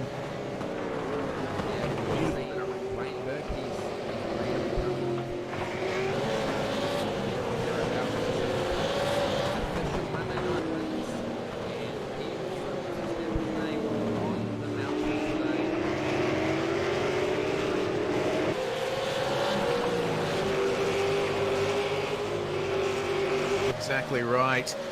I tell you what, one person who is benefiting from this battling is Jordan Ross in the number 143. He's actually starting to creep up to the back of the Harvey-Burke battle. Oh, have a look at Wayne Burke. Just having a little look at the chase. Not quite far up enough to make the move work, but you can see he is hungry for that 4th place. Synergy Sim Racing could be on for a double top 5. You have a look. Yeah, Luke Harvey. He's going to get this job done. Oh, he certainly is. Have a look at that. Luke Harvey, fantastic racer in his own right, but unfortunately for himself has to yield there, but he can still defend against Jordan Ross. Leaves him a car width on the inside if need be, but stays ahead for now. Jordan Ross, though, seems like he's just able to hook up the rear end a bit nicely there. Luke Harvey staying in the middle of the track initially, but I think by this point you recognize that a move is going to be on at Griffin's, and you'd much rather not be stuck on the outside through here. Yeah, you're exactly right. The car can walk away from you very quickly through that turn, and you can very quickly find yourself in that wall, which you certainly don't want to do on lap 91. Yeah, certainly not. So the gap up the front is actually not changed as much as I thought it would. Rogers was still faster than Filsell by quite a margin, 4/10 on the last lap, but that gap is just slowly decreasing. Filsell is responding very well to Rogers' charge here. Yeah, he certainly is. He's a smart operator, Jared Filsell. He knows what he's doing in this V8 Supercar. We saw it the last round, as I touched on before. These guys went head to head, and you know, depending if you're the 2nd place car, you can just sit behind that 1st place car, use that draft to their advantage. You still do have a couple of pit stops to go, so if you can just save that little bit of fuel, you are going to be in a better position to take advantage of that come the last pit stop, and it's going to be an all-out-and-out sprint race to the end. Exactly right. Looking at 7th place, Fonty, Forzan El Nabi attempting to find his way past Mitchell Cielak on the run up to the chase. And that is going to be a move on there. El Nabi, big pace in this one, and Cielak is going to yield. Oh, goodness me, almost getting the nose chopped off. That's the problem with making a move at the chase. Your run out of the corner is compromised, but El Nabi's been able to hold on to it so far. Oh, there we go. He's just grabbed the grass. He's going to lose 2 positions here. That's Brett Loxton as well. So, a good run there for Cielak. We haven't seen him come out this year. He kind of stepped away from sim racing a little bit, but it is great to see him back here for this Enduro Cup. I personally rate him as a good driver. He ran at ANZ Motorsports a few years ago before the closing of that team. He ran along with Jared Filsell, his teammate at that stage, so good driver pairing between himself and Richard Hampstead for this event. Those guys will be certainly hoping for a top 10. I spoke to Richard Hampstead at the virtual racing showdown that we were at Sydney Motorsport Park, and he said he didn't have the pace to get a top 5, but they'd be happy with the top 10. Yeah, well, they're definitely in with a shot at that right now, aren't they? That number 28 car running in 9th place at the moment. So Cielak and Hampstead, after starting back down in the field in 22nd place, Their qualifying session didn't quite go as they probably would have expected, but in the race they have certainly turned it on. So we'll see what they can do from here. Forzan El Nabi has left this pack absolutely behind and is actually catching up to Luke Harvey quite quickly. Yeah, well, you're exactly right. Forzan also a very strong series in our first reverse grid race.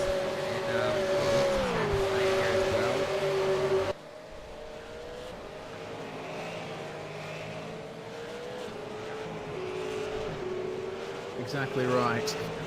So, Jared Filsell and Josh Rogers up in the top two. The gap is continuing to close.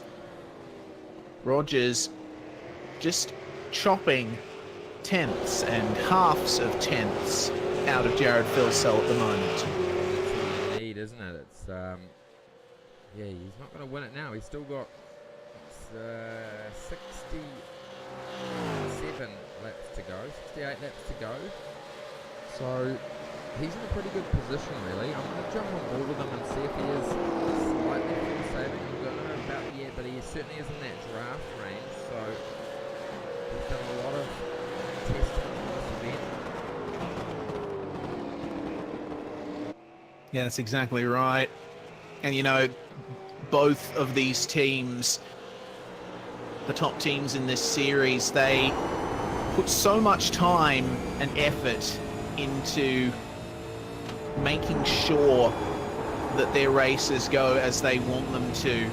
The amount of thought that they put into strategy, Evolution Racing Team as well. I think Jay spoke very highly of them before, talking about how much effort they put into making sure that their strategy is absolutely on point.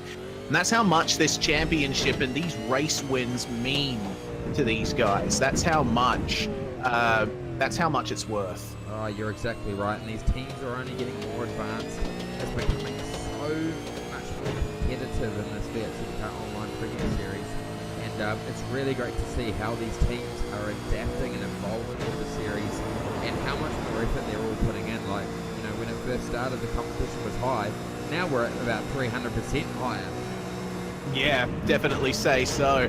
Update briefly on the number 15 Evolution Racing Team car. Ethan Griggault and Ian Ford. They're continuing to fight their way back up the field after their incident with the All-Star number 59 earlier on.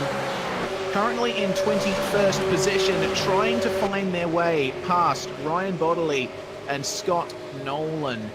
Now, oh, there we go. Bodley going up the inside of Nolan, and Griggault's going to try and follow him through a little bit of contact. Oh, goodness me. 3 wide coming out of the chase. Hold on, boys. Just a minute. That is a little crazy for this point in the race. But I guess that just goes to show one little mistake can make all the difference. And now Ethan Griggault is the second car in this train, and Michael Hammond's found himself right in this as well. This is actually a proper train battle for the top 20. Yeah, there we go. Griggault, he is super fast. He wants to make his way up. He was unfortunately tangled up there at that last safety car. He wants to redeem himself. Currently sitting in P19 as he's going to look up the inside of that 2-1-1 car. And that's going to be all done very nicely, and Bodley actually facing a bit of pressure from Hammond there, but Hammond yielding, coming into the cutting. So Ethan Griggault now is going to have to put in some very quick lap times to try and catch up to the rest of the field at this stage. His next target is Emily Jones, who is currently running in 17th. And the Jones-Highland pairing has had a very much up and down race. They were running outside the top 30 at one stage, but they've managed to find themselves in 17th right now, which is pretty good. Yeah, not bad at all there. Emily Jones, she's a phenomenal sim racer. Certainly the best female, I think, that we have down in our part of the world, and she's a great personality for the sport. She does a lot of streaming, And yeah, she's really come on form. We saw some excellent results from her early on in the season. She was right in the championship hunt at the start. She has dropped a little bit further back. She's missed a round. I believe she's actually moved over the other side of the world. Is that right, Reese? Yes, actually, she's recently moved to Japan. So, oh, hang on a minute, Matthew Deere. Oh, going slow into the chase, and Emily Jones actually just getting by him there, along with Jake Blackhall. Sorry about that. Yeah, Jones has moved to Japan, so in roughly the same time zone as she was, but very much on the other side of the globe in a northerly direction. Yeah, there you go. No, she's great for the sport, and yeah, we certainly are big supporters of her here at V8s Online. And yeah, I'm sure she's going to be in the hunt. She's currently sitting in P15, so I reckon they're going to be wanting to aim for a top 10, as we're seeing the Evolution Racing car of Jake Blackhall get a little bit sideways coming out of the turn there. I reckon this is going to give her a run. Oh yeah, for sure. Here we Jones go. Got a very good run up Mountain Straight. Over the crest she goes, and Blackhall, I don't think will have any defense for this. Yeah, he's letting it go pretty easily. Or has she washed out too much speed? No. Going to come through there. So, up to P14 for Emily Jones.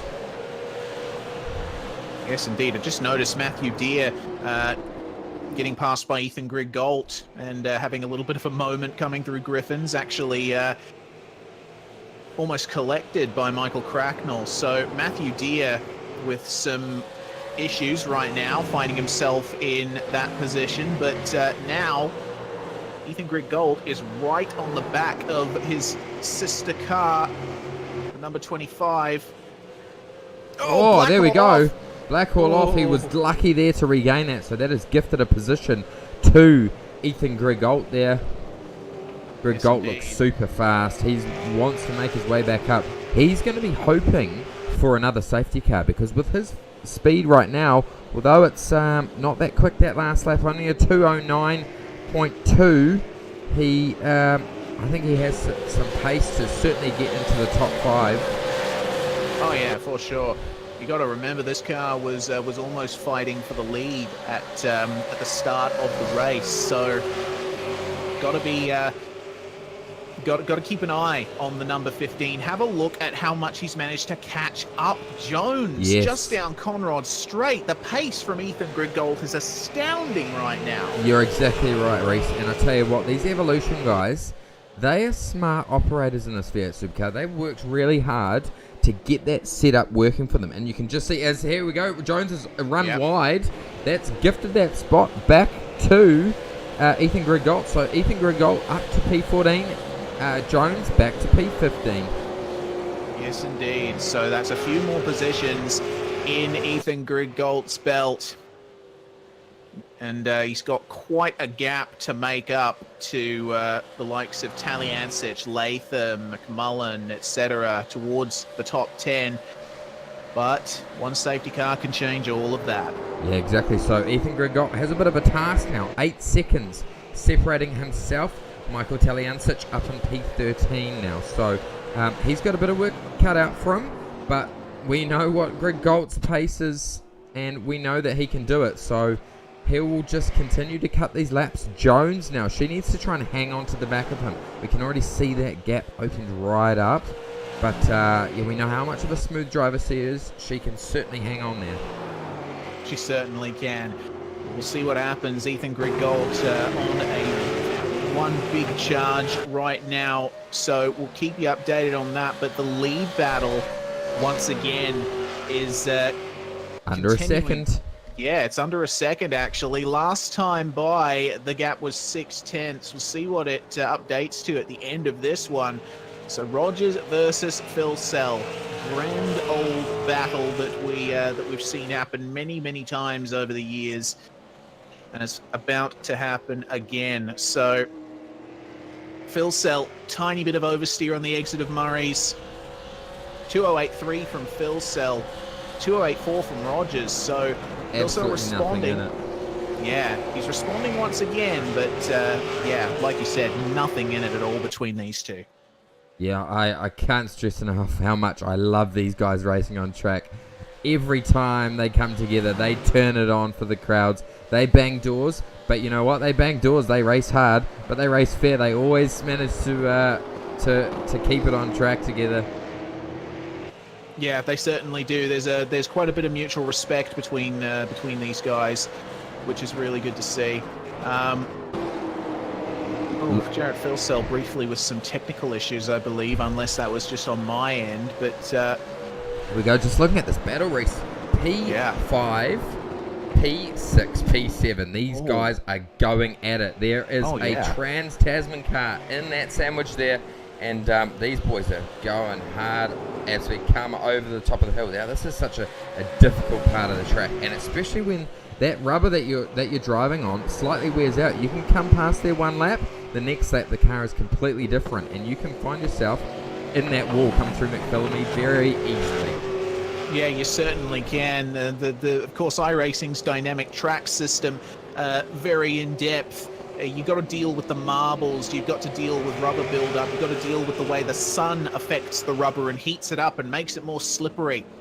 It's a great system that really changes the racing dynamic. So Jordan Ross is the one in the clear right now. We'll be able to see more of what's coming, but Luke Harvey and Forzan El Nabi behind him are basically playing catch-up, playing follow the leader at the moment. We know how fast El Nabi is. We know we've seen the moves that he's been making since the last restart, but he seems to have found himself at a bit of a brick wall with these two.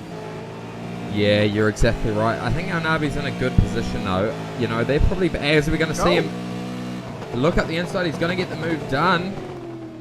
Oh, very assertive move there from El Nabi. I tell you what, how confident must he be in the brakes of that thing to constantly be sending it up the inside at so many corners? Well, yeah, exactly right. And these guys spend hours getting that brake pedal absolutely perfect. You know, every car that you drive in the iRacing service is slightly different. It's just like in real life. You drive one race car, you drive into the next, the brake pedal works differently. Yeah, that's exactly right. And the fact that iRacing gives you the option to tweak how your pedal works, how all of your controls work per car, is pretty cool. So here we go, Reese. We've had an engine go bang, another engine expire. Back in P26, the 060 car, that PRA car. Oh no! It hasn't gone bang, but it's certainly I reckon it's dropped the cylinder or something, and we're seeing plenty of smoke firing out the back there. So they're going to be limping into the pit lane. We're not going to see another safety car at this point because they will make it safely back into the lane. Unfortunate for those guys. Yeah, certainly. That is the 060 of Kane Hewson and Joel Kenton. Shame for the Progression Racing Australia boys. Coming back to that battle with Forzan El Nabi. He is right on the back of Jordan Ross now. He's going to make another move there. We saw him in that last lap. So confident on the brake pedal. Is he going to be able to do it down the chase? Oh, he almost having a look down at Forest Elbow, but obviously not an optimal place to do it, to do the pass. But we'll see what he can do down at the chase. He is well within draft range, and you can see, look at how much the draft is worth down Conrod. It's fantastic to see the he's going to go for it. Speed between these cars. He certainly is. Right up the inside of the chase. Forzan El Nabi versus Jordan Ross at the heaviest braking zone in Australian motorsport. I'll tell you what, he is through. He didn't even lock a brake there. Nothing at all. So confident on that brake pedal. Got the job done, and he's now looking for that next car up the road. Yep, certainly is. That next car up the road being the 89 of Wayne Burke in position 4, who is currently embroiled in a battle himself. Madison Down he is fighting with. There we go, Wayne Burke, 3.6 seconds up the road from Forzan El Nabi. He can see him in his sights. Those guys up in front, though, they're not going to want to battle too hard because we can just see what pace Forzan has on board that Commodore. And I tell you what, they battle too hard. Forzan's going to be knocking on that door within a couple of laps. Yep, he certainly is. I'm really looking forward to seeing how that goes, and if Ross and Harvey are able to keep up with him, he might be able to pull them up towards that battle. We could have a 5-car fight ensuing for the podium.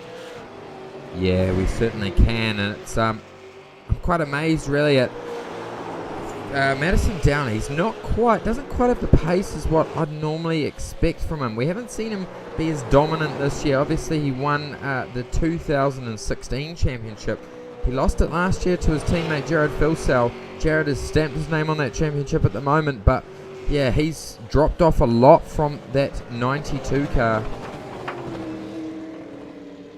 Yeah, he certainly has. And, a little bit of oversteer from Jared Filsell on the exit of the elbow. Rogers almost followed him there too. They get so close to that wall on the exit of the elbow, it's insane. The gap is continuing to close. I know I've said that quite a few times, but it's under half a second. Repeating it if it isn't continuing to close. There we go. Yes, you're exactly right, Reese. Under half a second now. 0.349 as they came down the chase there. So this is going to be on. I tell you what, normally we see them race on tracks with a little bit more runoff than what we have here at the famous Mount Panorama. These guys are going to turn on a show, I can almost guarantee you. Yep, lap 100 has been completed. No, lap 100 has been started, sorry. Reese Gardner error once again. Jared Filsell versus Josh Rogers. Under half a second between these two. I tell you what, I'm going to jump on board with the Josh Rogers car as he comes over the mountain. Closing in tremendously. How much he draws up to Filsell in the braking zones. That's exactly right. You can see how confident. We were just talking about it before with Forza Nabi. Rogers has the same, and there again, he's so confident. So it is always a little bit easier, though. You must know this as well, Reese, that when you are behind a car, it is a little bit easier to judge that braking distance and gain. But that is a phenomenal amount that he pulled on there. Although Jared is very confident over this part of the track, you can see him just so much smoother there. Rogers getting on the throttle and going a little bit squiggly in the rear. Yeah, it just seems like Filsell has a little bit extra on exit compared to Rogers. You can definitely tell on corner entry, down in the brakes, Rogers definitely has the edge. But once they came up over Reed and Sulman out of the cutting, Rogers made a couple of mistakes. Ooh, and Phil bit of a lock there. Yeah, and I'm noticing that with all the TTR cars. There we I go. saw Jones doing that. I saw Blacklock doing that. I saw Harvey doing that. I think that's a quirk with the Trans-Tasman Racing setup. Yes. They just lock the brakes a little bit coming into the elbow, maybe just to assist in rotating the car for that apex. There we go. He's got the run, though. Yeah, he's he's got backing the run. off. He's backing off. So we're seeing him using that fuel strategy to his advantage now. He's just hanging on the back there going, Jared, you stay up front, mate. I'm just going to save that milliliter every lap. And when it comes to the end of the race, I'm going to get that 2 second shorter stop. I'm going to be able to take this race lead from you. Yeah, certainly. Well, I'll tell you what, the TTL car, as well as the Trick Sim Sports car, are the two cars in the field that I've seen that are the absolute best under brakes. Just absolutely no complaint from the car whatsoever once the stop pedal is on full. Because we'll see what happens here when they come up to Griffins. Just have a look at this. Rogers drawing right up to the back of Filsell towards the apex and being able to maintain a little bit of that momentum as well. That's just fantastic braking performance from the 92. Yeah, and so you can see the cutting exactly. You're exactly right. But this is where Jared is a little bit quicker. He gets that exit out of there, and this part of the track is where Jared really turns it on, and he pulls a lot more speed coming over the hill. I think, right, yeah, so there you go. That's where Jared really starts to get it. So he's carrying more momentum over the hill here, which has given him that banker for the straight and into the braking zones. Yeah, that's exactly right. And Rogers actually going a little wide, actually, through those right-handers. So obviously not placing the car exactly where he needs to. I tell you what, Reese, these guys are phenomenal in this car. Yeah. You watch them every single lap. They get with, oh, there we go, another big lock up there for Filsell. So you're exactly right, Reese. These Trans-Tasman cars are set up completely different to everything else. They potentially have a little bit more front bias wound into it, but it is locking, which is going to entail wear that front left, which you need that left-hand front tyre for a lot of the corners on this track. Yeah, you certainly do, but Filsell actually gapped Rogers slightly down the straight, so I get the feeling that this is bit of a stalemate between these two drivers at the moment, and you know what? These two guys are operating at their absolute best, and Phil Sell going into the pits, There we Rogers go. following him in. This could be a deciding factor in the race at the end of lap 101. I still reckon that Rogers is going to want to come out behind. He has the outright pace, right? So he's going to play the smart game here, and he will sit behind until that last stop, and that's when he is going to make that move and really try and pull that gap. Yeah, that's right. So Wayne Burke goes through into the lead of the race. I think Madison Down actually followed these guys in. Yeah, he has. Yes. There he goes. He's in the box. There we go. So that 2-1-5 car, Luke Harvey, Sam Blacklock has stayed out. They are currently sitting in P3. Forza Al Nabi now into P2. Wayne Burke in that P1. So actually, looking at that gap between Al Nabi and Wayne Burke, he has closed that. Yeah, he definitely has. But eyes are on Jared Filsell and Josh Rogers in the pits. Rogers is away. Filsell still stopped. Okay. Rogers jumped in. Okay, so I was slightly wrong there. But has this given enough of a gap? Alright, so Jared's going to be stuck behind some cars here. Maybe this might be able to give him a little bit of space here. Or is this car actually going to give up to Rogers? Yes, he is. He's playing the smart game there. It's although there is a bit of a gap. Too, considering that RRT is allied with TTL. Yeah, you're exactly right. So there is about 2 seconds gap between Rogers and Phil Sell at this point. So this is going to work into Rogers' favour. We did see that pace from him before they came into the stop. Now the strategy changes whereby he needs to try and pull that gap from Jared Filsell. Yes, indeed. And if any driver can do it, it is Josh Rogers. We'll see what kind of laps he can do straight out of the pits. Filsell with a bit of drama across the top, stuck behind Jeremiah Morton and Stephen Varga. Morton lets him go coming into Skyline, but this has really hurt the number one here. Yep, there we go. So this is exactly what you don't want. 2.4 seconds separating.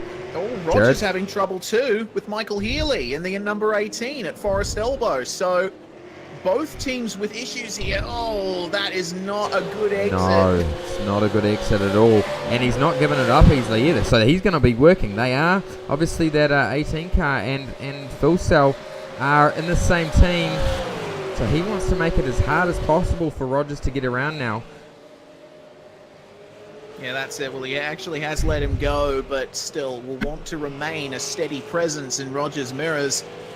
So Phil Sell now quite a ways behind Rogers, and the number 92 car, this has been the absolute best that the situation could have worked out for them.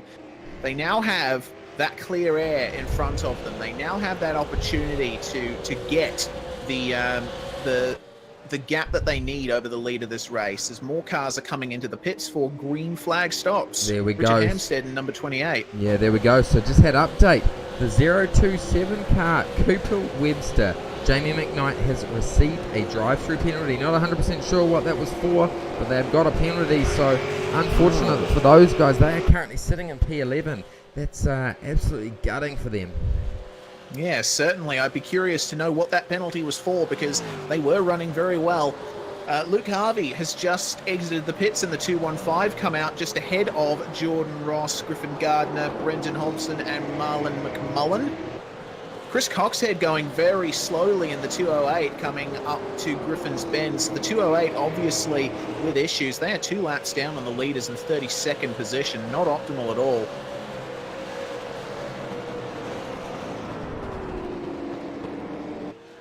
So Marlon McMullen now fighting with Brenton Hobson and Griffin Gardner.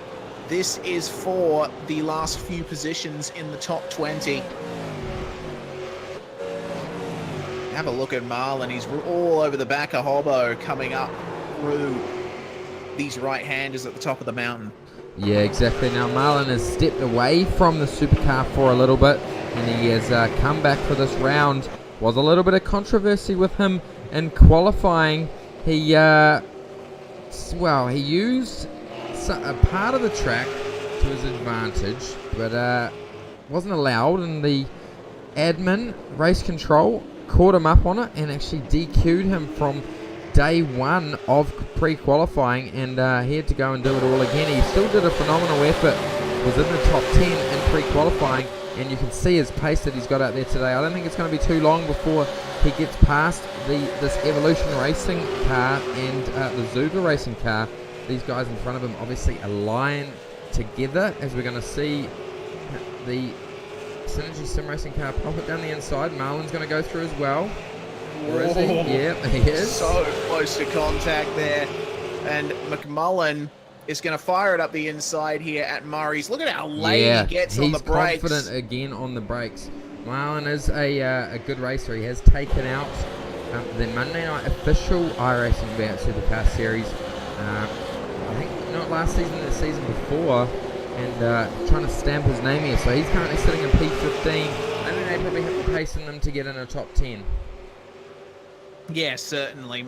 You know, in that MJM racing car, Marlon and James certainly have the pace to challenge for a top position in this race, and so now McMullen, his next target is going to be Jordan Ross. Currently leading though is the number 89 car, Wayne Burke, in the Trackstar Racing entry, just making his way there past Wayne Pendley in the Middle Finger Racing 019. Behind him, Bruce Kiley and Jake Burton battling for 12th on track right now. There we go, Jake Burton. He's always having a look. Oh, he's having a look. That was a very confident place. Yeah.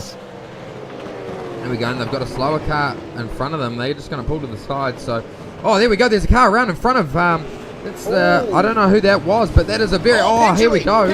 There we go. The track is blocked. The track is blocked. That is very difficult spot for all of these guys. The track is blocked. This is terrible. I'm going to go back and get a replay of that. We're going to have a chopper view from that. No. Yeah, certainly. What on earth happened there, and why is there not a safety car? There we go. There's the safety car. So this has changed the race for quite a few guys. There we go. Safety car out. So this has brought something else into the mix as well. Just got a chopper view on Jake Burton's car. They had to go very wide there. So, that was not a good spot for them. It was Stephen Lattimore. He actually lost it under brakes, and goodness me, probably would have been better off if he'd kept it. If he kept it on the outside there, but goodness me, that ended up collecting the 215 car. Yeah. Luke Harvey with big damage, and now he's stopped on the inside of Murray's corner, Luke Harvey. So the 215's race has gone completely upside down. That is heartbreak for those guys. I tell you what, they had some great pace there. They were, we saw Sam Blacklock in the stint before. He was right there. He was challenging for the lead.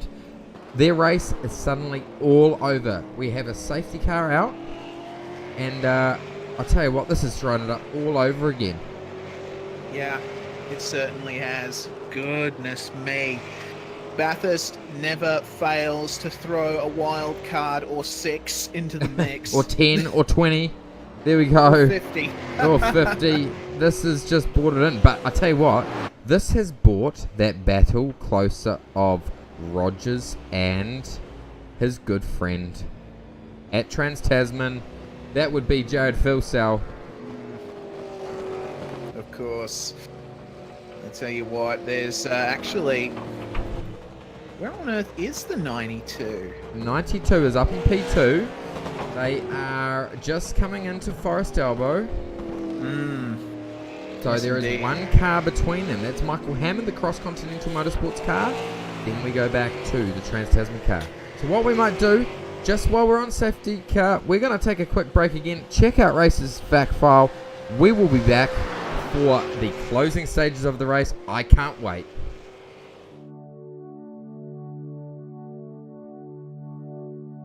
Nestled in vast, picturesque country New South Wales, right next to the big town of Bathurst, to many motorsport fans, Mount Panorama Circuit needs no introduction. It is the Australian racetrack, the place where people plan pilgrimages, The Southern Hemisphere's answer to Spa, Suzuka and the Nürburgring, all in one insane piece of road. It is fast, it follows the terrain, and walls are close at all times. Only the best triumph here, both in real life and in sim racing. Mount Panorama is subject to more waxing lyrical and commentary cliches than any other track in Australia, but suffice to say that that is not without very good reason. Like many of the tracks we visit for the V8 Supercar Online Premier Series, Bathurst's history of motorsport goes much further back than is immediately apparent. There has been motor racing activity in the area surrounding Bathurst since the start of the 20th century. The first circuit used in the region was the Peel Circuit in 1906, connecting the towns of Peel, Clear Creek and Kelso. The second was the Yetholm Circuit, a triangular loop around the localities of Kirkconnell, Meadow Flat and Sunny Corner. This track entered use in 1914 as the host of the first ever Australian Motorcycle Grand Prix. The third was the Mount Horrible or Sunny Corner Circuit in 1926, which combined parts of the former tracks and extended all the way up to Palmer's Oakey to create a massive 100-kilometre loop. And finally, during the 1930s, racing was held on the Vale Circuit, a track shooting through paddocks pretty much right next to the future site of Mount Panorama. Bathurst, as we know it, had its beginnings in the Vale Circuit period. The Mayor of Bathurst, Martin Griffin, wanted to create a permanent home for motor racing in the region, to construct the greatest circuit in the world.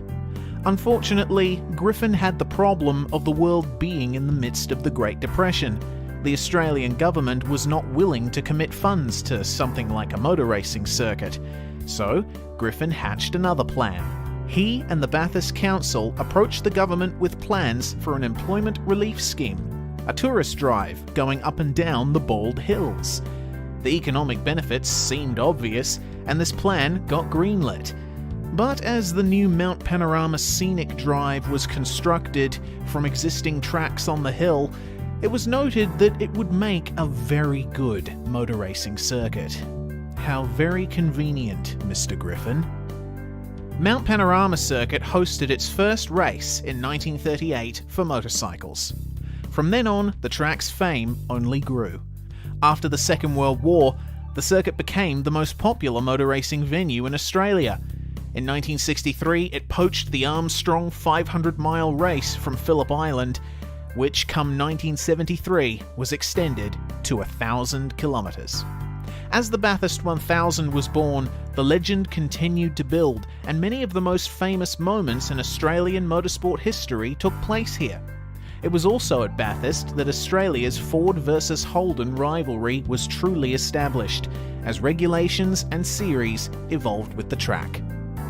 The 1987 Bathurst 1000 was selected as a round of that year's World Touring Car Championship, but changes had to be made to comply with the FIA's new rulings, which stated that they would not sanction races at circuits with straights longer than 2 kilometres. The Chase was constructed in response, but that remains the only layout change made to the circuit.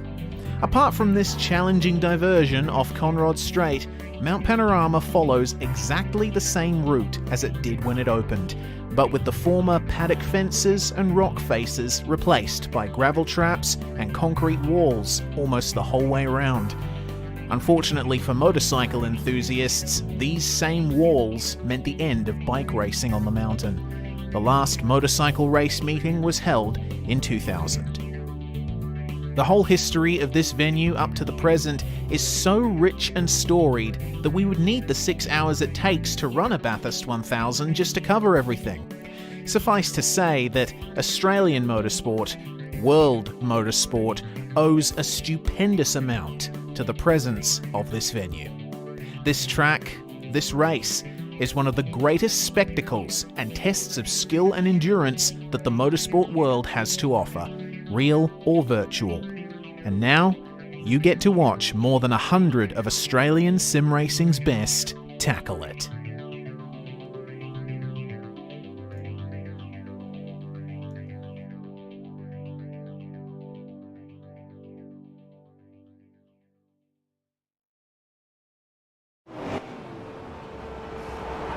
the iRacing Esports Network. This is the Virtual Racing School V8 Supercar Online Premier Series. You're watching the Bathurst 1000. Reese Gardner and Scott Fountain in the commentary box here. Currently under safety car after a caution brought out by Wayne Pendley. And more drivers caught up in his incident.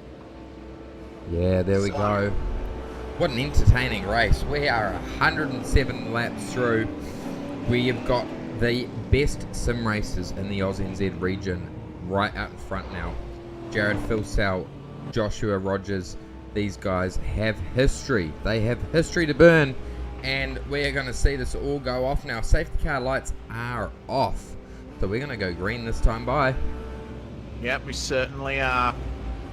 The safety car making its way through the S's. So, Jared Filsell currently running in second place. Josh Rogers will be leading the way. Now, it's crucial because before the caution, Rogers was able to jump Filsell in the pits. So now he has the opportunity to eke out a bit more of a gap again. I'll tell you what, that safety car, he still hasn't learned to drive over all of these years. Coming into Forest Elbow, he always manages to clip that wall every lap. Yeah, he certainly does. I mean, I'm wondering if we should hand him his 2 weeks notice now or something like that. It's not acceptable anymore, Fonty. No, honestly. It's really not. And one thing that we don't have to worry about is old kangaroos running across the track. In the virtual world, we may see a safety car if that was the case. Well, don't say that too loud. iRacing will come down to Australia to laser scan some roos next. Oh, mate, I tell you what, that'll bring something new into the service, wouldn't it? Roos jumping across the track. Lap 108, we see a Roo come across the track and collect a car. Waiting for Dave Kamer's announcement of the new hopping model. There we go. You heard it here first on V8s Online, but what you are going to see first coming into the last turn is that Hyper Simulator TTL Esports car of Josh Rogers. You can see how close his good mate behind of Jared Filsell is sitting there. He is intimidating him. He wants to know that he's there. And if Rogers makes a mistake, Filsell's going to take advantage. And Rogers is gone. He is gone earlier than what Jared Filsell had on the last restart. He wants to get that jump. Well, looks like he's managed to get it done. Coming to turn one again for the 108th time. There we go. Seems fairly reasonable throughout most of the field here. Single file for the most part. There we go. So, everyone getting pretty cleanly through as we saw it on the last restart. Everyone got over the mountain reasonably cleanly. We are seeing them come up the straight. We're seeing a few moves happening there. Back for P14, P15, P16 as we're going to see one of those cars run very close to the wall there. He is lost out massively. Yeah, that car running out against the walls, Brock Cadeye in the All-Star Motorsports Young Guns, that car is actually 4 laps down on the leaders, so he needs to let all these guys by. Very awkward here for Ryan O'Sullivan in the number 26. It's especially awkward for Mr. Cadeye. Like, he has absolutely nowhere to go to try and let these guys by. He is going to do it up at the John Hinksman Vista. But the Trick Sim Sports car starting to make their way back up through the field as there's an ocean of cars making their way down this river that is the S's and Forest Elbow at Mount Panorama. Almost contact between El Nabi and Johnny Brandon. There we go, very close. Meanwhile, up ahead, Thomas Hens making his way past John Latham coming into the chase. Latham also a lapped car, letting by the guys on the lead lap. So it's certainly quite the race that we've had so far, Fonty, and one of the casualties of that last there we go. portion. Sorry, Reese, to jump in there. Phil Sell has responded. He has just done the fastest lap of the race again. 206.501. So Phil Sell, he wants that top step of the podium. He is trying to chase down Josh Rogers. Yep, he certainly is. And that top two have broken away from the rest of the field. That number 89 car with Wayne Burke at the wheel is still battling with the 77, which is now piloted by Jake Burton. Just riding on board there with Jake Burton. He is very close to that car in front. Just going to stay on board with him coming over the hill. Very good pairing between Jake Burton and Madison Down. Those guys, I think, personally, I feel that they are the strongest driver pairing. Maybe not outright pace for the top, the lead driver.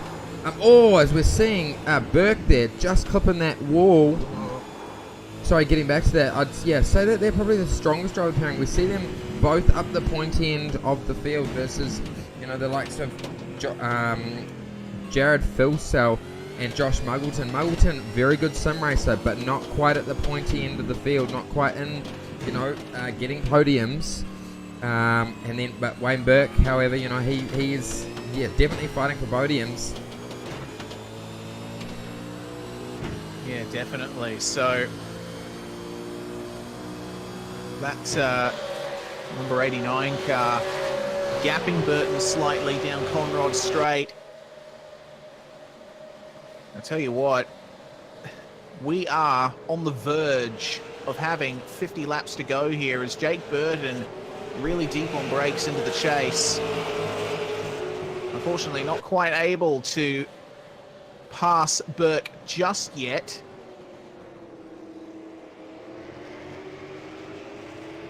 Mullen McMullen, meanwhile, has found himself in 5th, just in front of the number 143. So McMullen and Scott in that number 85 putting themselves in the box seat for at least a top 5 come race end. Yeah, you're exactly right. We touched on Marlon previously, and they'll be wanting that top 5. They have the pace to do it. Yeah, they most definitely do. There's a bit of a gap left to go until the Burton-Burke battle. Both Burton and Burke faster than McMullen on the last lap, so... Oh, I'll tell you what, this battle up right up front, though. Yeah. Look at it. Definitely. This is on. We have got Jared Philsow responding to Joshua Rogers there, coming over the hill now, riding on board with Jared Philsow as they're coming down the hill. So committed, these guys. You can hear it on the rev limiter. Yeah, you certainly can. Philsell just minorly locking the brakes as the car almost goes airborne through the dipper and on the run into Forest Elbow. So just deep here. I just heard Rogers slightly clip the Philsell slightly clip the wall there. Coming into Forest Elbow. They're pushing super hard right now. Down Conrod Straight. Lap 110. And Philsell in the draft. This is a good opportunity for him to save fuel once again. We're getting up to that point where those final pit stops, that splash and dash right at the end is going to make all the difference. Right, you're exactly right, Reese. It is going to make all of the difference. And Philsell is in the box seat to take advantage. He is closing in now under brakes. So there we saw the stint before where Rogers was behind. He was closing under brakes. Now you can see how much easier it is being that trailing car to just slide. Oh, and there we go. Mistake from Philsell. He has grabbed that right rear tyre. He has touched it on the grass, and it's cost him. He's got away with it though, because there is only half a second separating him. He was lucky there not to lose any more time, but Josh Rogers will be able to see that in his relative screen that he has made a mistake. So potentially giving him a slight little bit of breathing room, although he's caught himself up there at the end of turn 2. Yeah, certainly has. And I mean, it's at this stage of the race when you're just coming up to that last, the last third of the race that you really start to feel the pressure. You start to feel the fatigue get to you, and that's when drivers make the most mistakes, honestly. So Phil Sell just needs to rein it in a little bit, be a bit more aware of where the car is placed, and that will help him to stay with Rogers. Obviously, he doesn't really need any advice from me, but still, those tiny little mistakes can really hurt your campaign. Yeah, it certainly can. Looking back at this battle though, Reese, for P12, 13, 14, we have got 2 All-Star Motorsports car and a Trixon Sports car right in this battle here. Yeah, we definitely have, and the trick car is fighting to get past the 018. Kyle Stokes at the wheel of that. So Forzan El Nabi in the 097. We saw him make some real hero braking maneuvers. Might he be able to get past? I think he will. He has got the run. Look at it now. We're riding on the front bonnet cam. He's looking. Oh, such a difficult place to get past and do it confidently, but he's going to get it done. There we go. Move done. Yeah, that is, yeah. Closing right on the back of Gardner now. Oh, yeah. Have a look at the run that El Nabi's got. He's just able to carry so much momentum. There we go. Gardner dropped the wheel off on that left-hand side, and he's going to get the job done here now. I tell you what, fantastic driving here from Forzan El Nabi that we're seeing in this race. Yeah, it's a bit crazy how much momentum he's able to carry here. Gardner's going to try and come back at him. No, he's not. He's just going to yield coming into turn 1. Not worth extending the fight at this point. Still got quite a bit of race distance to go, but Forzan El Nabi once again making those moves that he needs to make and proving to be one of the best outbreakers in the field right now. He is, yeah. He's done a fantastic job, as we're seeing now that SSR car looking up the inside of the Zuva. Yeah, we are. It's pretty good stuff there from Kyle Stokes. Have a look at we have missed a passing spot there. P3, P4 have swapped positions. Yeah, Joe Burkett. No, sorry, my mistake. Jake Burton has got past Wayne Burke. That's exactly correct. So now Jake Burton, we saw that he had quite a bit of pace, and I guess he's been unleashed. So we'll see how well he can gap Wayne Burke, if he can gap him at all, or will Wayne Burke be able to stay within that draft, save a bit of fuel, save a bit of time. One person who is catching the car in front of him, though, is the car of Jordan Ross is catching Marlon McMullen. 0.4 of a second separating those two. We are running down the big, long straight at Bathurst. Will he be able to close up and make a move? Probably not close enough at the moment. Yeah, very much not close enough, but you could see that Jordan definitely has the advantage over Marlon in terms of outright pace. And you can see he's actually gaining a little bit on the exit of the chase as well. There we go, and a battle a little bit further back as well. The Kyle Stokes, Griffin Gardner. Yes, indeed. Those guys still not letting each other go. The battle between Joe Burkett and Brenton Hobson as well. We're actually seeing quite a bit of 2-3 car battles forming at this stage in the race. This is about what we'd see 10 laps into one of our regular rounds. Yeah, you're exactly right. Those guys, smooth operators. Brenton Hobson, absolute legend of a guy.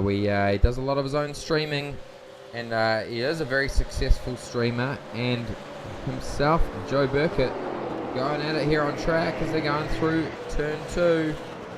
So close to the wall there for Hobson. I'll tell you one thing else. Wayne Burke is not letting Jake Burton go. It's quite interesting seeing how close he's managed to stick to the number 77. Meanwhile, they've still got the battle between Ross and McMullen going on behind them. That's a proper fight now. So these 2x2 groups forming in the top 6.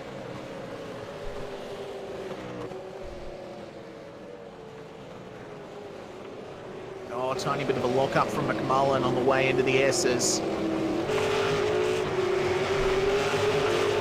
Got to really take care there. tell you what, this corner that they're coming through now, Forest Elbow, what an amazing corner. I tell you what, when you get it right, you feel great, but it is so hard to nail every single lap. Yeah, it Hey, definitely there we is. go. The battle's on out front, is it? Oh, yeah, it is. Jared Filsell actually catching up to Josh Rogers once again, but still pushing the edges of the track quite a bit is Jared. So we'll have to keep an eye on that one, but you can see he's starting to really close up to the back of Rogers again. You see how deep he went into Murray's.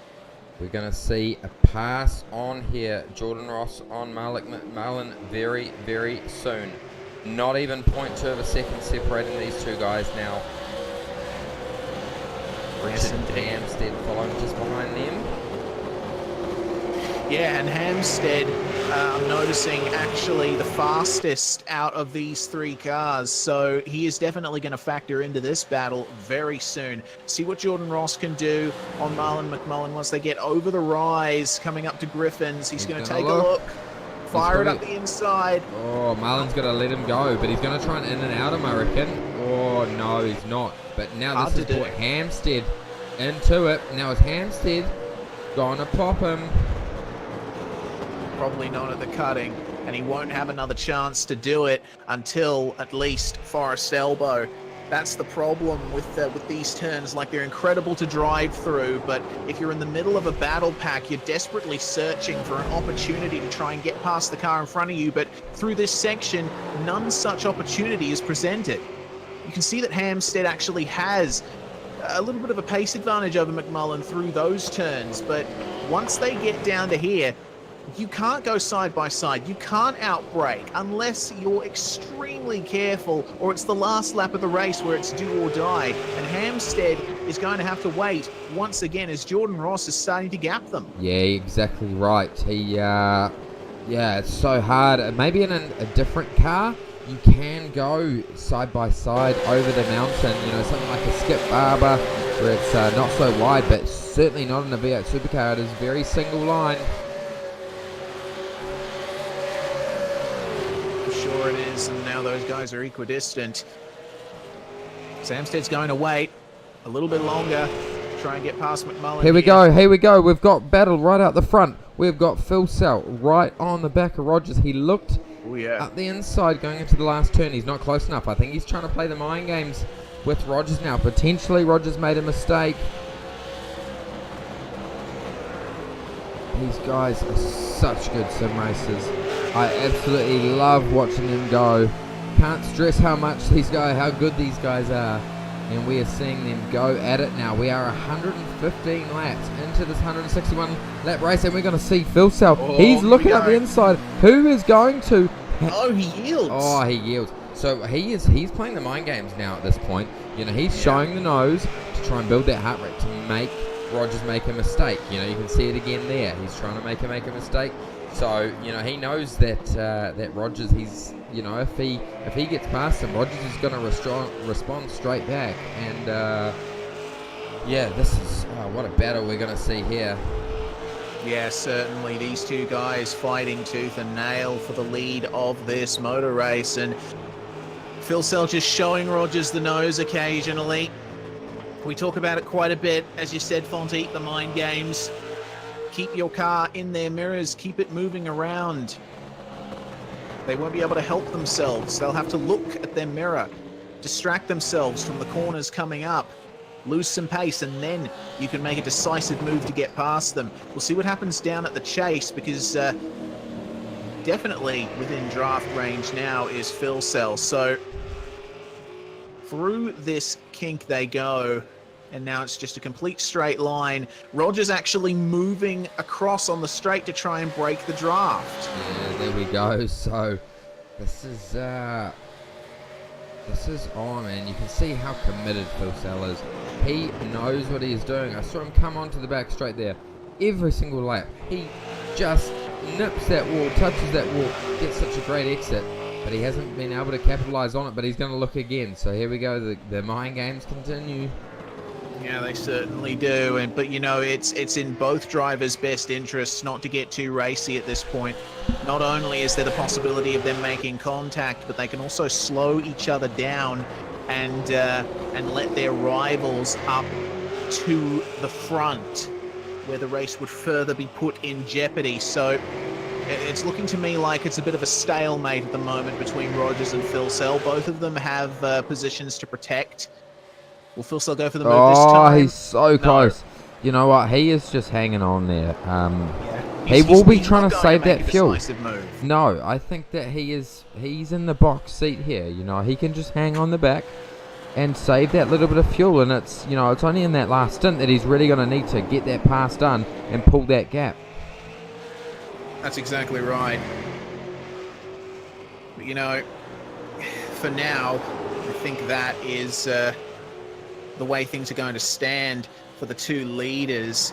It seems like stalemates all throughout the top 10.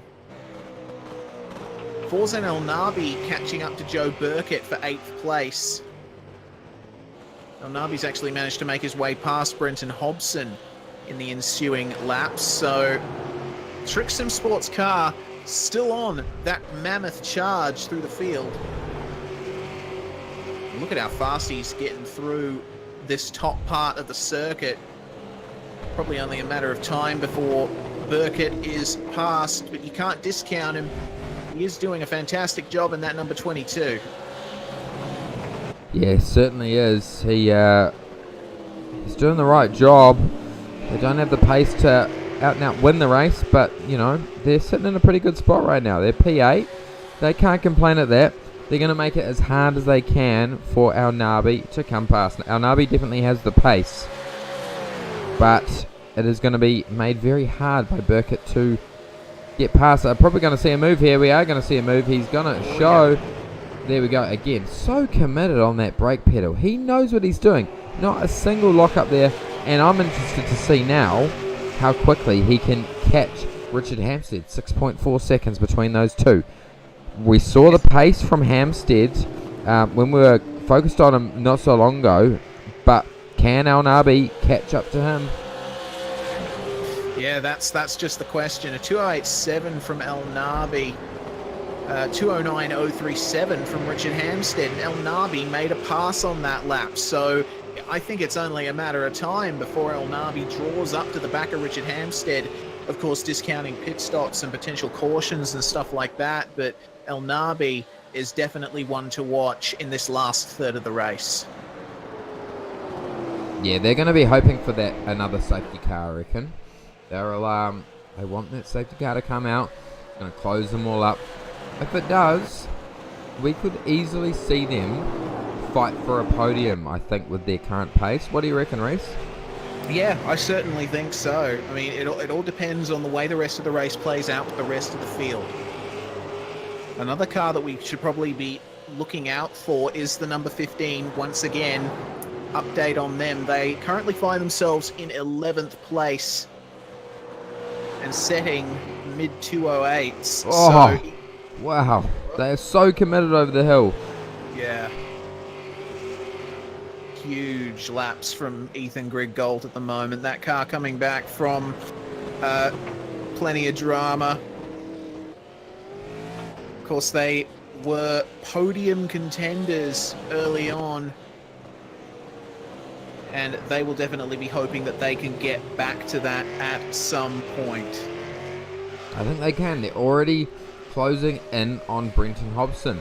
It was 5 seconds just when we focused on them. It is under 5 seconds now. 4.8 to Brenton Hobson. So they have a lot of pace right now. They definitely do. That battle for the lead continues to stay as it was. Meanwhile, Phil Sell just running behind Rogers at this stage. Just focused on this battle. A little bit further back now. P6, P7, and P5. Jordan Ross, Marlon McMullen, Richard Hampstead. Yes, indeed. 3 drivers who all have their own fair share of skill and racing nous in the V8 supercar. McMullen having a little bit of a look at Ross on the run up to Griffins and really closing up on him on entry. Now you can do that in Griffins. You can brake a bit later, use the camber of the corner to your advantage, all over the back of him on the run up to the cutting, but a move will not be on there. Richard Hampstead, meanwhile, he's hanging back there at the back of this pack, just looking for a place to slot himself in.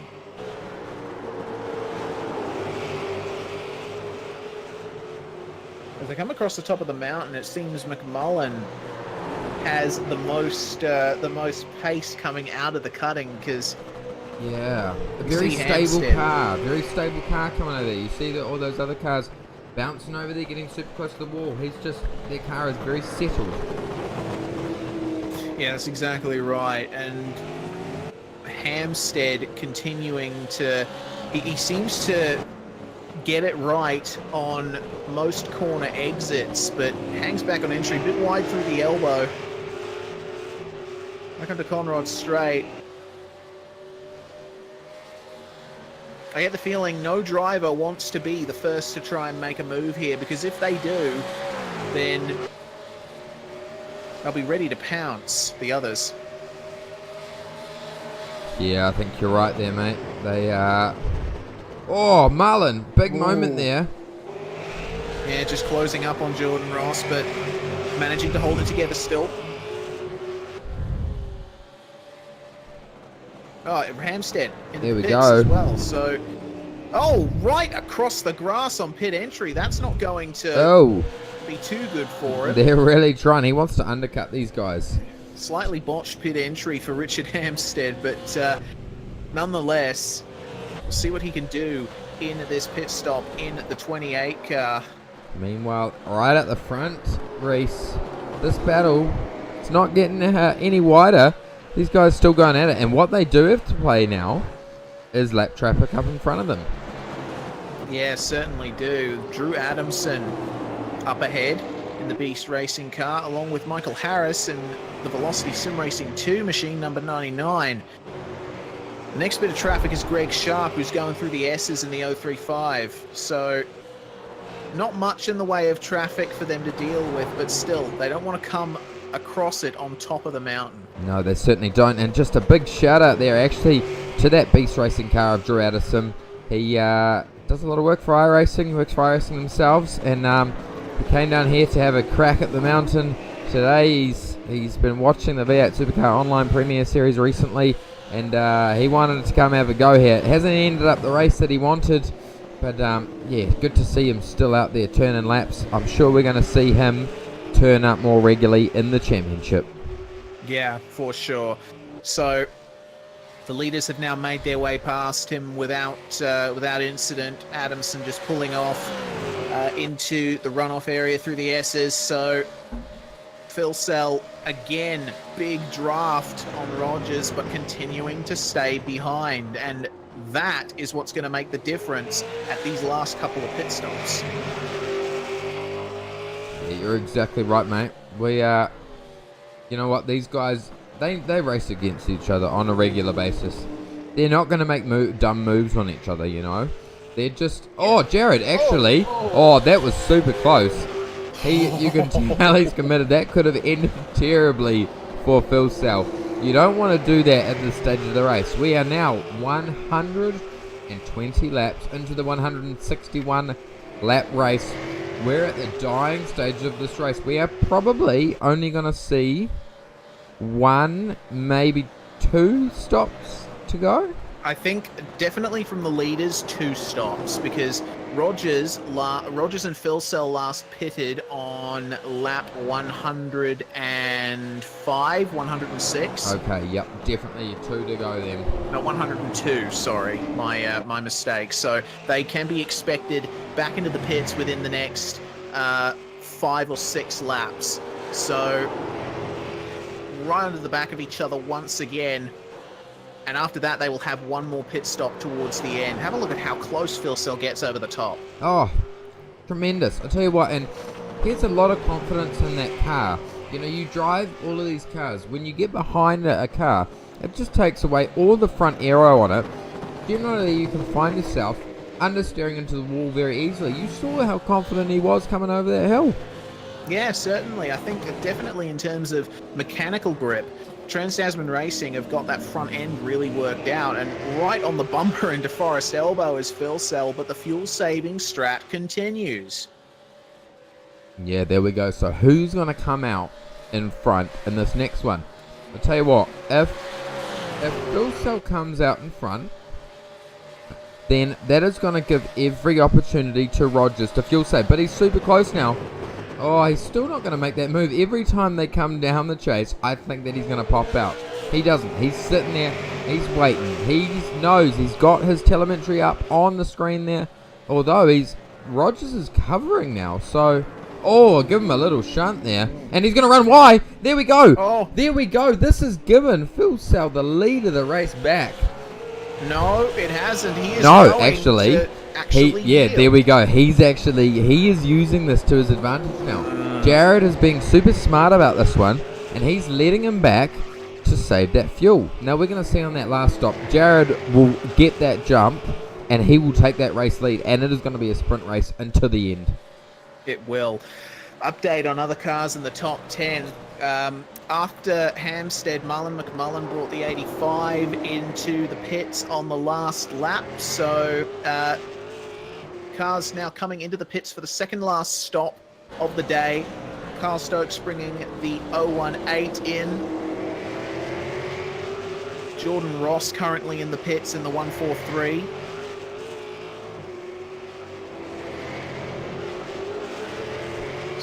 Just looking back at that 027 car of the Evolution Racing team.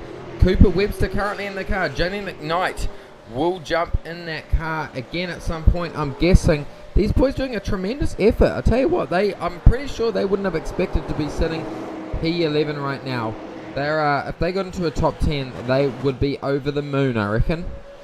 Yeah, certainly. It would be an awesome way for their race to finish off after they got a drive-through penalty earlier on, which put them on the back foot slightly. So for them to be competing for a top 10 at this stage is pretty good, I have to say. Meanwhile, Jordan Ross has just come out of the pits behind Guy Leach, who lets him go into the cutting. That stop has actually resulted in Marlon McMullen getting a huge jump, so much shorter pit stop, evidently. Yeah, exactly right. 5.4 seconds separating Jordan Ross and Marlon McMullen. So potentially, there we go. Sorry. Yeah, no, that's all right. We're 5.3 seconds separating those. Although Elliott Smith has just been passed by Marlon. But yeah, Marlon was potentially they've slightly cut down on the fuel. I'm not too sure, but he did seem pretty comfortable behind Jordan Ross. Yeah, Didn't he really did. make any big moves to pass, so was probably doing the major fuel save and just compensating for that with that shorter stop. And that's exactly it, Reese. This race, it isn't just a sprint race. You have so much to think about. You have to think about 161 laps of saving enough fuel to only have that leader left when you cross the line. Yeah, that's it. As long as the car is still accelerating once you cross the line, even if you stop accelerating a little bit before the line, as long as you keep the position, then the car's done its job. You don't need to do any more than that.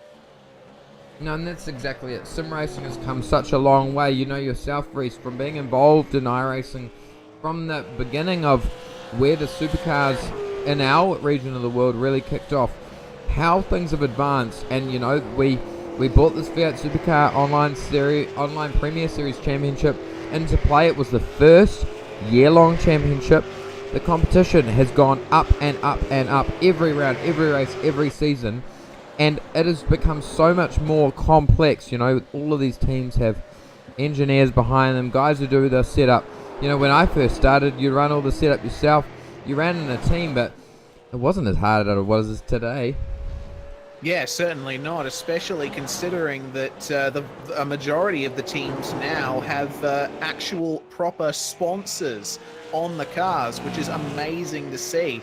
And seeing a race like this go off is just testament to what sim racing has become in the last few years. Looking at the leaders, Phil Sell got a really good jump out of the chase and is starting to move around in Rogers' mirrors again. Yeah, you know what? I don't think he's going to make the move. He's just going to hang on there. He's using this fuel to his advantage. Although we can't quite hear it in his fuel saving, he knows he is a very, very smart operator. He will be saving that tiny bit every lap. All he needs to do is save 2 litres. He needs to get a 2 litre jump on that competition in front of him. Although he's popping out now, he might make a move here. He is going to make a move. Yeah, what? Okay. So, obviously, he was driving to a number up until now. Yep. There we go. Move is done, son. Well done to Jared Philsow. Now, these two guys. Oh, this battle, mate.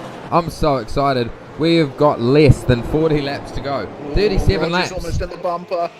37 laps of the Bathurst 1000. V8SCOPS 2018. Oh, mate, I'll tell you what, Reese, this is going to be a thriller right down to the end. We have Jared Philsow leading the race. Joshua Rogers in P number 2.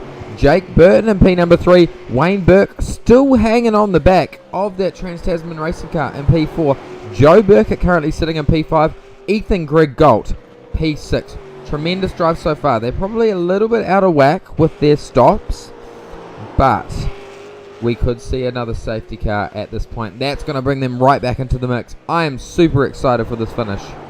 Yeah, certainly. Whichever way you look at it, there's going to be quite a lot at play today at Bathurst. So, oh my goodness, I've just taken another look at the leaders. Phil Sell, look at how much he's managed to gap Rogers. He's really turned it on. He has. So, he has saved that rubber, that little bit, every lap. We are going to see a pit stop happen very soon for these guys, though. He wants to try and get that banker as much as he can before he pulls into the pit lane, though. Yeah, that's exactly right. He needs that little bit of a buffer. Oh, dear.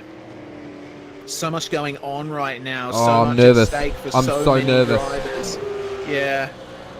You know, we've seen quite a few contenders at the start of the race fall by the wayside, but the number 1 and the 92 are among those that have managed to stick it out to the end. The 77, the 89, the 097, all in contention, all race.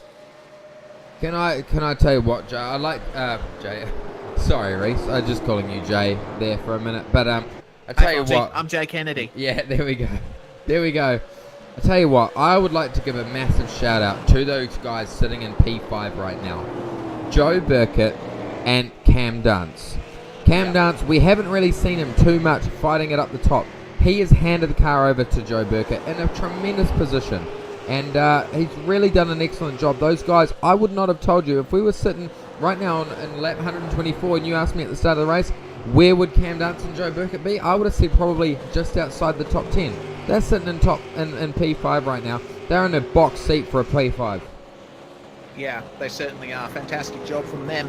Also to Lit Motorsports Red, the car number 23 currently running in 10th place, and the Evolution Racing Team number 26 car, who's just been brought into the pits. They started in 49th position, but they came into the pits in 8th, and they are making their second last pit stop of the night. Yeah, fantastic effort. That just shows, really, you know, this race is all about consistency. Consistency is key when it comes to any endurance racing, and especially the V8 Supercar Online Premier Series Bathurst 1000. That's exactly right. Ryan O'Sullivan bringing that number 26 car back out of the pits. So now we come to this final stage. Rogers and Phil Sell still staying out of the pits. Joel Kenton brings it in from 36th place behind them. Jake Burton in the pits now. Wayne Burke staying out. So that's that battle done. And I tell you what, that is that's commitment there. He knows he needs that spot. He was not backing out of there. He needs to make it. Yeah, Kenton was pretty pedestrian going into the pits there. I don't know if Burton expected him to go that slowly into the stop, but this is part of what will define the battle for P3 and P4. Wondering if Wayne Burke is going to respond with a stop on the next lap. I think you probably almost say it. I reckon we're going to see Rogers and Philsell come in at the end of this lap. They're on lap number 23 of the stint, so they're not going to get much further than that. These guys are going to respond to each other in the exact same way. Philsell's going to come in, Rogers is going to come in directly behind him. We're going to see that right into the last stop. Yes, indeed. Also in the pits is the 22. So, Joe Burkett bringing that one in. Got a few cars undergoing driver changes. Jamie McKnight hopping back into the 027 car, taking over from Cooper Webster. There we go, Jamie McKnight. Big shout out to him. Big hand, big help to us this weekend, hosting us for this event. We're coming to you live from his house here in Sydney, and he has done a tremendous job out there today on track. Yeah, certainly. He's been out there plugging away with Cooper, and they've gradually fought their way up the field, so it'll be interesting to see what they can get out of this in the final 2 stints of the 1000. So, Philsell and Rogers coming through the chase now. Will they pit together? Oh, a little bit of oversteer from Philsell. Just catching the grass once again. Here we go. Are we going to see them come in? We're going to see them both come in. Here we go. We called it. They're coming in. Who's going to get the jump here? I reckon. Oh, big oversteer from Philsell. Wow. Sorry. Oh. That's right. I reckon we're going to see Rogers play the smart game here. And we're going to see him come out behind Philsell. Yeah. Come into that last stop. We're going to see a race on. I can't wait for those dying stages of the races. We're going to see commitment from these boys. Exactly. It is in Rogers' best interest to come out behind Philsell here. So, in that final pit stop, he can make that jump. But Jared Philsell will be thinking the same thing.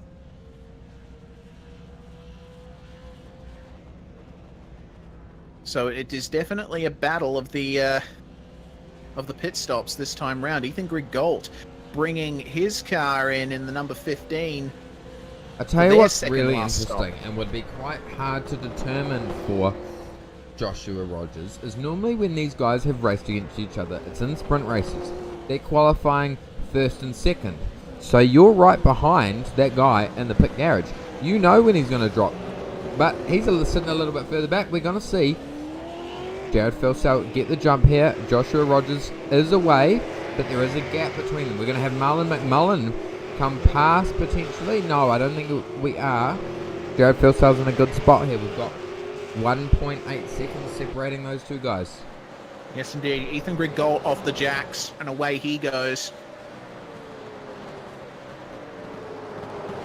He's going to come out just behind Joe Burkett in 17th place.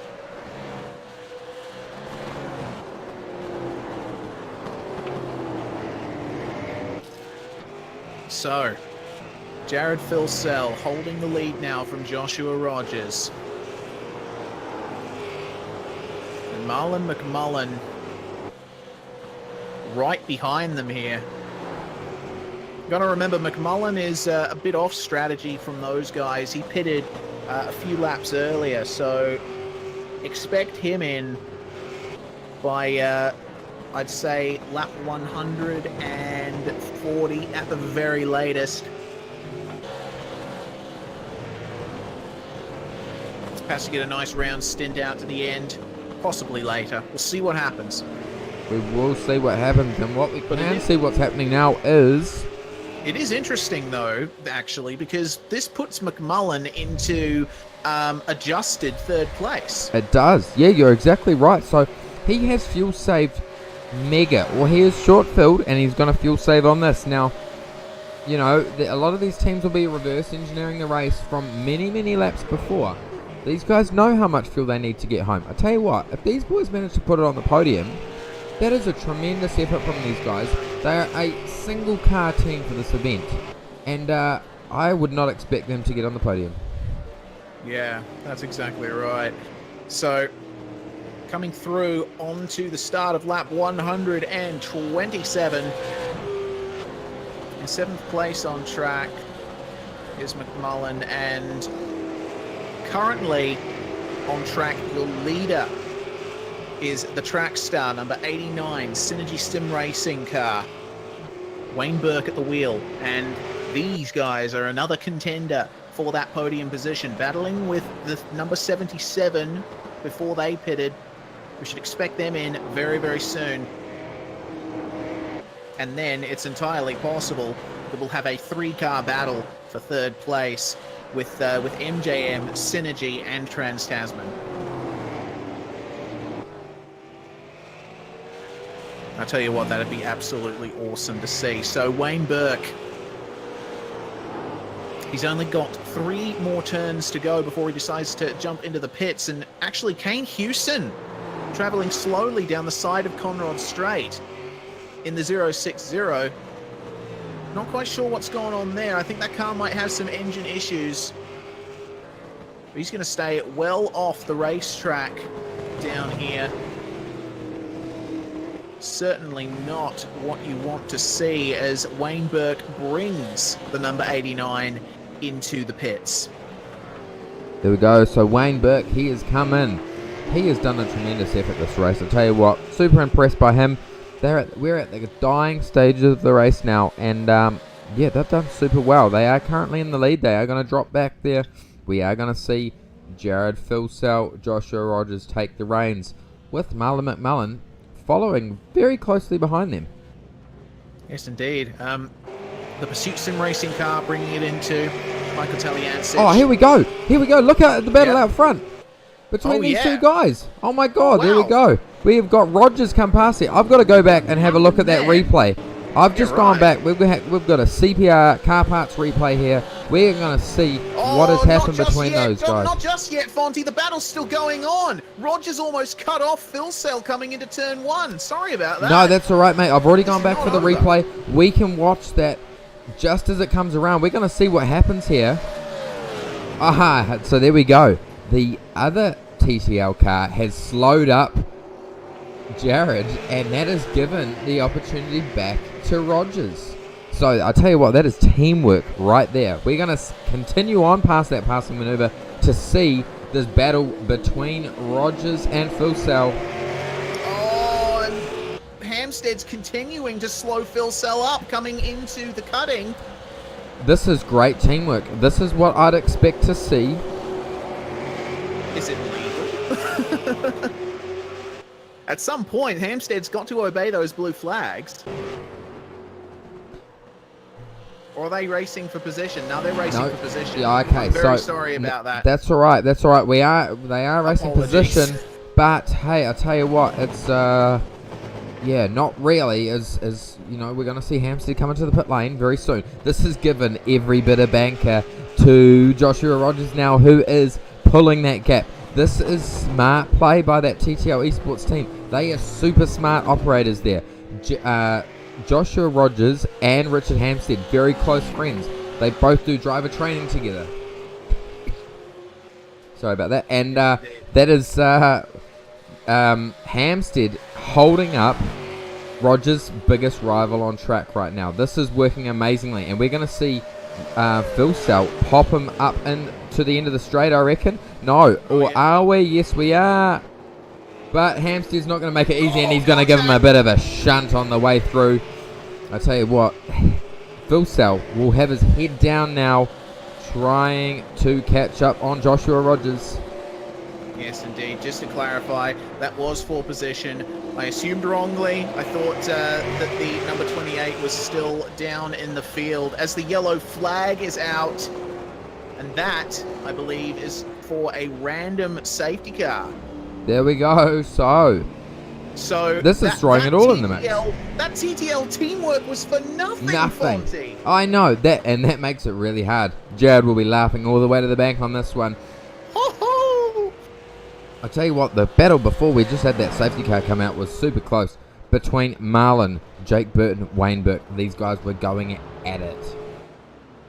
Yeah, they certainly were. And after this caution, my goodness, this is going to be amazing. The question is, the teams probably won't be able to make pit stops under this safety car, because then they would have to do a splash and dash at the end. They would. still. Yeah, exactly. So this is a no really one difficult pitting on the position for them. safety car.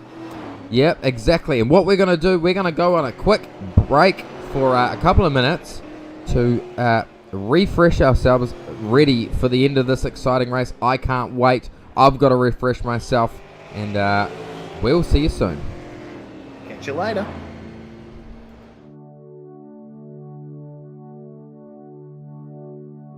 Nestled in vast, picturesque country New South Wales, right next to the big town of Bathurst, to many motorsport fans, Mount Panorama Circuit needs no introduction. It is the Australian racetrack, the place where people plan pilgrimages, the Southern Hemisphere's answer to Spa, Suzuka and the Nürburgring, all in one insane piece of road. It is fast, it follows the terrain, and walls are close at all times. Only the best triumph here, both in real life and in sim racing. Mount Panorama is subject to more waxing lyrical and commentary cliches than any other track in Australia, but suffice to say that that is not without very good reason. Like many of the tracks we visit for the V8 Supercar Online Premier Series, Bathurst's history of motorsport goes much further back than is immediately apparent. There has been motor racing activity in the area surrounding Bathurst since the start of the 20th century. The first circuit used in the region was the Peel Circuit in 1906, connecting the towns of Peel, Clear Creek and Kelso. The second was the Yetholm Circuit, a triangular loop around the localities of Kirkconnell, Meadow Flat and Sunny Corner. This track entered use in 1914 as the host of the first ever Australian Motorcycle Grand Prix. The third was the Mount Horrible or Sunny Corner Circuit in 1926, which combined parts of the former tracks and extended all the way up to Palmer's Oakey to create a massive 100-kilometre loop. And finally, during the 1930s, racing was held on the Vale Circuit, a track shooting through paddocks pretty much right next to the future site of Mount Panorama. Bathurst, as we know it, had its beginnings in the Vale Circuit period. The Mayor of Bathurst, Martin Griffin, wanted to create a permanent home for motor racing in the region, to construct the greatest circuit in the world. Unfortunately, Griffin had the problem of the world being in the midst of the Great Depression. The Australian government was not willing to commit funds to something like a motor racing circuit. So, Griffin hatched another plan. He and the Bathurst Council approached the government with plans for an employment relief scheme, a tourist drive going up and down the Bald Hills. The economic benefits seemed obvious, and this plan got greenlit. But as the new Mount Panorama Scenic Drive was constructed from existing tracks on the hill, it was noted that it would make a very good motor racing circuit. How very convenient, Mr. Griffin. Mount Panorama Circuit hosted its first race in 1938 for motorcycles. From then on, the track's fame only grew. After the Second World War, the circuit became the most popular motor racing venue in Australia. In 1963, it poached the Armstrong 500-mile race from Phillip Island, which come 1973 was extended to 1,000 kilometres. As the Bathurst 1000 was born, the legend continued to build, and many of the most famous moments in Australian motorsport history took place here. It was also at Bathurst that Australia's Ford versus Holden rivalry was truly established, as regulations and series evolved with the track. The 1987 Bathurst 1000 was selected as a round of that year's World Touring Car Championship, but changes had to be made to comply with the FIA's new rulings, which stated that they would not sanction races at circuits with straights longer than 2 kilometres. The Chase was constructed in response, but that remains the only layout change made to the circuit. Apart from this challenging diversion off Conrod Straight, Mount Panorama follows exactly the same route as it did when it opened, but with the former paddock fences and rock faces replaced by gravel traps and concrete walls almost the whole way around. Unfortunately for motorcycle enthusiasts, these same walls meant the end of bike racing on the mountain. The last motorcycle race meeting was held in 2000. The whole history of this venue up to the present is so rich and storied that we would need the 6 hours it takes to run a Bathurst 1000 just to cover everything.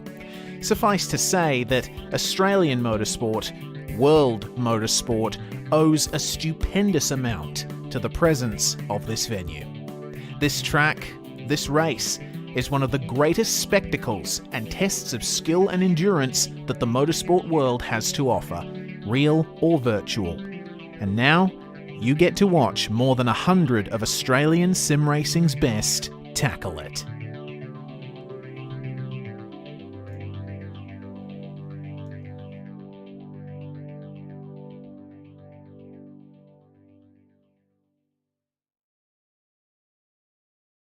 Racing Esports Network. This is the VRS V8 Supercar Online Premier Series under caution for what will likely be the final time in this race. We'll see what happens. There we go. It's going to be a awesome finish race. Yeah, we do certainly have is, a guest who is going to join us in the commentary box, however. And we would have Drew Adamson himself, all the way from iRacing. He's sitting in the United States right now. I'd hate to think what time it is there in the US. Drew, welcome to the commentary box. Hey, thanks for having me again, guys. No worries, mate. Thanks for coming in and racing. Hasn't been quite the race that you wanted to have today. The car's a bit beaten up, but have you had fun out there? A blast. Doing these kind of different races and series, you really start to gain an appreciation for the discipline. So I encourage all the iRacers out there to go and try these things. They're a lot of fun. They are a handful, and this isn't the best track for that to start at. For that, you have to work this way up, but nonetheless, it's been a total blast to blast around Bathurst. Yeah, well, yeah, what a fantastic track, and such an animal to tame around this track. I know myself, I've done plenty of laps around here in this car, and it takes a lot of practice to get it right. We saw you out there in pre-qualifying having a crack, and it's certainly different to driving a GT car or anything like that. Well, are we going to expect to see you in later rounds in this series? It's really piqued my interest to want to come back and to not only try the cars more, but to come back to Bathurst next year and see if we can do better and then keep on doing better. That hunger inside us sim racers is there right now, and it's a really good feeling. Even though, the race and the runs hadn't gone exactly how we wanted, you're still hungry for more. That's how you know you had a good time. Yeah, you're exactly right. And the V8 Supercar Online Premier Series creates a lot of hunger. These guys come back every round and want to do better and better, and the competition gets better and better. I think that the competition in this event this year is a lot higher than what we had last year. We're going to have a great race out there. This is we haven't seen the Beast Racing come out and race with us in the V8 Supercar Online Premier Series. You guys are going to continue to race in the series, hopefully? Well, it sounds like Simon, who's been my co-driver for this race, and bless his heart, has to put up with me all week trying to get me ready and coaching me up and preparing me as much as possible, but nothing can actually prepare you for this daunting task that is the V8 Supercars at Bathurst. So very much a lot of credit and kudos to him for working with me this week to get me, ready for it. And it sounds like he and I were discussing a little bit while we were doing one of our driver changes that we'll see about some of the enduros. I mean, it's very hard to do these here in the States as it's creeping up on 3:15 in the morning here. So, but for some of the more individual based things, it sounds like Simon has an interest in sticking around, and the Beast car may live on to be in this series as a full-time regular. Oh, that is excellent to see. Well, thank you very much for coming and checking out the V8 Supercar Online Premier Series. It's been really good to have you in the comms box to have a chat. We are about to go live for the dying stages of this race, and well, I'm sure we're going to see your car hopefully finish the race. That's the plan. So good luck, guys. It's been fun. I've enjoyed listening to you guys in between my stints. it's just been an overall great experience. Thanks for joining us, mate. We are going live now for the end of this race. I can't wait. This is going to be awesome, Reese. Yep, it certainly is. Rogers is away just before the apex of Murray's Corner as the green flag flies. So now it's back to square one for Jared Philsell and Josh Rogers. They are going to have to be extremely careful here, and Rogers, his goal is to try and pull out as much of a gap on Philsell as he possibly can, drive that thing 120%. Philsell's goal now is to attempt to stay within range of Rogers, and Richard Hampstead finding himself up in third place after all this time. Tell you what, it's pretty good for the number 28 guys. Oh, you're exactly right. As I was discussing before, saying I was talking to Richard Hampstead earlier today in person, and he said that he'd be happy with the top 10. They're currently sitting in P3. I tell you what, Rogers though will be wanting Hampstead to get past. Hampstead does have a slightly here we go. Oh no, hitting the Trick Sim Sports car. No, Hampstead round. Oh no, the track is almost blocked. He needs to get out of the way of the racing line. Don't stop, Richard. Go off to the inside. What are you doing? This is carnage. This is carnage.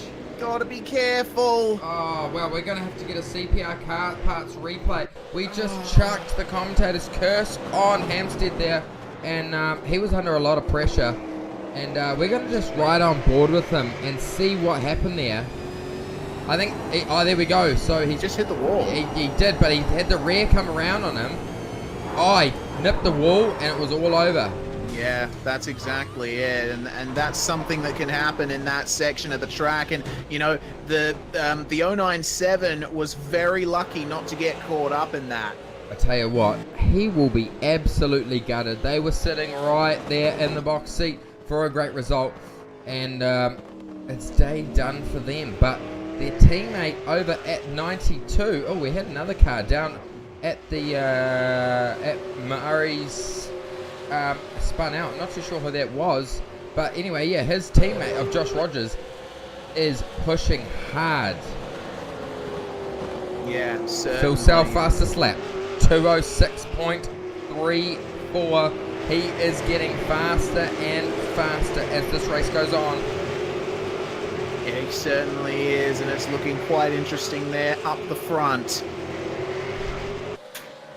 I tell you what, coming up that straight out of turn one, these supercars look tremendous as we're seeing a battle further back there with that's one of the Joe Burkett.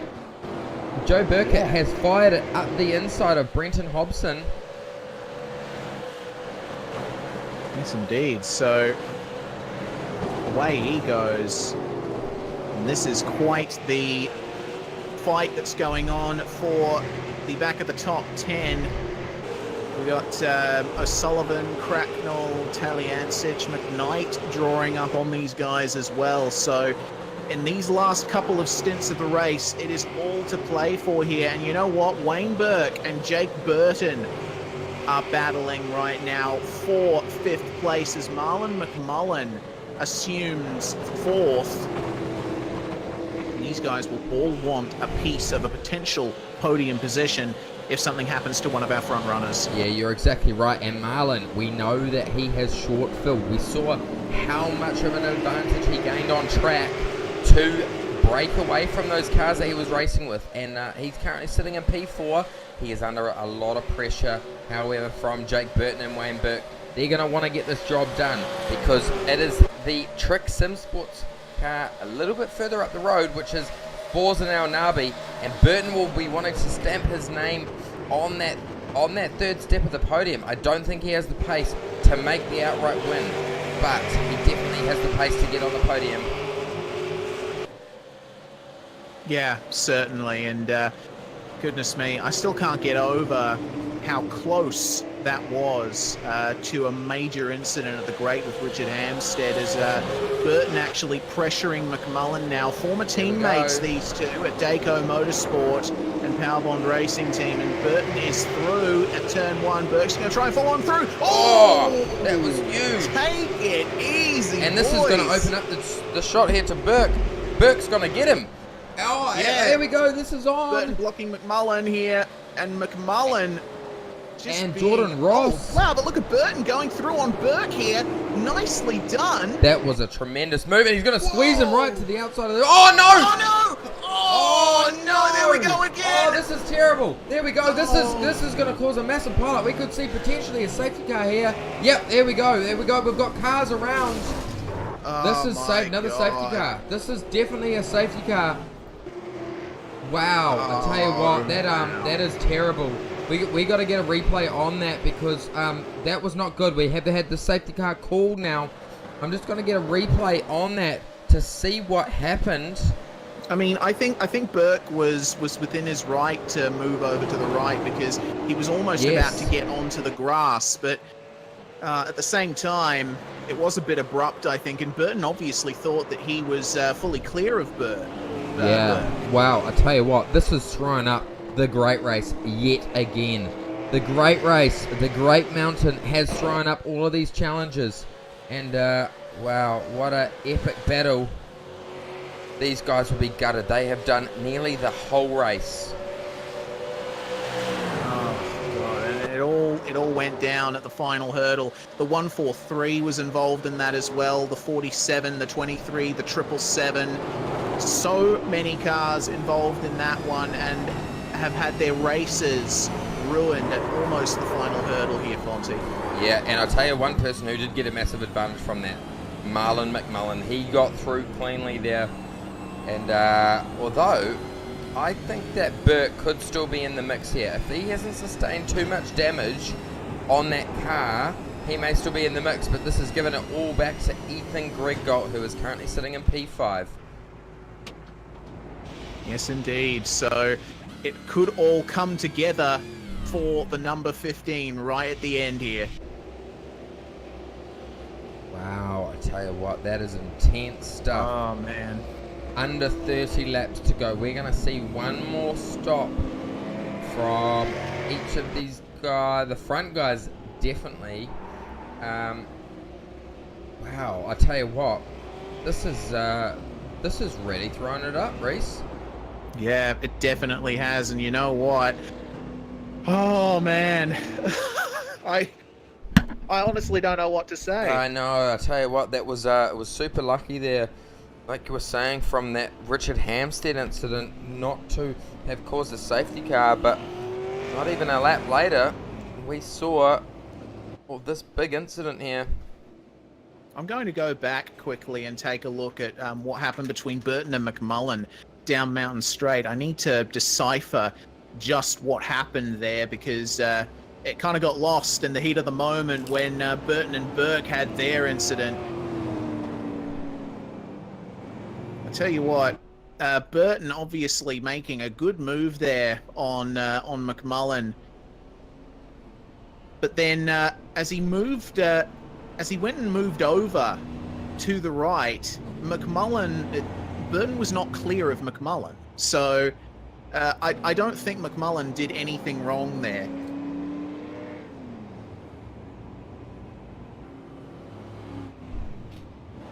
Still, Burton was doing very well to put that move on Burke, but once again, just it was not difficult. clear. No, it wasn't, and he didn't leave Burke enough room there. I rode on board during one of the replays on Burke's car, and you saw Burke get as close to the wall as he could.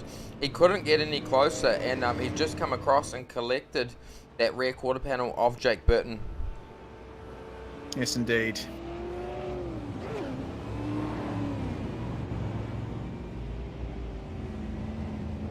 Well, it's still very much on for the lead once this caution goes. Josh Rogers in the lead from Jared Filsell, but now we have contenders back in the fold that we thought had their day pretty much done. Evolution Racing Team, chief among them. So the number 15 with Ethan Griggolt and Ian Ford at the wheel. Yes, exactly Their race, right. Sorry, Fonty, at the middle point, I was going to say, it almost looked like their day was done. But here they are at the very end. Yeah, well, exactly, and that's how much the mountain can change can change a race. We had seen a few safety cars that we didn't expect to see, and those guys have found them right in the hunt there. They would have sustained potentially a little bit of damage. You can see that front right quarter panel is missing off that car, but they still have phenomenal pace. So, yeah, I think those guys, I don't know if Greg Galt has the outright pace to keep up with Phil Sell and Rogers. He definitely has the pace to keep up with Forzan Al Nabi. So I reckon these guys are going to go at it. Yeah, they definitely are. It's certainly not over by any stretch of the imagination. Lights are still on the safety car. Race control just giving permission to a car to escape. I'm not sure what car that is. I think it's the 143 car that was tangled up in the incident. Is that the Jordan Ross car? Yes, yes. Oh, goodness me. Yeah, sitting in the pits right now. The amount of damage on that thing. It has no front end left. What a shame for the 143. They were one of the strongest competitors in the race up until then. Oh, there we go. Rogers, Phil Sell in the pit lane. We've also got McMullen, Greg Galt, and that would be Wayne Burke. Yeah, so obviously these guys reckon they can make it to the end. Oh wow, or that's they a are lot of going, confidence. or they are going to go for a splash and dash like 5 laps from the end. No, I reckon you gotta go. You gotta go all the way here. You are so close. You gotta feel. So, whoever is in second place at this point in the race now has the best advantage, or maybe even third place. Look at how many cars are in the pits. This is insane. Every bit of car, every car is in the pits, apart from a couple. Wow, here we go. Rogers is away. Rogers is away. So, here we go. Who's going to get the jump here? Who's going to get the jump? Rogers has got the jump. Yes, indeed. So, it's going to be... Oh, he's letting him go. What? Hang on a moment. Do they have to... I'm wondering if he crossed the line at the pit lane before Rogers. I'm going to check that. Yeah, please do check that, Reese. Yeah, he did. He did. Phil Sell crossed the pit exit line before Josh Rogers did. So Phil Sell is the one who ends up in front now. So advantage Rogers. I still think Rogers has the advantage here. He's Yeah, in a better he does. position. Although they've got a few cars in front of them, I tell you what, this is a very, very difficult position to be in for these guys. They are sitting currently in P5, P6, which, you know, the guys in front of them, we've got Forzan Al Nabi leading the race. We have Jamie McKnight in P2, Carl Stokes in P3, Brett Loxton in P4. So these guys out the front are very good drivers. I think that potentially probably the one which doesn't have quite the outright pace of the others is potentially Jamie McKnight and Carl Stokes. Definitely Brett Loxton and Forzan Al Nabi have the pace to definitely extend out a lead, but could this bring in something for Rogers and for Phil Sell to potentially get held up here? What to play for in this last stint? Oh dear, my mind is racing right now. Jordan Ross manually disconnecting from the server. That is the 143 car's day well and truly over. They will be so dirty with that. You're exactly right, and it's so hard. We've done 136 laps, and yeah, when you get that far through the race, we're now at 5 hours 43 minutes that we have been live for, and to get taken out like that, that's just heartbreak. That really rips you apart, and you know, it makes you want to come back and win even more next time. Yeah, certainly does, but obviously Montreal, it's a long time until the next round of the couple of weeks, so that's a lot of time to ruminate on the successes and the failures of this round of V8 SCOPS. Lights out on the safety car, and Forzan Al Nabi is currently leading the pack.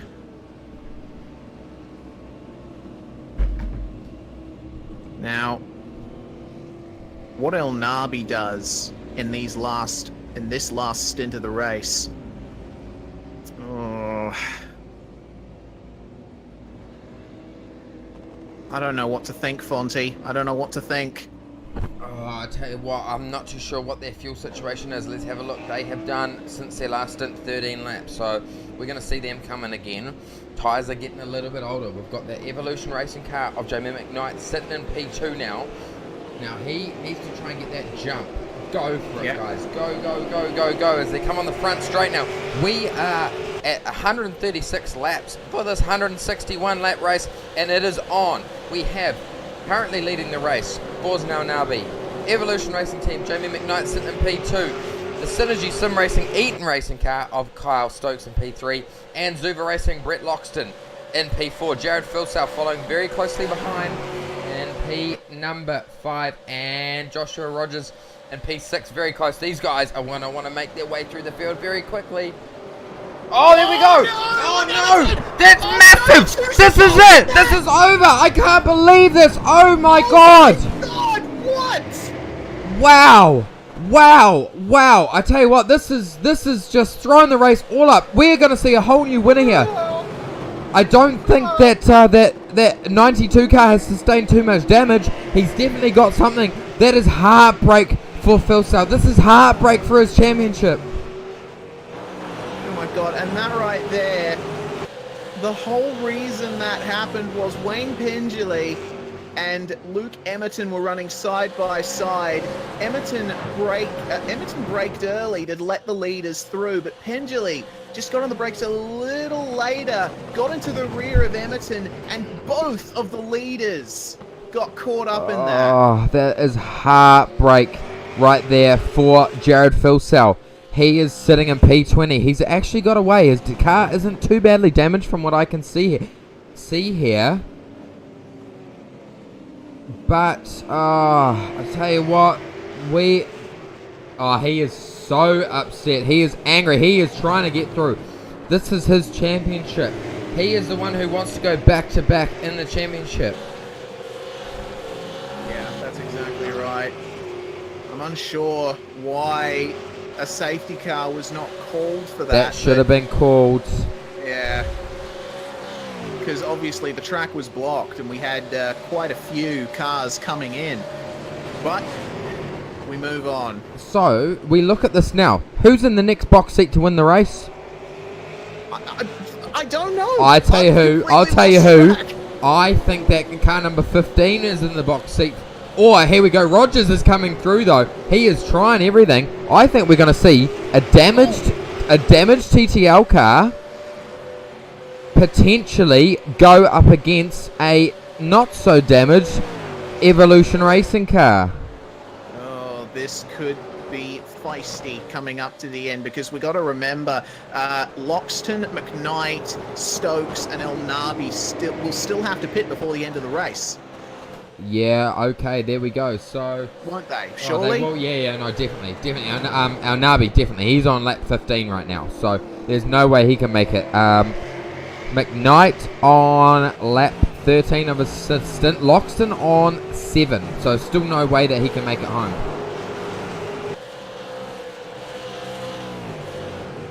Oh, I tell you what. I've just like my brain has just completely blowing. gone. Yeah, I my brain's know. just completely gone blank. The entire face of the race has just changed in a mere few seconds. And there we go. The mountain. It bites, Reese, and it bites hard, and we have seen it bite Jared Philsell incredibly hard.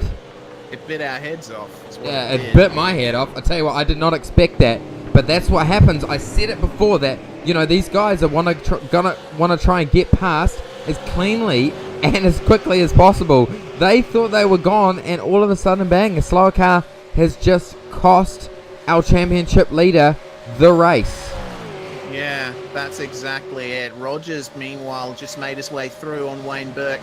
He is slightly down on straight line speed, Rogers, as a result of that, but he's continuing to pursue the number 15 car.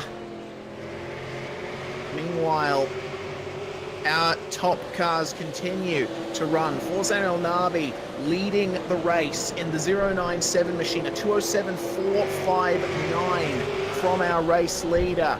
I tell you what, Rogers is struggling with that car. That damaged car has cost him. He's coming out of turns and it wants to rotate him on in the rear.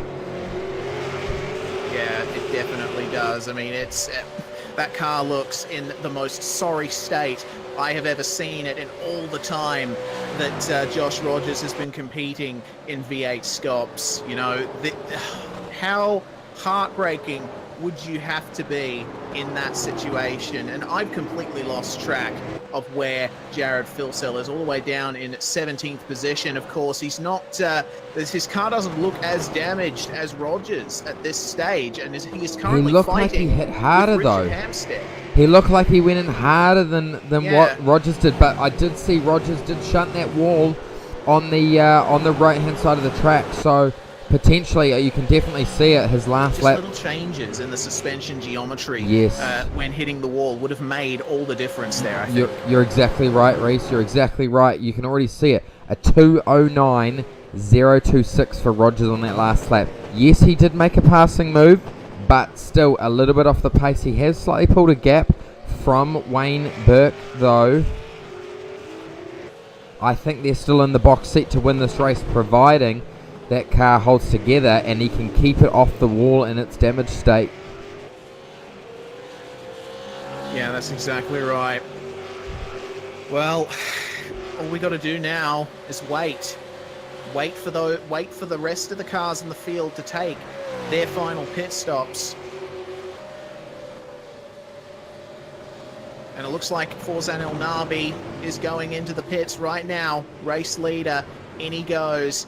But you have to wonder, will Trick Sim Sports be regretting their decision not to pit under the last safety car? Yeah, well, you're exactly right. I don't think we are going to see a safety car at this point. 21 laps left in this race. We have just seen the Trick Sim Sports Commodore of Forzan El Nabi complete 16 laps in their stint. So around 8 laps shorter than what we normally would. They're going to short fill it to the end. But yeah, I don't think it was a wise decision for them to pit so late. Yeah, they should have pitted under that caution, and they would still have been with the leaders there. And you know, who knows? Little bits of changes, the butterfly effect. We might not have seen that huge incident that took Filsell and Rogers out of contention,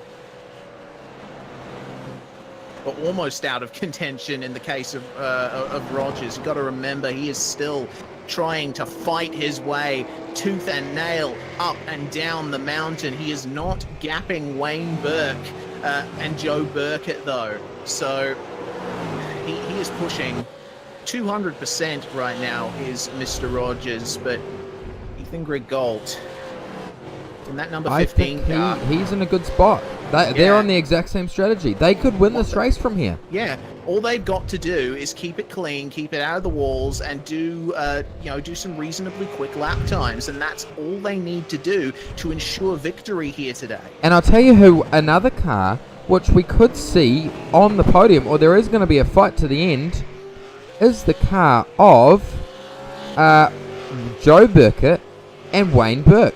Burkett and Cam Dance, I'll tell you what, those guys, phenomenal effort. They are challenging here for a podium position. Yeah, way down at the end of it all. From 16th, currently running in 7th position, I believe. So, all they got to do is keep it clean in this last stint. Yep, there we go. So, currently on the same stint, we have the Evolution Racing car of Ethan Grigalt. They are now just crossed over 5 laps on this stint. The next car to do 5 laps on the stint is the car of Josh Rogers. Then Wayne Burke, also the same. Joe Burke at 5. Then we've got Thomas Hins, well done to those guys, on 5. We have got Marlon McMullen on 5 as well, Glenn Potherwaite on 5, and pretty much the rest of the field on 5. Oh, continues to... God. This is a very nerve-wracking race, I tell you what, and Joe Burkett's putting heaps of pressure on Wayne Burke now. I tell you what, if these guys manage to get on the podium in that 22 car, come and see me, mate. I'll give you guys a beer for your tremendous efforts today. Of course. Yeah, Burkett and Dance, they've been one of the standout cars, I think, today, along with the Synergy Sim Racing number 89, because they have stayed out of trouble where it is counted, and they are right here at the end. Yep, they certainly are. Synergy Sim Racing, such smooth operators. They promote themselves extremely well. I would say one of the best in our communities. They are so active on social media. It would be great for those guys to stand on the podium. Not sure their stats on their Bathurst 1000 events, but it doesn't matter what event you're in. To stand on that podium in any V8SCOPS Bathurst 1000 is a tremendous effort. Yes, indeed. Absolutely tremendous effort from quite a few drivers in the field today. So your current race leader is the 018 car, Kyle Stokes at the wheel. We can expect him in the pits soon, I would imagine. They last pitted 10 laps ago. So yeah, they will definitely be seen in the pits before the end. I think a splash and dash with about 5 or 6 to go. Yeah, I think you're right there, Reese. Probably our closest battle. Yeah. Ethan Greg Galt on Brett Loxton. This is for second place. There we go. So Greg Galt has this one in the back. If he can keep it clean, he's a second faster than his closest rival of Josh Rogers. Yeah, Rogers doing a 2-minute 10 on that last lap. So that number 92 car, you can see struggling with the car on the exit massively. That 92 car, which looked so amazing to drive all race, has just completely done a 180 in terms of its handling. I'll tell you what, look back at the car number 1.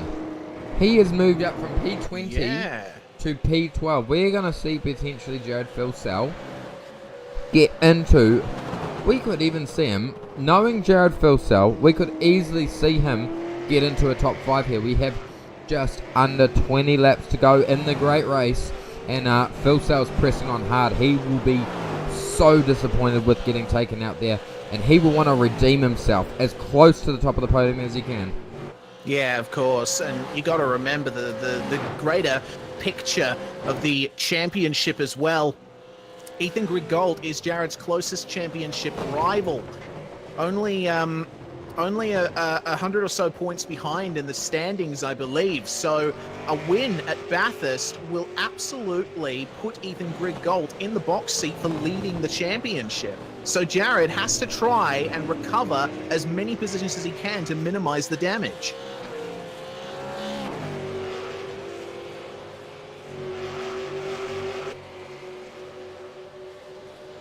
So tense times, very tense times here. I tell you what, so intense. One car which they're actually hanging on alright considering they lost it was that car of Richard Hampstead, currently sitting in P13. He has Jake Burton just behind him in P number 14.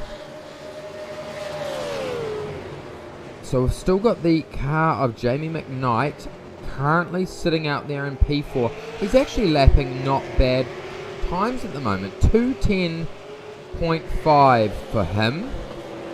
And although Josh Rogers is closing, we've seen Josh Rogers just do a 2:09.5 in that last right lap.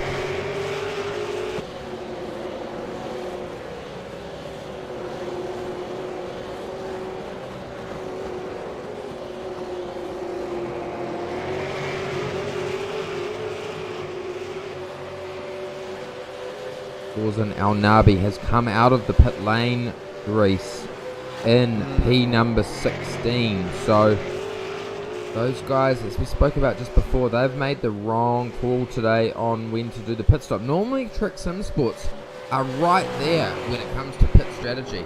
I feel that they've made a mistake today and failed themselves. They could still potentially get into that top 10, but certainly that podium, which they have that pace to be there, is out of their reach.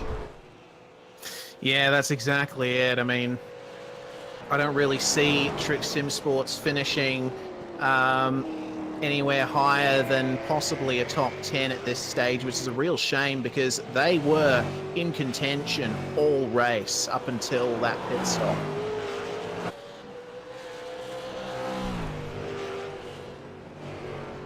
Real shame for the 097. Yeah, certainly is. Closest battle on track, which is a bit unfortunate for them that they don't have a few more laps of fuel, is Brett Loxton and Ethan Greg-Galt. Loxton currently on a 12-lap stint, Greg-Galt on a 7-lap stint, but Loxton's doing a tremendous job to hang on the back there.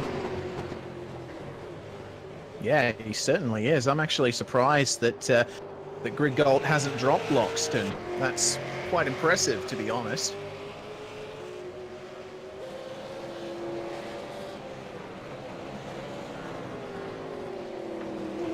And Loxton actually going very hard into Murray's corner there. So Ethan doing mid 209s at the moment. Meanwhile, the Eaton Racing SSR machine, Carl Stokes just did a 209 flat. Wayne Burke has dropped back behind the 22 car. He has indeed. So I'm not quite sure what went on there. I mean, obviously, I think the 61 may be a factor in all of this. Got to remember, Thomas Hines is still here, and actually, Burkett has been in front for the majority of the last lap or so. Actually, got by Burke coming into Griffins on the last lap. There we go. So I tell you what, not what I'd normally expect, but yeah, that 22 car has some serious pace at the closing stages of this race. Yeah, certainly does. I mean, it's entirely possible that they've got a podium finish in their sights. Yeah, well, I tell you what, Reese, I can't get over how this race has thrown it up every year.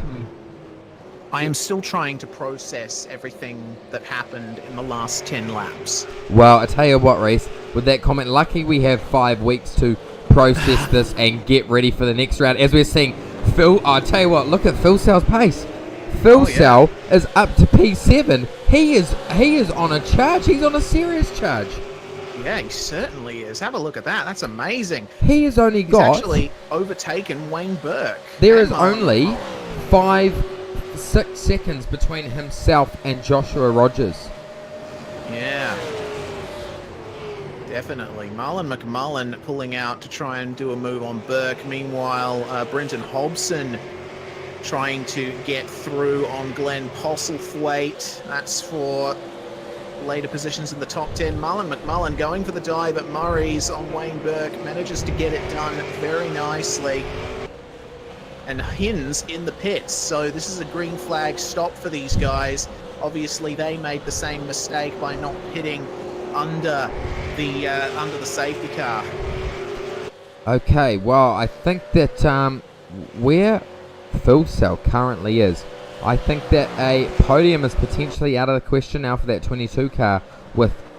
He is phenomenally fast. That is so fast. There we go. So he is definitely doing the fastest laps of the race now by a whole second. A whole second faster is Jared Phil Sell than anybody else on the track. That's pretty crazy. So obviously the damage doesn't mean that much to Phil Sell. Managed to hit the wall in just the right way that it didn't completely mess the car up. So now he is really drawing up on the back of Burkett across the top of the mountain. Have a look at this. Gaining through every single corner. Oh, he is so committed. Phil Sell is so committed. The gap between Phil Sell and Rogers is now 4 seconds. So he is gaining at a rapid rate of knots. I don't think he's got it in him, though, to catch that Greg Galt car. Yeah, we'll have a look at Phil Sell going for the move at Forest Elbow on Joe Burkett. Obviously very confident coming into that section of turns, and he is now through into 4th place. He has taken 3 positions in 1 lap. P4 for Phil Sell. P4. Yep. He was back in P20. I mean, I guess the crash really lit the fire under him. Oh, mate, I'll tell you what. That is unbelievable. That is some serious pace from that Trans-Tasman racing car. And just look at him go. He is using every bit of the track. Yeah, he definitely is. A little bit dancey in the rear, but at the same time, you can't deny that pace. What is his lap time this time around? 2:09.087, only 5/10 slower, despite passing more than one car on that particular lap. Still 1 second race. faster, though, than his closest rival of Joshua Rogers. So he is gaining and gaining very, very quickly. We are now on a lap 146 out of 161. And I think my guess would be that Loxton's definitely coming in. Definitely going to come in. He will have to come in. There is no way that he can fuel save enough. He has got 5 laps longer than the other cars around him. So Phil Sell, if he continues on his pace right now, he is guaranteed a top 3. He will be wanting to go for second place. I'm just not sure if he has it in him for the win. Yeah, that's exactly right, and that's actually quite interesting. Loxton's moved back ahead of Greg Galt. What happened there? Maybe Ethan has to fuel save. Possibly, but then he's a bit far behind for draft range. Yeah, maybe he's driving to a number and Loxton's not. So let's actually jump on board with Greg Galt and see what he goes down the straight like.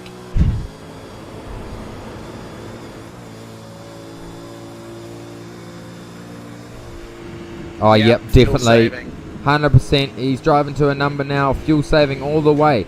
Actually, so in saying that, Reese, with Jared potentially not fuel saving, like he's backing off early, super early. This race win is still on. It definitely is. I mean, Jared is not fuel saving at all. He obviously has the confidence to drive this car 100% to the finish. Ethan Greg Galt, on the other hand, no. So there's barely the length of the start-finish straight separating them at the moment, and Phil Sell is continuing to chip away at this gap. Another 2:08.5 on the previous lap, while Ethan Greg Galt did a 2:10.4. 2 seconds. There is currently 8 seconds. 8 seconds between Phil Sell and Ethan Greg Galt. Just riding on board with Phil Sell now. He is seriously pushing this car. He can see that TTL 92 car just up in front of him. He wants that P2. He wants that P1. He wants to take this out. We saw him drop all the way back to 20th and that unfortunate incident for him. Oh, he is so committed coming over this mountain. He definitely is. Josh Rogers, meanwhile, continuing to struggle with that steering input. Phil Sell now has Rogers in his line of sight coming across the mountain. Definitely on. In these circumstances, if at the halfway point of the race, one had told us that we'd be watching this happen right before our eyes. Honestly, riding on board, Reese, you got to do it. This is a fantastic shot from Jared Phil Sell, I should say. He is on the limit. He is going 110% to try and get this race win back. Yeah, he definitely is. Have a look at him go. Just awesome wheel work. And this is the Jared Phil Sell that we know. This is the Jared Phil Sell that has won 2 championships in this series. And you can see he's not actually blipping the throttle that much on the downshifts coming into the chase. So obviously he's trying to save some fuel there as well. He is gaining on that 92 car at a rapid rate of knots. Yeah, he certainly is. Getting a first gear in Murray's, overshooting it slightly, but I'll tell you what, it doesn't really matter that much because you can see every single corner he is gaining fractions of a car length on Rogers. 6.8 seconds separating Phil Sell and Greg Galt now. He's taken 1.2 seconds out of it in that last lap. We saw a 2:10.2 for Greg Galt. We saw a 2:08.718 for Phil Sell. He's on a hunt. Yeah, he definitely is. And watch as they come up over the mountain. Watch for Phil Sell to really gain on Rogers here. Out of the cutting they go. First gear for Phil Sell. You can hear the tyres just slightly scrubbing on Phil Sell's onboard. And through these amazing sweepers across the top of the mountain, you can see he's just gaining a little bit. Time and time and time again on Rogers. But watch out here through the S's. Off Skyline they go. Very close to Rogers now. He's just able to place the car almost exactly where he wants to. He's almost in draft range of Rogers here. I think he actually might be in draft range. Yeah, definitely is now. He's close enough. That is 0.08 of a second separating those two cars. He's in draft range now. They're coming down the straight. And Ethan Greg Galt, super early lifting for the chase. Yep. I'll tell you what, this is Phil Sell's race, and he's going to go for it. He's going to go for it. Wow, what a passing maneuver. That is unbelievable. I would have never have a response to that. No, he doesn't. I would have never have guessed. Oh, he's coming out of the pit lane. Oh, what? Okay. Okay. My voice just going up a couple of octaves. Okay, wow. Jared Phil Sell. Well, you were right, Fonty. He wasn't driving to a number. No, he was just driving out and out. Wow, okay, so that is just throwing it up there. I would have not have thought that, mate. I thought he had enough fuel. I tell you what, Ethan Greg Galt's heart rate has now gone right down. He knows that Phil Sell's in the pit lane. This is his race to win now. We can see that he is driving to a fuel number. Let's jump on board with him as he goes over the top of this hill. See how easy he is taking it to try and make it home here. We have 13 laps to go in the closing stages of the 2018 V8 Supercar Online Premier Series Bathurst 1000. What a race we've had so far. What a race we're going to have to the finish. For sure. Oh goodness me, you can hear Ethan Greg Galt just in those lower revs and fourth gear lifting across the top of the mountain. Let's see what he does here. Oh goodness me, he's lifting so early, coming down through Skyline, through the S's.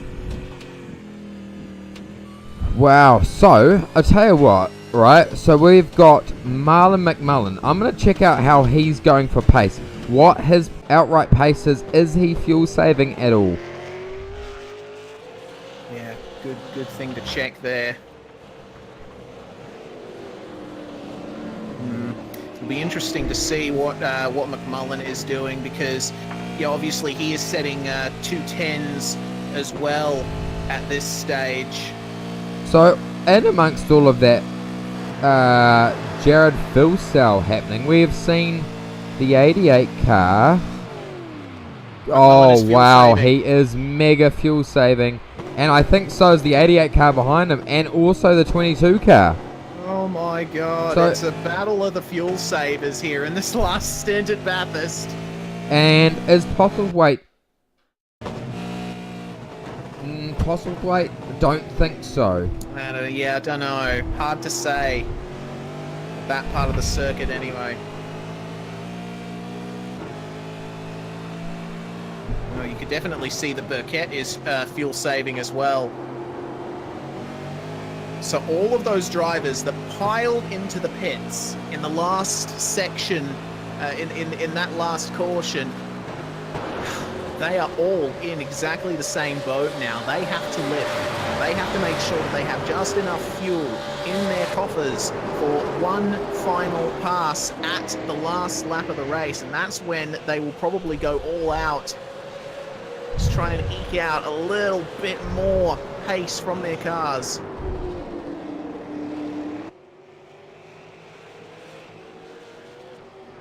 Brett Loxton is your race leader now that the 018 car has pitted.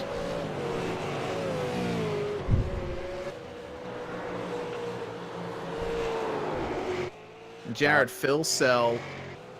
Actually, no, yeah. my mistake. Yeah, Brett Yeah, Loxton has he's pitted too. he's P11 for Loxton. So he. My apologies. I tell you what, this last step of the podium race is. I couldn't guess who could get it. We don't know anybody's fuel numbers. It's way up in the air. Way up in the air. I tell you one person who would be over the moon if he managed to get on the podium, and that would be the 88 car of Brenton Hobson. We haven't seen Brenton get a podium, I don't believe, in a V8 Supercar Online Premier Series race. He is so committed to sim racing, and he is hunting the back of McMullen. I think what's going to happen is he's driving to a number as well.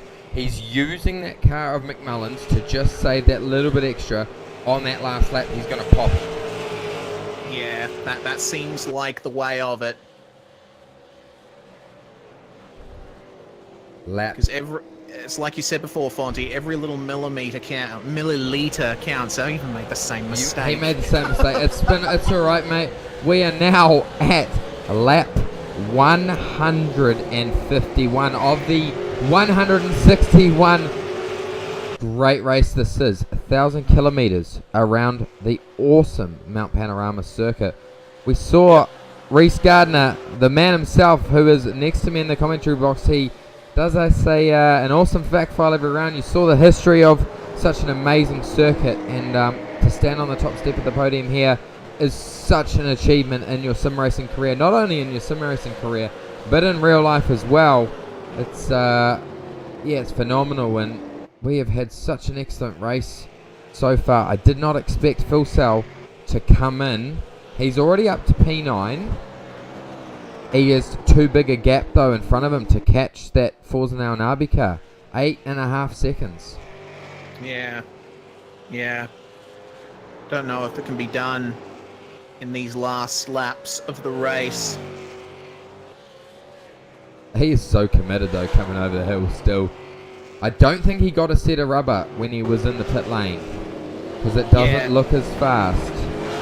Although, actually, no, saying that, he did a 2:06.9 in that last lap. So he definitely got a set of rubber. Yeah, must have. Either that or he is not of this earth. But I guess we knew that already. Well, we did know that already. He is one of the people in the sim racing community we like to call aliens. He is so fast. I could never be that fast. It wouldn't matter if I did 1,000 laps around this track. I could never be as quick. Oh, that's a spun car! Where? Like spun at the start of Conrad Straight. Okay, we need to go back and have a look at that.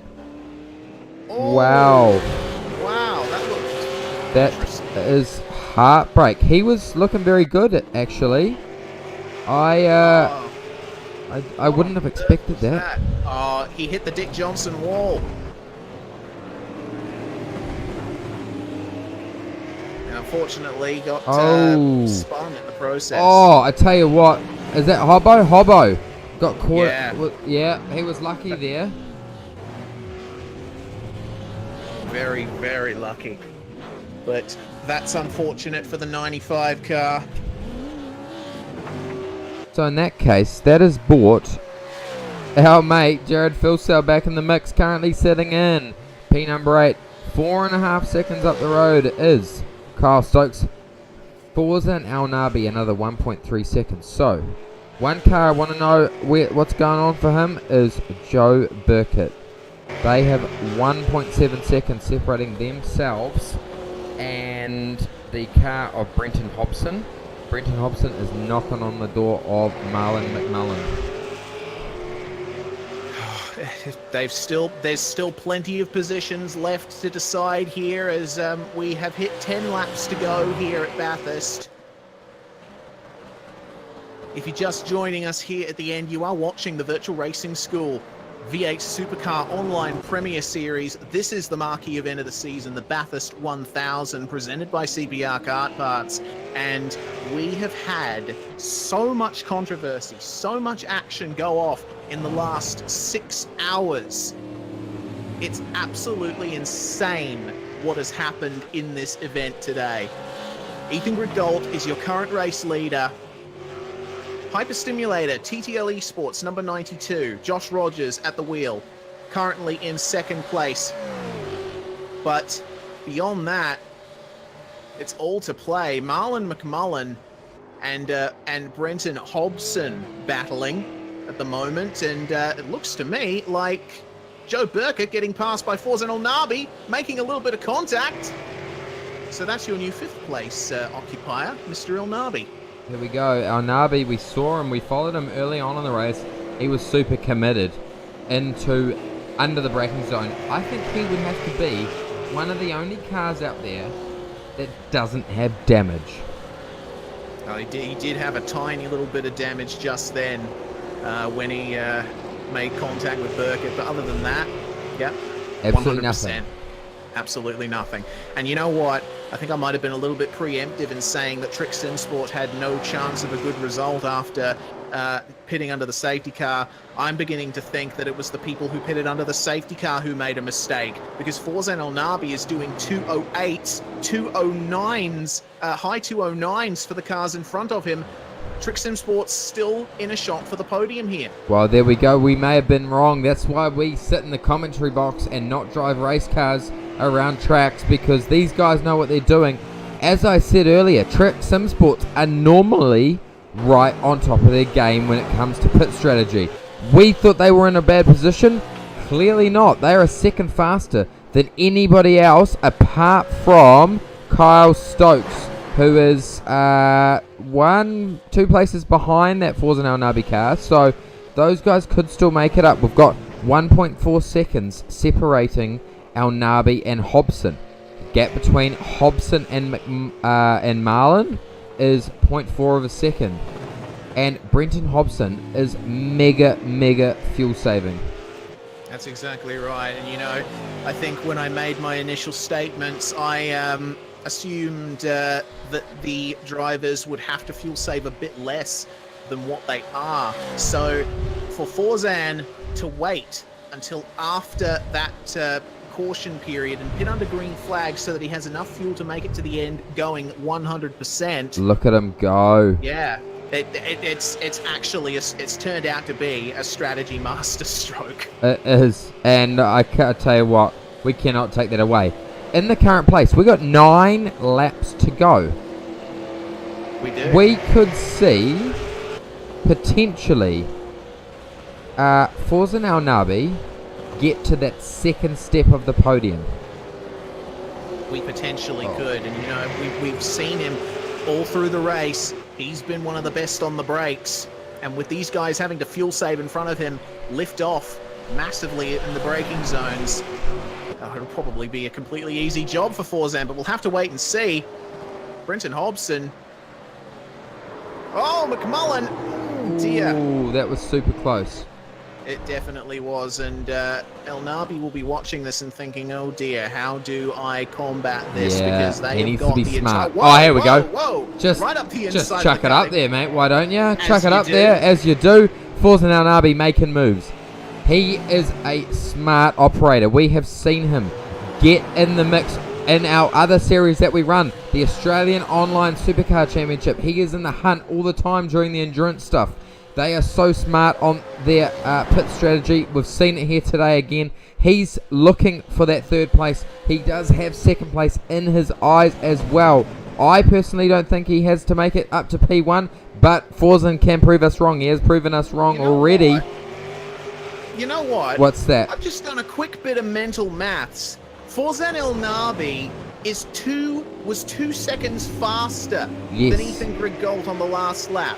There's only, well, next time by, there'll be 7 laps to go. If we can keep up that rate of catching him 2 seconds a lap, they will take P1. They will. Wow, here we go. This is such an exciting race. I tell you what, I did not expect to see this here. And we've got Marlon. He's gone to the inside. This has given the gap open, and it's going to leave the gap open for Hobson. A little bit further down. This is, wow, Reese. I am mind blown with this excellent race. Oh my goodness, how about Trick Sim Sports? You know, I would like to extend my apologies. Oh, to me too. Trick and to everyone watching for making the wrong call there. You know, it happens a bit more than I'd like to, making the wrong call, but I haven't been happier to make the wrong call this time round. I tell you what, they're going to It's want... resulted in an awesome finish here. You're exactly right, Reese. And they're going to want that beast car to get out of the way. They're going to come... That beast car is damaged. It's heavily damaged. And we just spoke with the Beast Racing driver of Drew Adamson. He's going to get out of the way. He's out of the way for them. And that was a good call for him to make there. So, we have got Forza Nabi. We have Josh Rogers just in front of him. 2.4 seconds up the road. And our Nabi is closing. We made the wrong mistake on the call there for the pit strategy. And I tell you what, if Forza Nabi manages to stand on this top step of the podium, we're going to be blown away. Reese? Yeah, this has been, I think, far and away the craziest Bathurst 1000 in V8SCOPS history, probably topping even last year when we had 10 cautions in the first half of the race. This is crazier. Oh, I tell you what, 7 laps to go. When we go by this time, it'll be 6 laps to go. He is already, from the start, down the bottom of the mountain, coming up over, he was 2.5 seconds gap. At the end of coming down the hill, 1.7 seconds. He is closing at a rapid rate of knots. Yeah, he certainly is, my God. But the question is, well, we know that Ethan Griggold is driving to a number, right? Yep, we do. What exactly is that number? Is it to the finish, or to the start of the last lap, or to the start of the last 2 laps? We don't know at the moment. Maybe he will be able to suddenly put the hammer down and respond to El Nabi's charge right at the end. Well, I'd certainly hope so, because at the moment, El Nabi is 2 seconds a lap faster than both of those cars in front of him. He could potentially even get past Rogers coming up the hill here now. Yeah, oh, he's really close. You can see Rogers just lifts off. El Nabi right in there. In the background, you see Marlon McMullen and Brenton Hobson making their way past Wayne Pendley. Have a look at Forza and El Nabi. He's going up the... Oh, he's attempted to move up the inside at the cutting, but Rogers giving him no dice. No, well, Rogers, he has no chance of holding him back. He's better to just let him go and, you know, and continue on his own race. Yeah, wow. You know what? Oh! Rogers! Wow! Oh! Rogers! He's in the wall. He was so lucky to regain that. I think that he's going to lose out from this because he would have definitely got damage from that. That was a hard hit. So he's leaving himself open now to Marlon McMullen and Brenton Hobson. Yeah, that's exactly right. And these guys could be your new 3rd and 4th place What's cars happened to if Phil Rogers Sell? can... What has? I don't know. I just saw him go... Making his way past the 018. No, if you go back a little bit, he was really slow. Yeah, hold up a minute. I'm going to go back and check that myself. Yeah, so am I. I'm going to get a CPR Kart Parts replay there and see just what happened to Jared Filsell there. He was very, very slow. Potentially he maybe bumped one of the cars. I don't know. Well, I'm not quite sure. He just inexplicably slowed down out of the dipper. For some reason, he's made contact with the 018 car. And Kyle Stokes two-wheeled it all the way into the gravel trap there. So, more controversy. And Rogers is now behind Burke and McMullen. So, that's another shift in position here. Okay. They have started lap 157. 5 laps to go. Focus now back on the Trick Sim Sports car. There is a gap of 3.3 seconds between himself and Ethan Griggold. Marlon McMullen is another 6 seconds back. Brenton Hobson is super close on the back of Marlon McMullen. He is only 0.25 behind. So I think that Hobson is in the best position here to potentially do it on the last lap. You can hear them coming over the hill. Fuel saving more than ever. Yeah, that's exactly right. They're starting to really get a good idea of how many more laps they can squeeze out of these tanks. So McMullen will be hoping that Hobson doesn't have enough to mount an attack.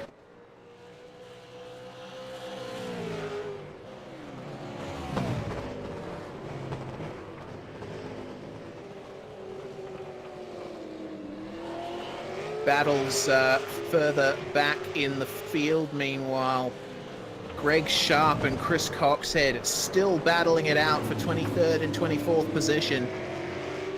Stealth Simforce versus Zuva Racing.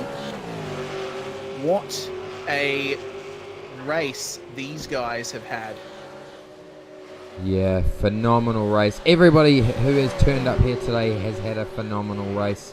Probably not the result that a lot of them wanted. I know that the man in the number 1 car, this is not the position. I'll tell you what though, he's done a fantastic job to pull himself back to that spot that he's currently sitting in of P5 as just going around one of the lap cars there. He's managed to get past Joshua Rogers with going back into the pit lane, and he could potentially, no I don't know if he is, oh he could still get on the podium here actually. Quite possibly could. We just don't know at this stage. Tell you what, it would be a lot less interesting of a finish if we knew what everyone's fuel numbers were. It would be. Now, if anyone... The unknown factor. You're exactly right, Rayson. What a great unknown factor it is. This is super exciting, not only for us, but for everybody tuning in today on the iRacing Esports Network. This is what we like to bring here from V8s Online, the southern part of the world, the AusNZ community. We like to think that we have certainly the best racing, don't we, Reese? Oh yeah, sure, certainly. From a spectator's perspective, there's always something to see, always something to follow, gawk at, shout at. I know we do all of those in succession most of the time. Yeah, well, we do hear you doing the odd gawk squeak in the background there, Reese, and wow, I tell you what a great race to gawk and squeak on. This is fantastic. We have Phil Sell here, right on the back of Hobson and of Marlon McMullen, and he's going to get them because he's not fuel saving. We saw him come in, grab a new set of tyres, grab some fuel. He's an out and out sprint race to the end. He could still get well, I don't think he's got the pace to catch Forzan. He's going to get on the podium here, I would think. Yeah, definitely. He's got more than enough time to try and get it done, as Hobson taking another look at Marlon McMullen, but you see Phil Sell catching right up to them in the braking zone. No need to lift off for him. There we go, and he's going to make a move. Riding on board with Phil Sell now. He's going to bang it up the inside. Oh, wow, that was, he nearly overshot himself there, but he has got the move done. Back into P4 for Phil Sell now. That's exactly it, and McMullen lifting off super early into Hell Corner just ahead of him. Looking a bit further up though, look at the gap between Al Nabi and Greg Galt. We have 3 laps to go, and there is 1.5 seconds separating those two cars. We do have a lap car in between them though. That is the 25 car, the Evolution Racing Team car, sponsored there by speedcaf.com, newly signed sponsor for those guys. Well done to them, but I don't think they're going to stand a chance to get in the way of this car of Al Nabi's. Yeah, certainly not. Meanwhile, Phil Sell has gotten ahead of Marlon McMullen as well. He now holds 3rd position. There we go. So fantastic drive to come back there for Jared Filsell. He outstanding drive. I can't believe that. Just shows the determination the skill of Jared Filsell. That's why he has the number 1 on the side of his cars. We're seeing Al Nabi now put a passing move on that 25 Evolution car, and the next car in sight for him is the Evolution Racing Team car of Ethan Greg Gold. Yep, that's exactly it. And this time by, it will be the penultimate lap of this race. If either of these cars takes the win, it will be a very popular victory, I would presume. Oh, 100%. That is amazing, really. I would not have picked it, but that is why we come and do 161 laps around this grueling and difficult track, because it always throws up a mixture throughout the race. It certainly does. So lap 160 started. Ethan Gregault continuing to drive as he has. We'll see if he fuel saves this time round, now that El Nabi is with him. Yeah, just slightly. He's fuel saving a little bit less, but I don't know if it will be enough. There we go, running on the gearbox cam on the back of Ethan Gregault's car. We're going to watch the front of that Trick Sim Sports car come over the mountain.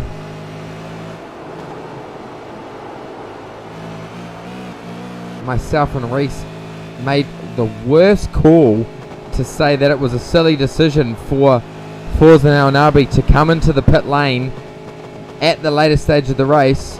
He has proven us completely wrong and proven why Trick Sim Sports deserve to stand on the top of this podium. They're coming down the hill, and look at how much Forzan has caught on the back there. Yeah, just in those last few corners. But of course, we cannot discount the saga that ERT number 15 has had to go through this race. Oh, 100%, Reese. You're exactly right. They've been caught up in incidents. They've worked so hard to get to this point, and you know, even if they don't win, P2 is certainly something that they will be happy with after the race that they've had. They're going side by side now, coming into the chase. El Nabi by, and he's done it. Gregault has almost. He's not letting him go though. Yeah, but El Nabi is there through, and Trick Sim Sports leads the Bathurst 1000 as they come around Murray's Corner for the second last time to start the final lap. Lap 161 out of 161. I tell you what, Fonte, the only lap you need to lead is the last one. Exactly. We have seen in the real life that Chaz Mostert did this exact same thing only a couple of years ago, and I don't think we have seen Forzan Al Nabi lead this race, but I tell you what, he has just driven a stormer, and as long as he keeps it clean over the top of this hill, which I'm sure he will, he's going to take it. Super well done, massive effort there from that car behind him of the Evolution Racing 15 car. That is a tremendous effort. I can't say well done enough to those guys after everything they have been through to put themselves in this position. A little bit further back, we look at that Trans-Tasman Racing car. Now this car, considering it's been in the fence, it actually looks pretty straight. They are still lapping at phenomenal pace. He isn't going to catch the car in front of him though, but well done to Jared thus far to build himself back up to this position. Yeah, exactly right. And I tell you what, interesting across the top, El Nabi is not exactly dropping Gregault. No, he's not exactly. Maybe he has got enough to take it to him. I tell you what, this race is on to the last corner.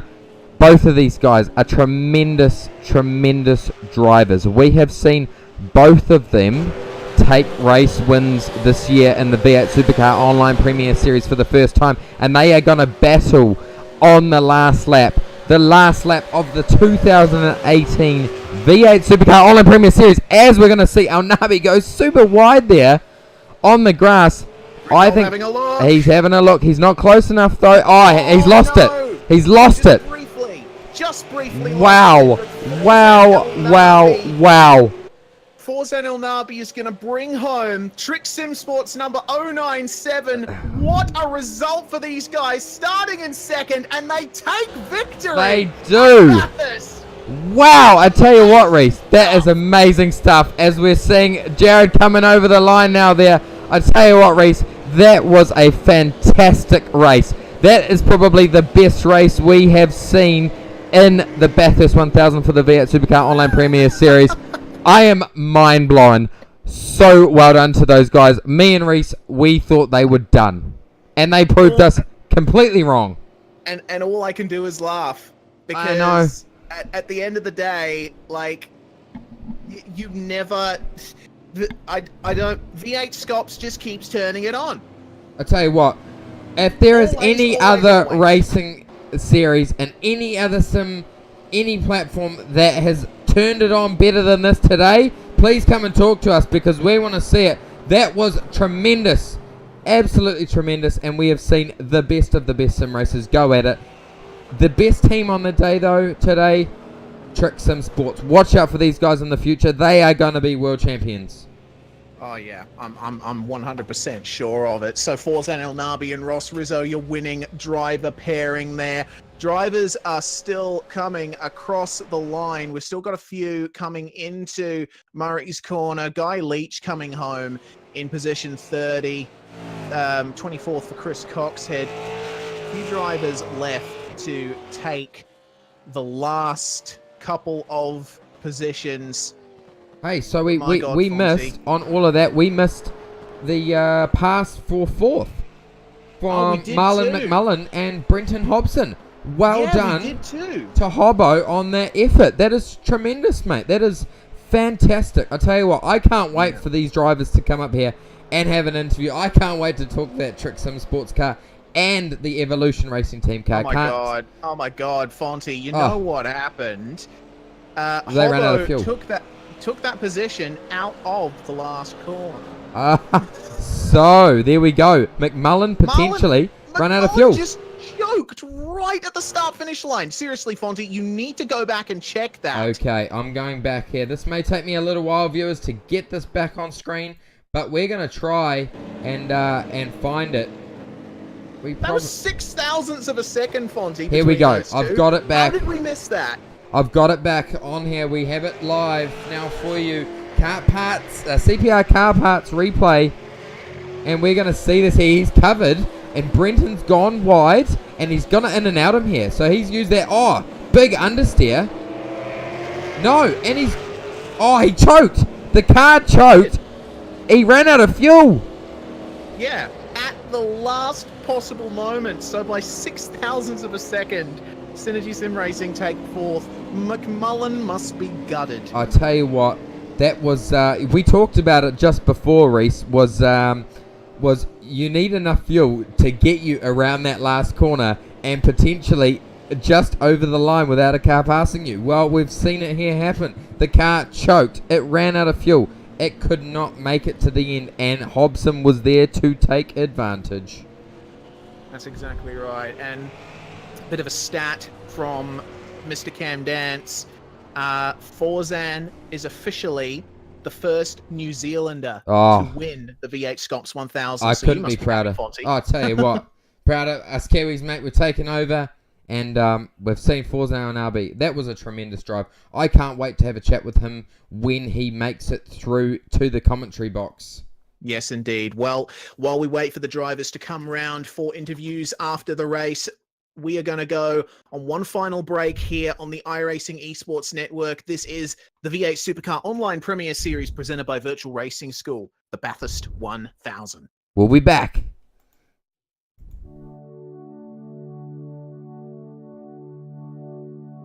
Nestled in vast, picturesque country New South Wales, right next to the big town of Bathurst, to many motorsport fans, Mount Panorama Circuit needs no introduction. It is the Australian racetrack, the place where people plan pilgrimages, the Southern Hemisphere's answer to Spa, Suzuka and the Nürburgring, all in one insane piece of road. It is fast, it follows the terrain, and walls are close at all times. Only the best triumph here, both in real life and in sim racing. Mount Panorama is subject to more waxing lyrical and commentary cliches than any other track in Australia, but suffice to say that that is not without very good reason. Like many of the tracks we visit for the V8 Supercar Online Premier Series, Bathurst's history of motorsport goes much further back than is immediately apparent. There has been motor racing activity in the area surrounding Bathurst since the start of the 20th century. The first circuit used in the region was the Peel Circuit in 1906, connecting the towns of Peel, Clear Creek and Kelso. The second was the Yetholm Circuit, a triangular loop around the localities of Kirk Connell, Meadow Flat and Sunny Corner. This track entered use in 1914 as the host of the first ever Australian Motorcycle Grand Prix. The third was the Mount Horrible or Sunny Corner Circuit in 1926, which combined parts of the former tracks and extended all the way up to Palmer's Oakey to create a massive 100-kilometre loop. And finally, during the 1930s, racing was held on the Vale Circuit, a track shooting through paddocks pretty much right next to the future site of Mount Panorama. Bathurst, as we know it, had its beginnings in the Vale Circuit period. The Mayor of Bathurst, Martin Griffin, wanted to create a permanent home for motor racing in the region, to construct the greatest circuit in the world. Unfortunately, Griffin had the problem of the world being in the midst of the Great Depression. The Australian government was not willing to commit funds to something like a motor racing circuit, so Griffin hatched another plan. He and the Bathurst Council approached the government with plans for an employment relief scheme, a tourist drive going up and down the Bald Hills. The economic benefits seemed obvious, and this plan got greenlit. But as the new Mount Panorama Scenic Drive was constructed from existing tracks on the hill, it was noted that it would make a very good motor racing circuit. How very convenient, Mr. Griffin. Mount Panorama Circuit hosted its first race in 1938 for motorcycles. From then on, the track's fame only grew. After the Second World War, the circuit became the most popular motor racing venue in Australia. In 1963, it poached the Armstrong 500-mile race from Phillip Island, which come 1973 was extended to 1,000 kilometres. As the Bathurst 1000 was born, the legend continued to build, and many of the most famous moments in Australian motorsport history took place here. It was also at Bathurst that Australia's Ford versus Holden rivalry was truly established, as regulations and series evolved with the track. The 1987 Bathurst 1000 was selected as a round of that year's World Touring Car Championship, but changes had to be made to comply with the FIA's new rulings, which stated that they would not sanction races at circuits with straights longer than 2 kilometres. The Chase was constructed in response, but that remains the only layout change made to the circuit. Apart from this challenging diversion off Conrod Straight, Mount Panorama follows exactly the same route as it did when it opened, but with the former paddock fences and rock faces replaced by gravel traps and concrete walls almost the whole way around. Unfortunately for motorcycle enthusiasts, these same walls meant the end of bike racing on the mountain. The last motorcycle race meeting was held in 2000. The whole history of this venue up to the present is so rich and storied that we would need the 6 hours it takes to run a Bathurst 1000 just to cover everything. Suffice to say that Australian motorsport, world motorsport, owes a stupendous amount to the presence of this venue. This track, this race, is one of the greatest spectacles and tests of skill and endurance that the motorsport world has to offer, real or virtual. And now, you get to watch more than 100 of Australian sim racing's best tackle it.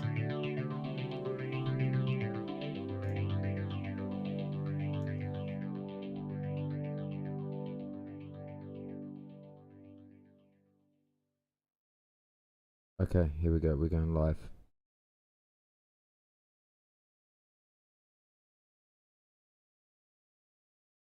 You're watching the V8 Supercar Online Premier Series, the Bathurst 1000. The winners are Trick Sim Sports, Forzan El Nabi and Ross Rizzo. We'd really like to interview you guys, but you don't seem to be here. So please jump onto the V8's online Discord so we can get in and give you your congratulations and ask you how your race went. But I think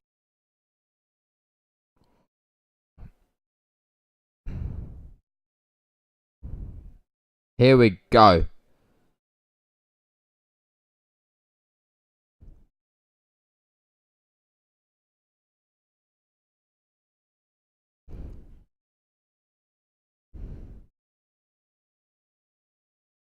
I tell you what, Forzen, that was a tremendous drive.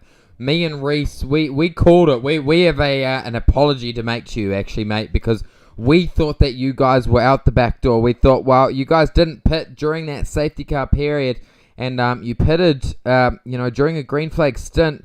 And we said, oh no, we thought you guys were out the back window. I said that normally the Trick Sim Sports guys are right onto their pit strategy, and you guys proved us wrong today. I can't believe the race that you drove. Super well done from me.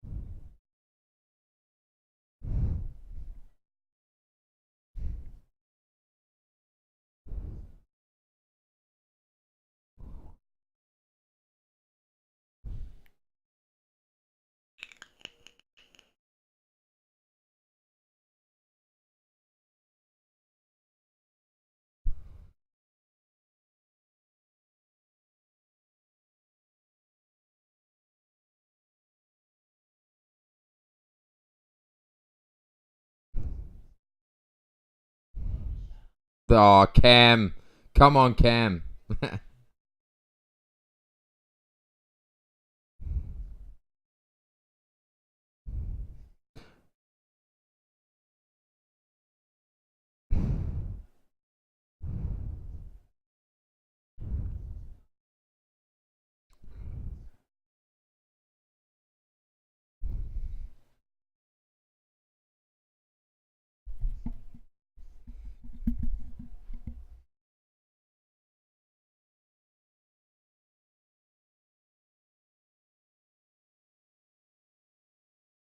Yes.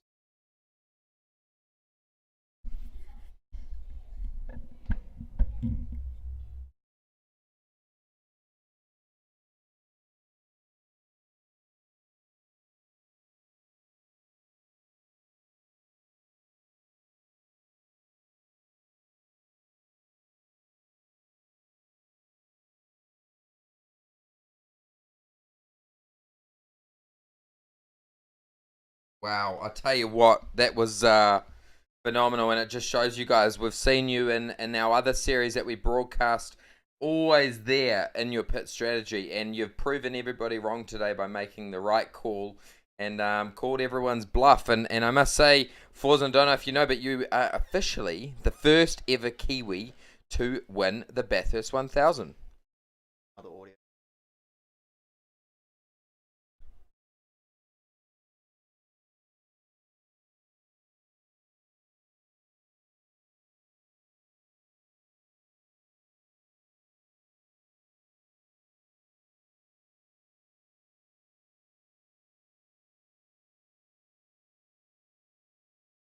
Yeah, well, we've had a spectacular season. Certainly for myself since round one. Forzan, since joining the team, has had an amazing run of success. He's just had put so much effort in.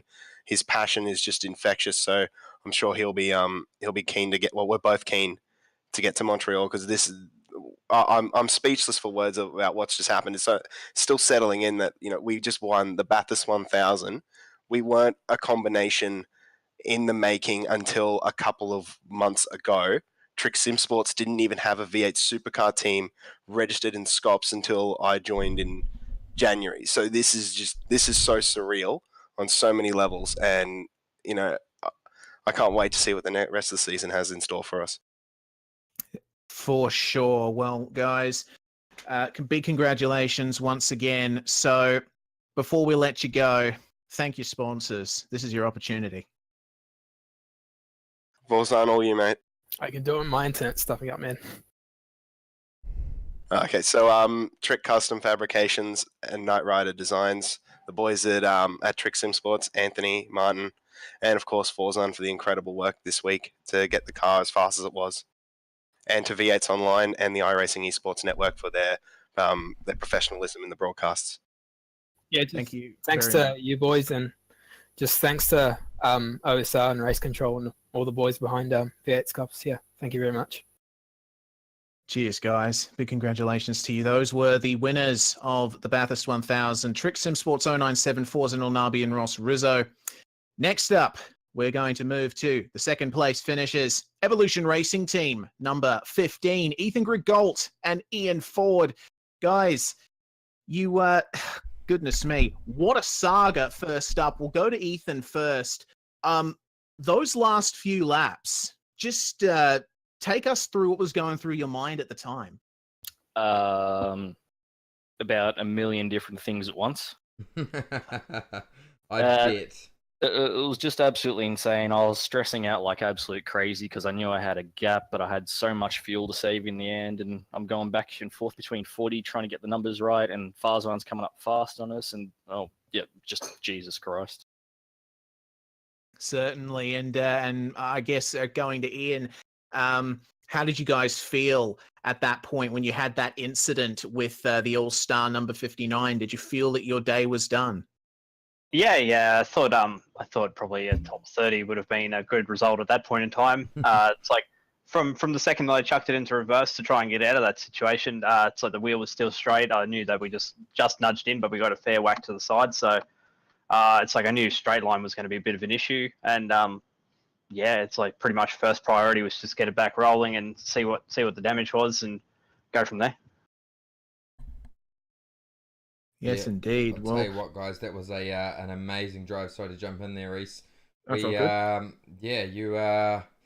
guys, I certainly didn't expect you to be in the hunt there. I thought you might have had it in you to take it to the end, but yeah, I was riding on board with you there a few times, and the fuel saving effort was tremendous. But you guys certainly got to be happy with finishing on that second step of the podium. So well done from me. Well, yeah, from the position that we were at a few times during the race with a few safety cars that didn't go our way and our car pointing towards the wall at one point, pretty much coming over second is an amazing feat. So, yeah, really happy about coming P2 in the end and finishing ahead of Jared, who we're in the championship hunt for.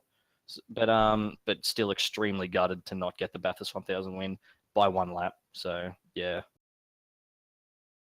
Well, either way, guys, you've managed that second place finish after coming back from what seemed to be a race that would have worked out completely not in your favor after starting where you did. So before we let you go, what sponsors would you like to thank? I'd like to thank Logitech, Speed Cafe for coming on board too. Pretty much all the boys over at ERT for all their hard work all week. It's just been awesome. An awesome team effort. So yeah, definitely JRT and GTI as well, obviously, and just literally a big thanks to obviously you guys for doing the broadcast, Race Control for doing their job. It was a tremendously good race. It's like I did finally get to see what actually happened to me in that earlier accident, and yeah, no hard feelings going to anyone there. It's just one of those things on a restart, and obviously congrats to the winners. It's a bit heartbreaking to lose it one lap from the end, but it's better than parking it earlier in the day.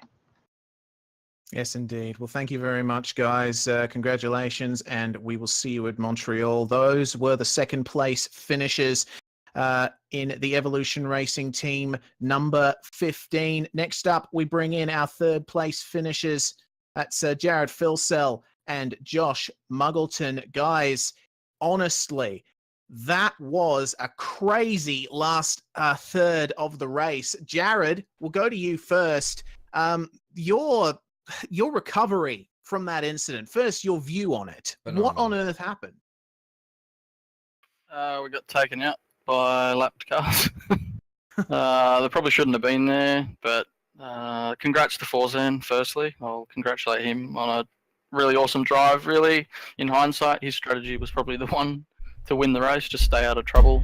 But yeah, I think it was a pretty good race. Me and Muggo definitely team up well. I think we had 99 laps out of 161, so it was definitely a good race. Yeah, just unfortunate that we got caught up in that little melee there, and I think we were looking good there coming back through as well. I think we only finished 4 seconds off, and I had to redress the position. So I think, yeah, and I had to let like 38 cars go past me when I was facing the wrong way, so that would have definitely cost a lot more.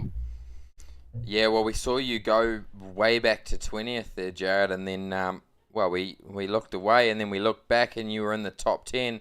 You made your way through very quickly, and yeah, we certainly didn't expect you to need to come back into the pits and grab some more fuel and some tyres, but it worked out all right for you in the end, and you've got back to get into a decent position. I certainly didn't expect you to get back there, so well done.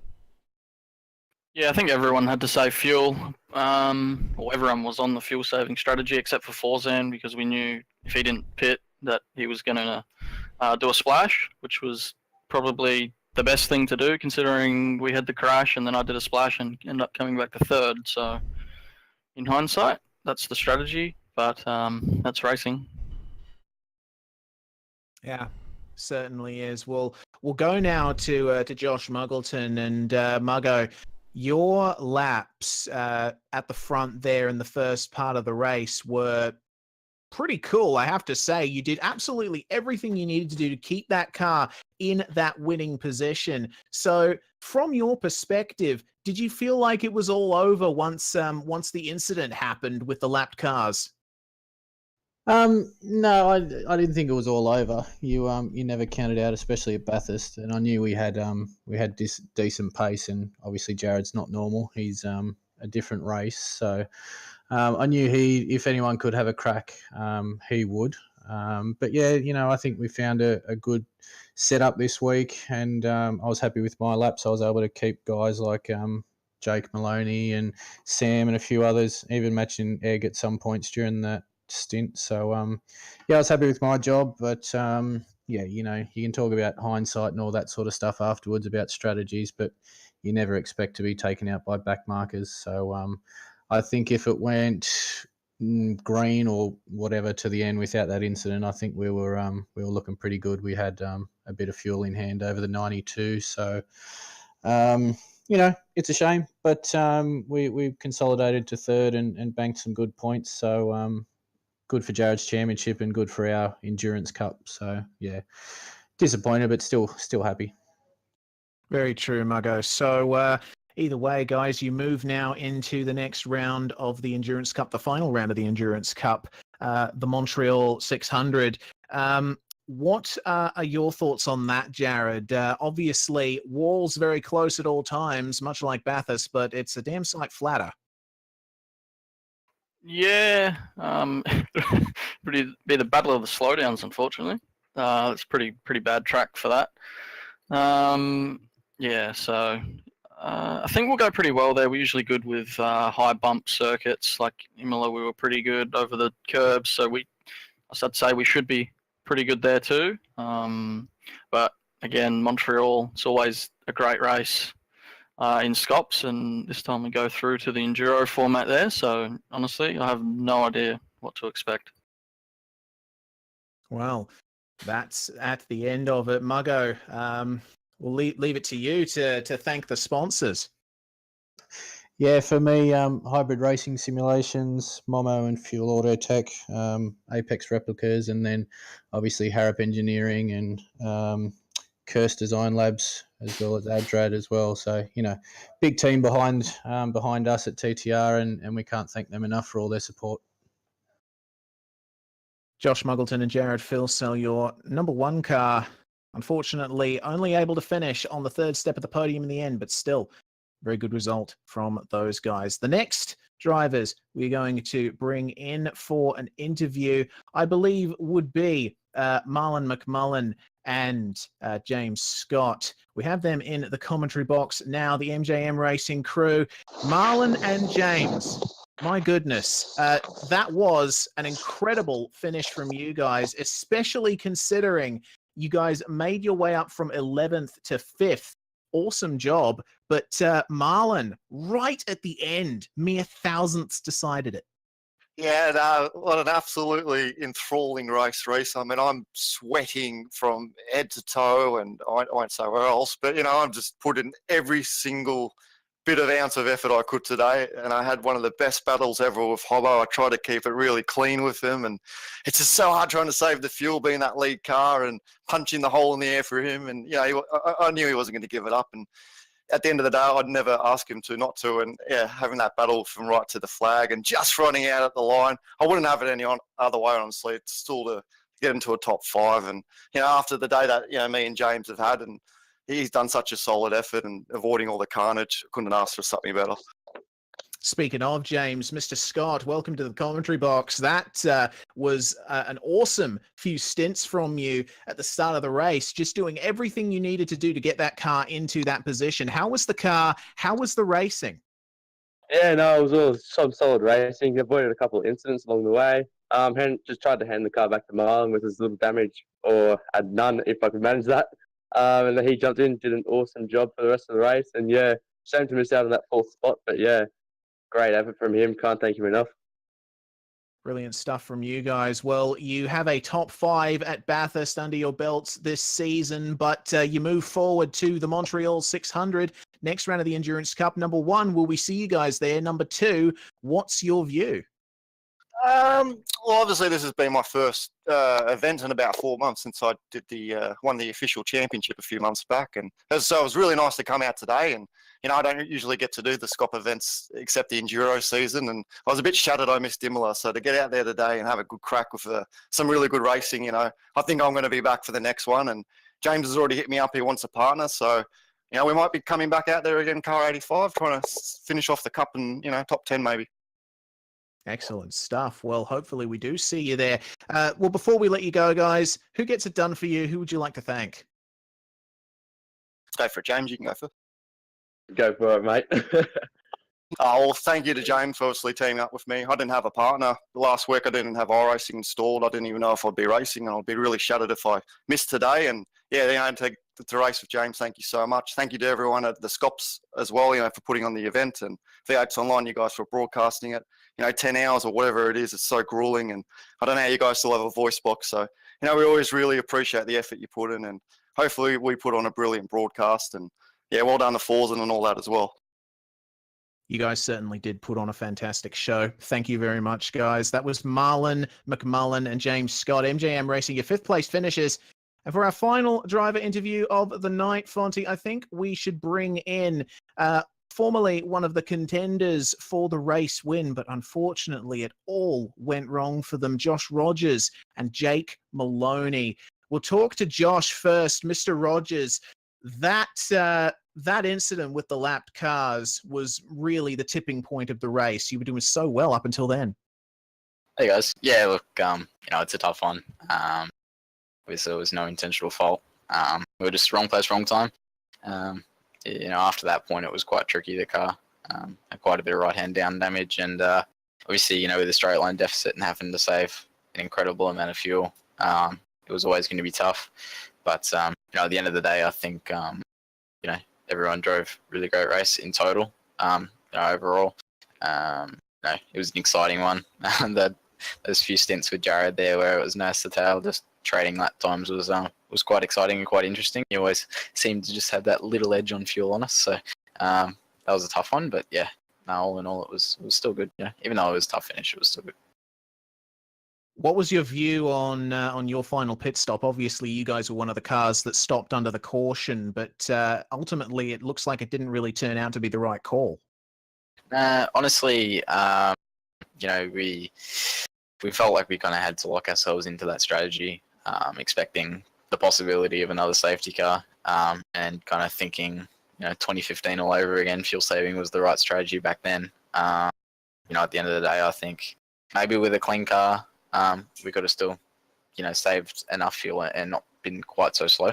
I think his car was quite clean, not perfect, but he still managed to do it quite well. And really, I think Jared was probably going to lock himself into that fuel saving strategy as well before the incident happened. So, I think my view was screw it, go for it.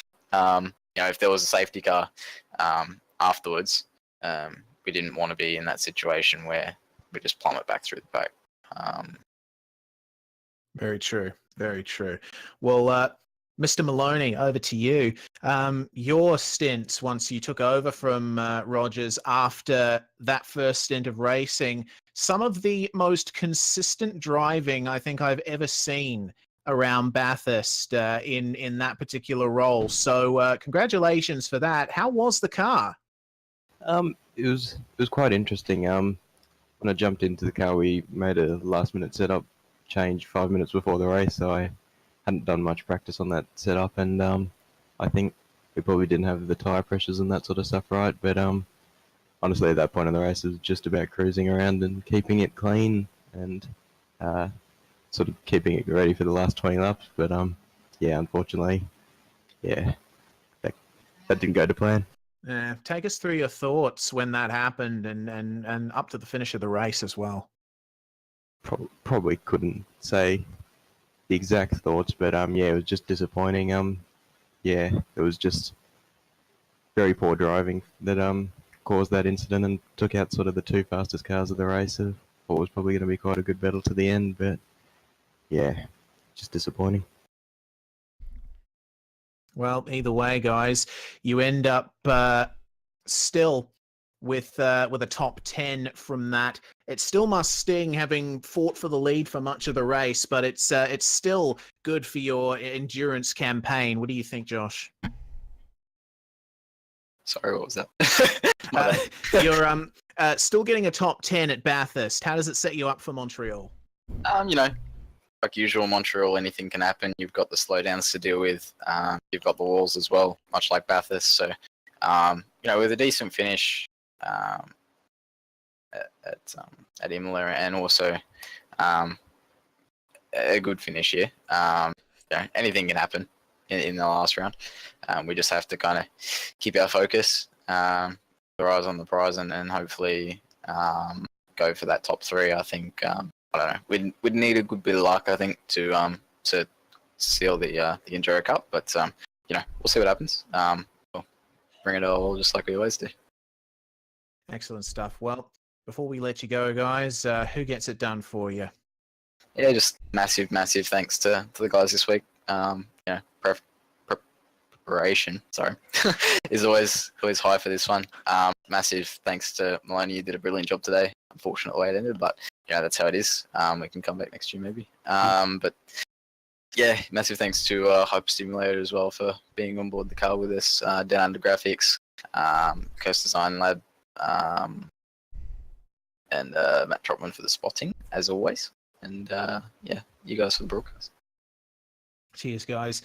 Much appreciated. That was Jake Maloney and Josh Rogers, your pairing in car number 92.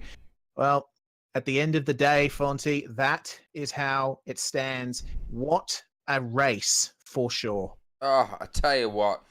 Bathurst 1000, the V8 Supercar Online Premier Bathurst 1000. It turns it on every year. We continue to get better and better at racing. The competition gets higher and higher. I tell you what, next year, I'm going to be mind blown all over again.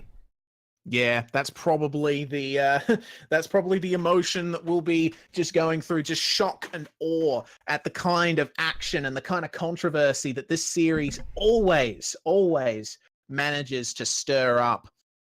Well, that brings to an end our proceedings for today, and we want to give a massive thanks to all of the drivers for putting on a fantastic show, to all of the viewers for sticking with us all the way through this 6 hours of racing. and of course to the iRacing Esports Network for hosting this. It is absolutely a privilege to be on here and to showcase this kind of racing to the world. Thanks very much for joining me, Fonty. It was a real pleasure. Oh, I tell you what, I wouldn't have had it any other way. It's been a huge effort for us this weekend. If you do want to go and check out what happened at the virtual racing showdown that we did at Sydney Motorsport Park over the weekend, please go and check that out on the iRacing Esports Network.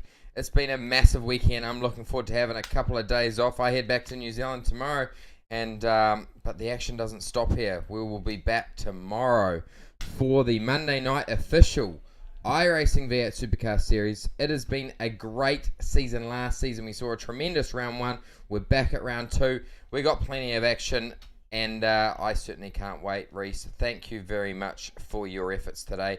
Thanks to everybody who has been watching, and we will see you next time. We certainly will. This was the Virtual Racing School V8 Supercar Online Premiere Series, the Bathurst 1000, presented by CPR Kart Parts as part of the Endurance Cup.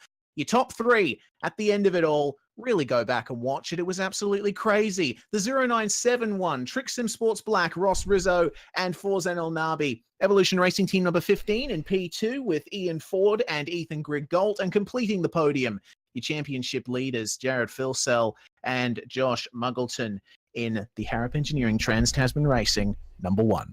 We will see you next time.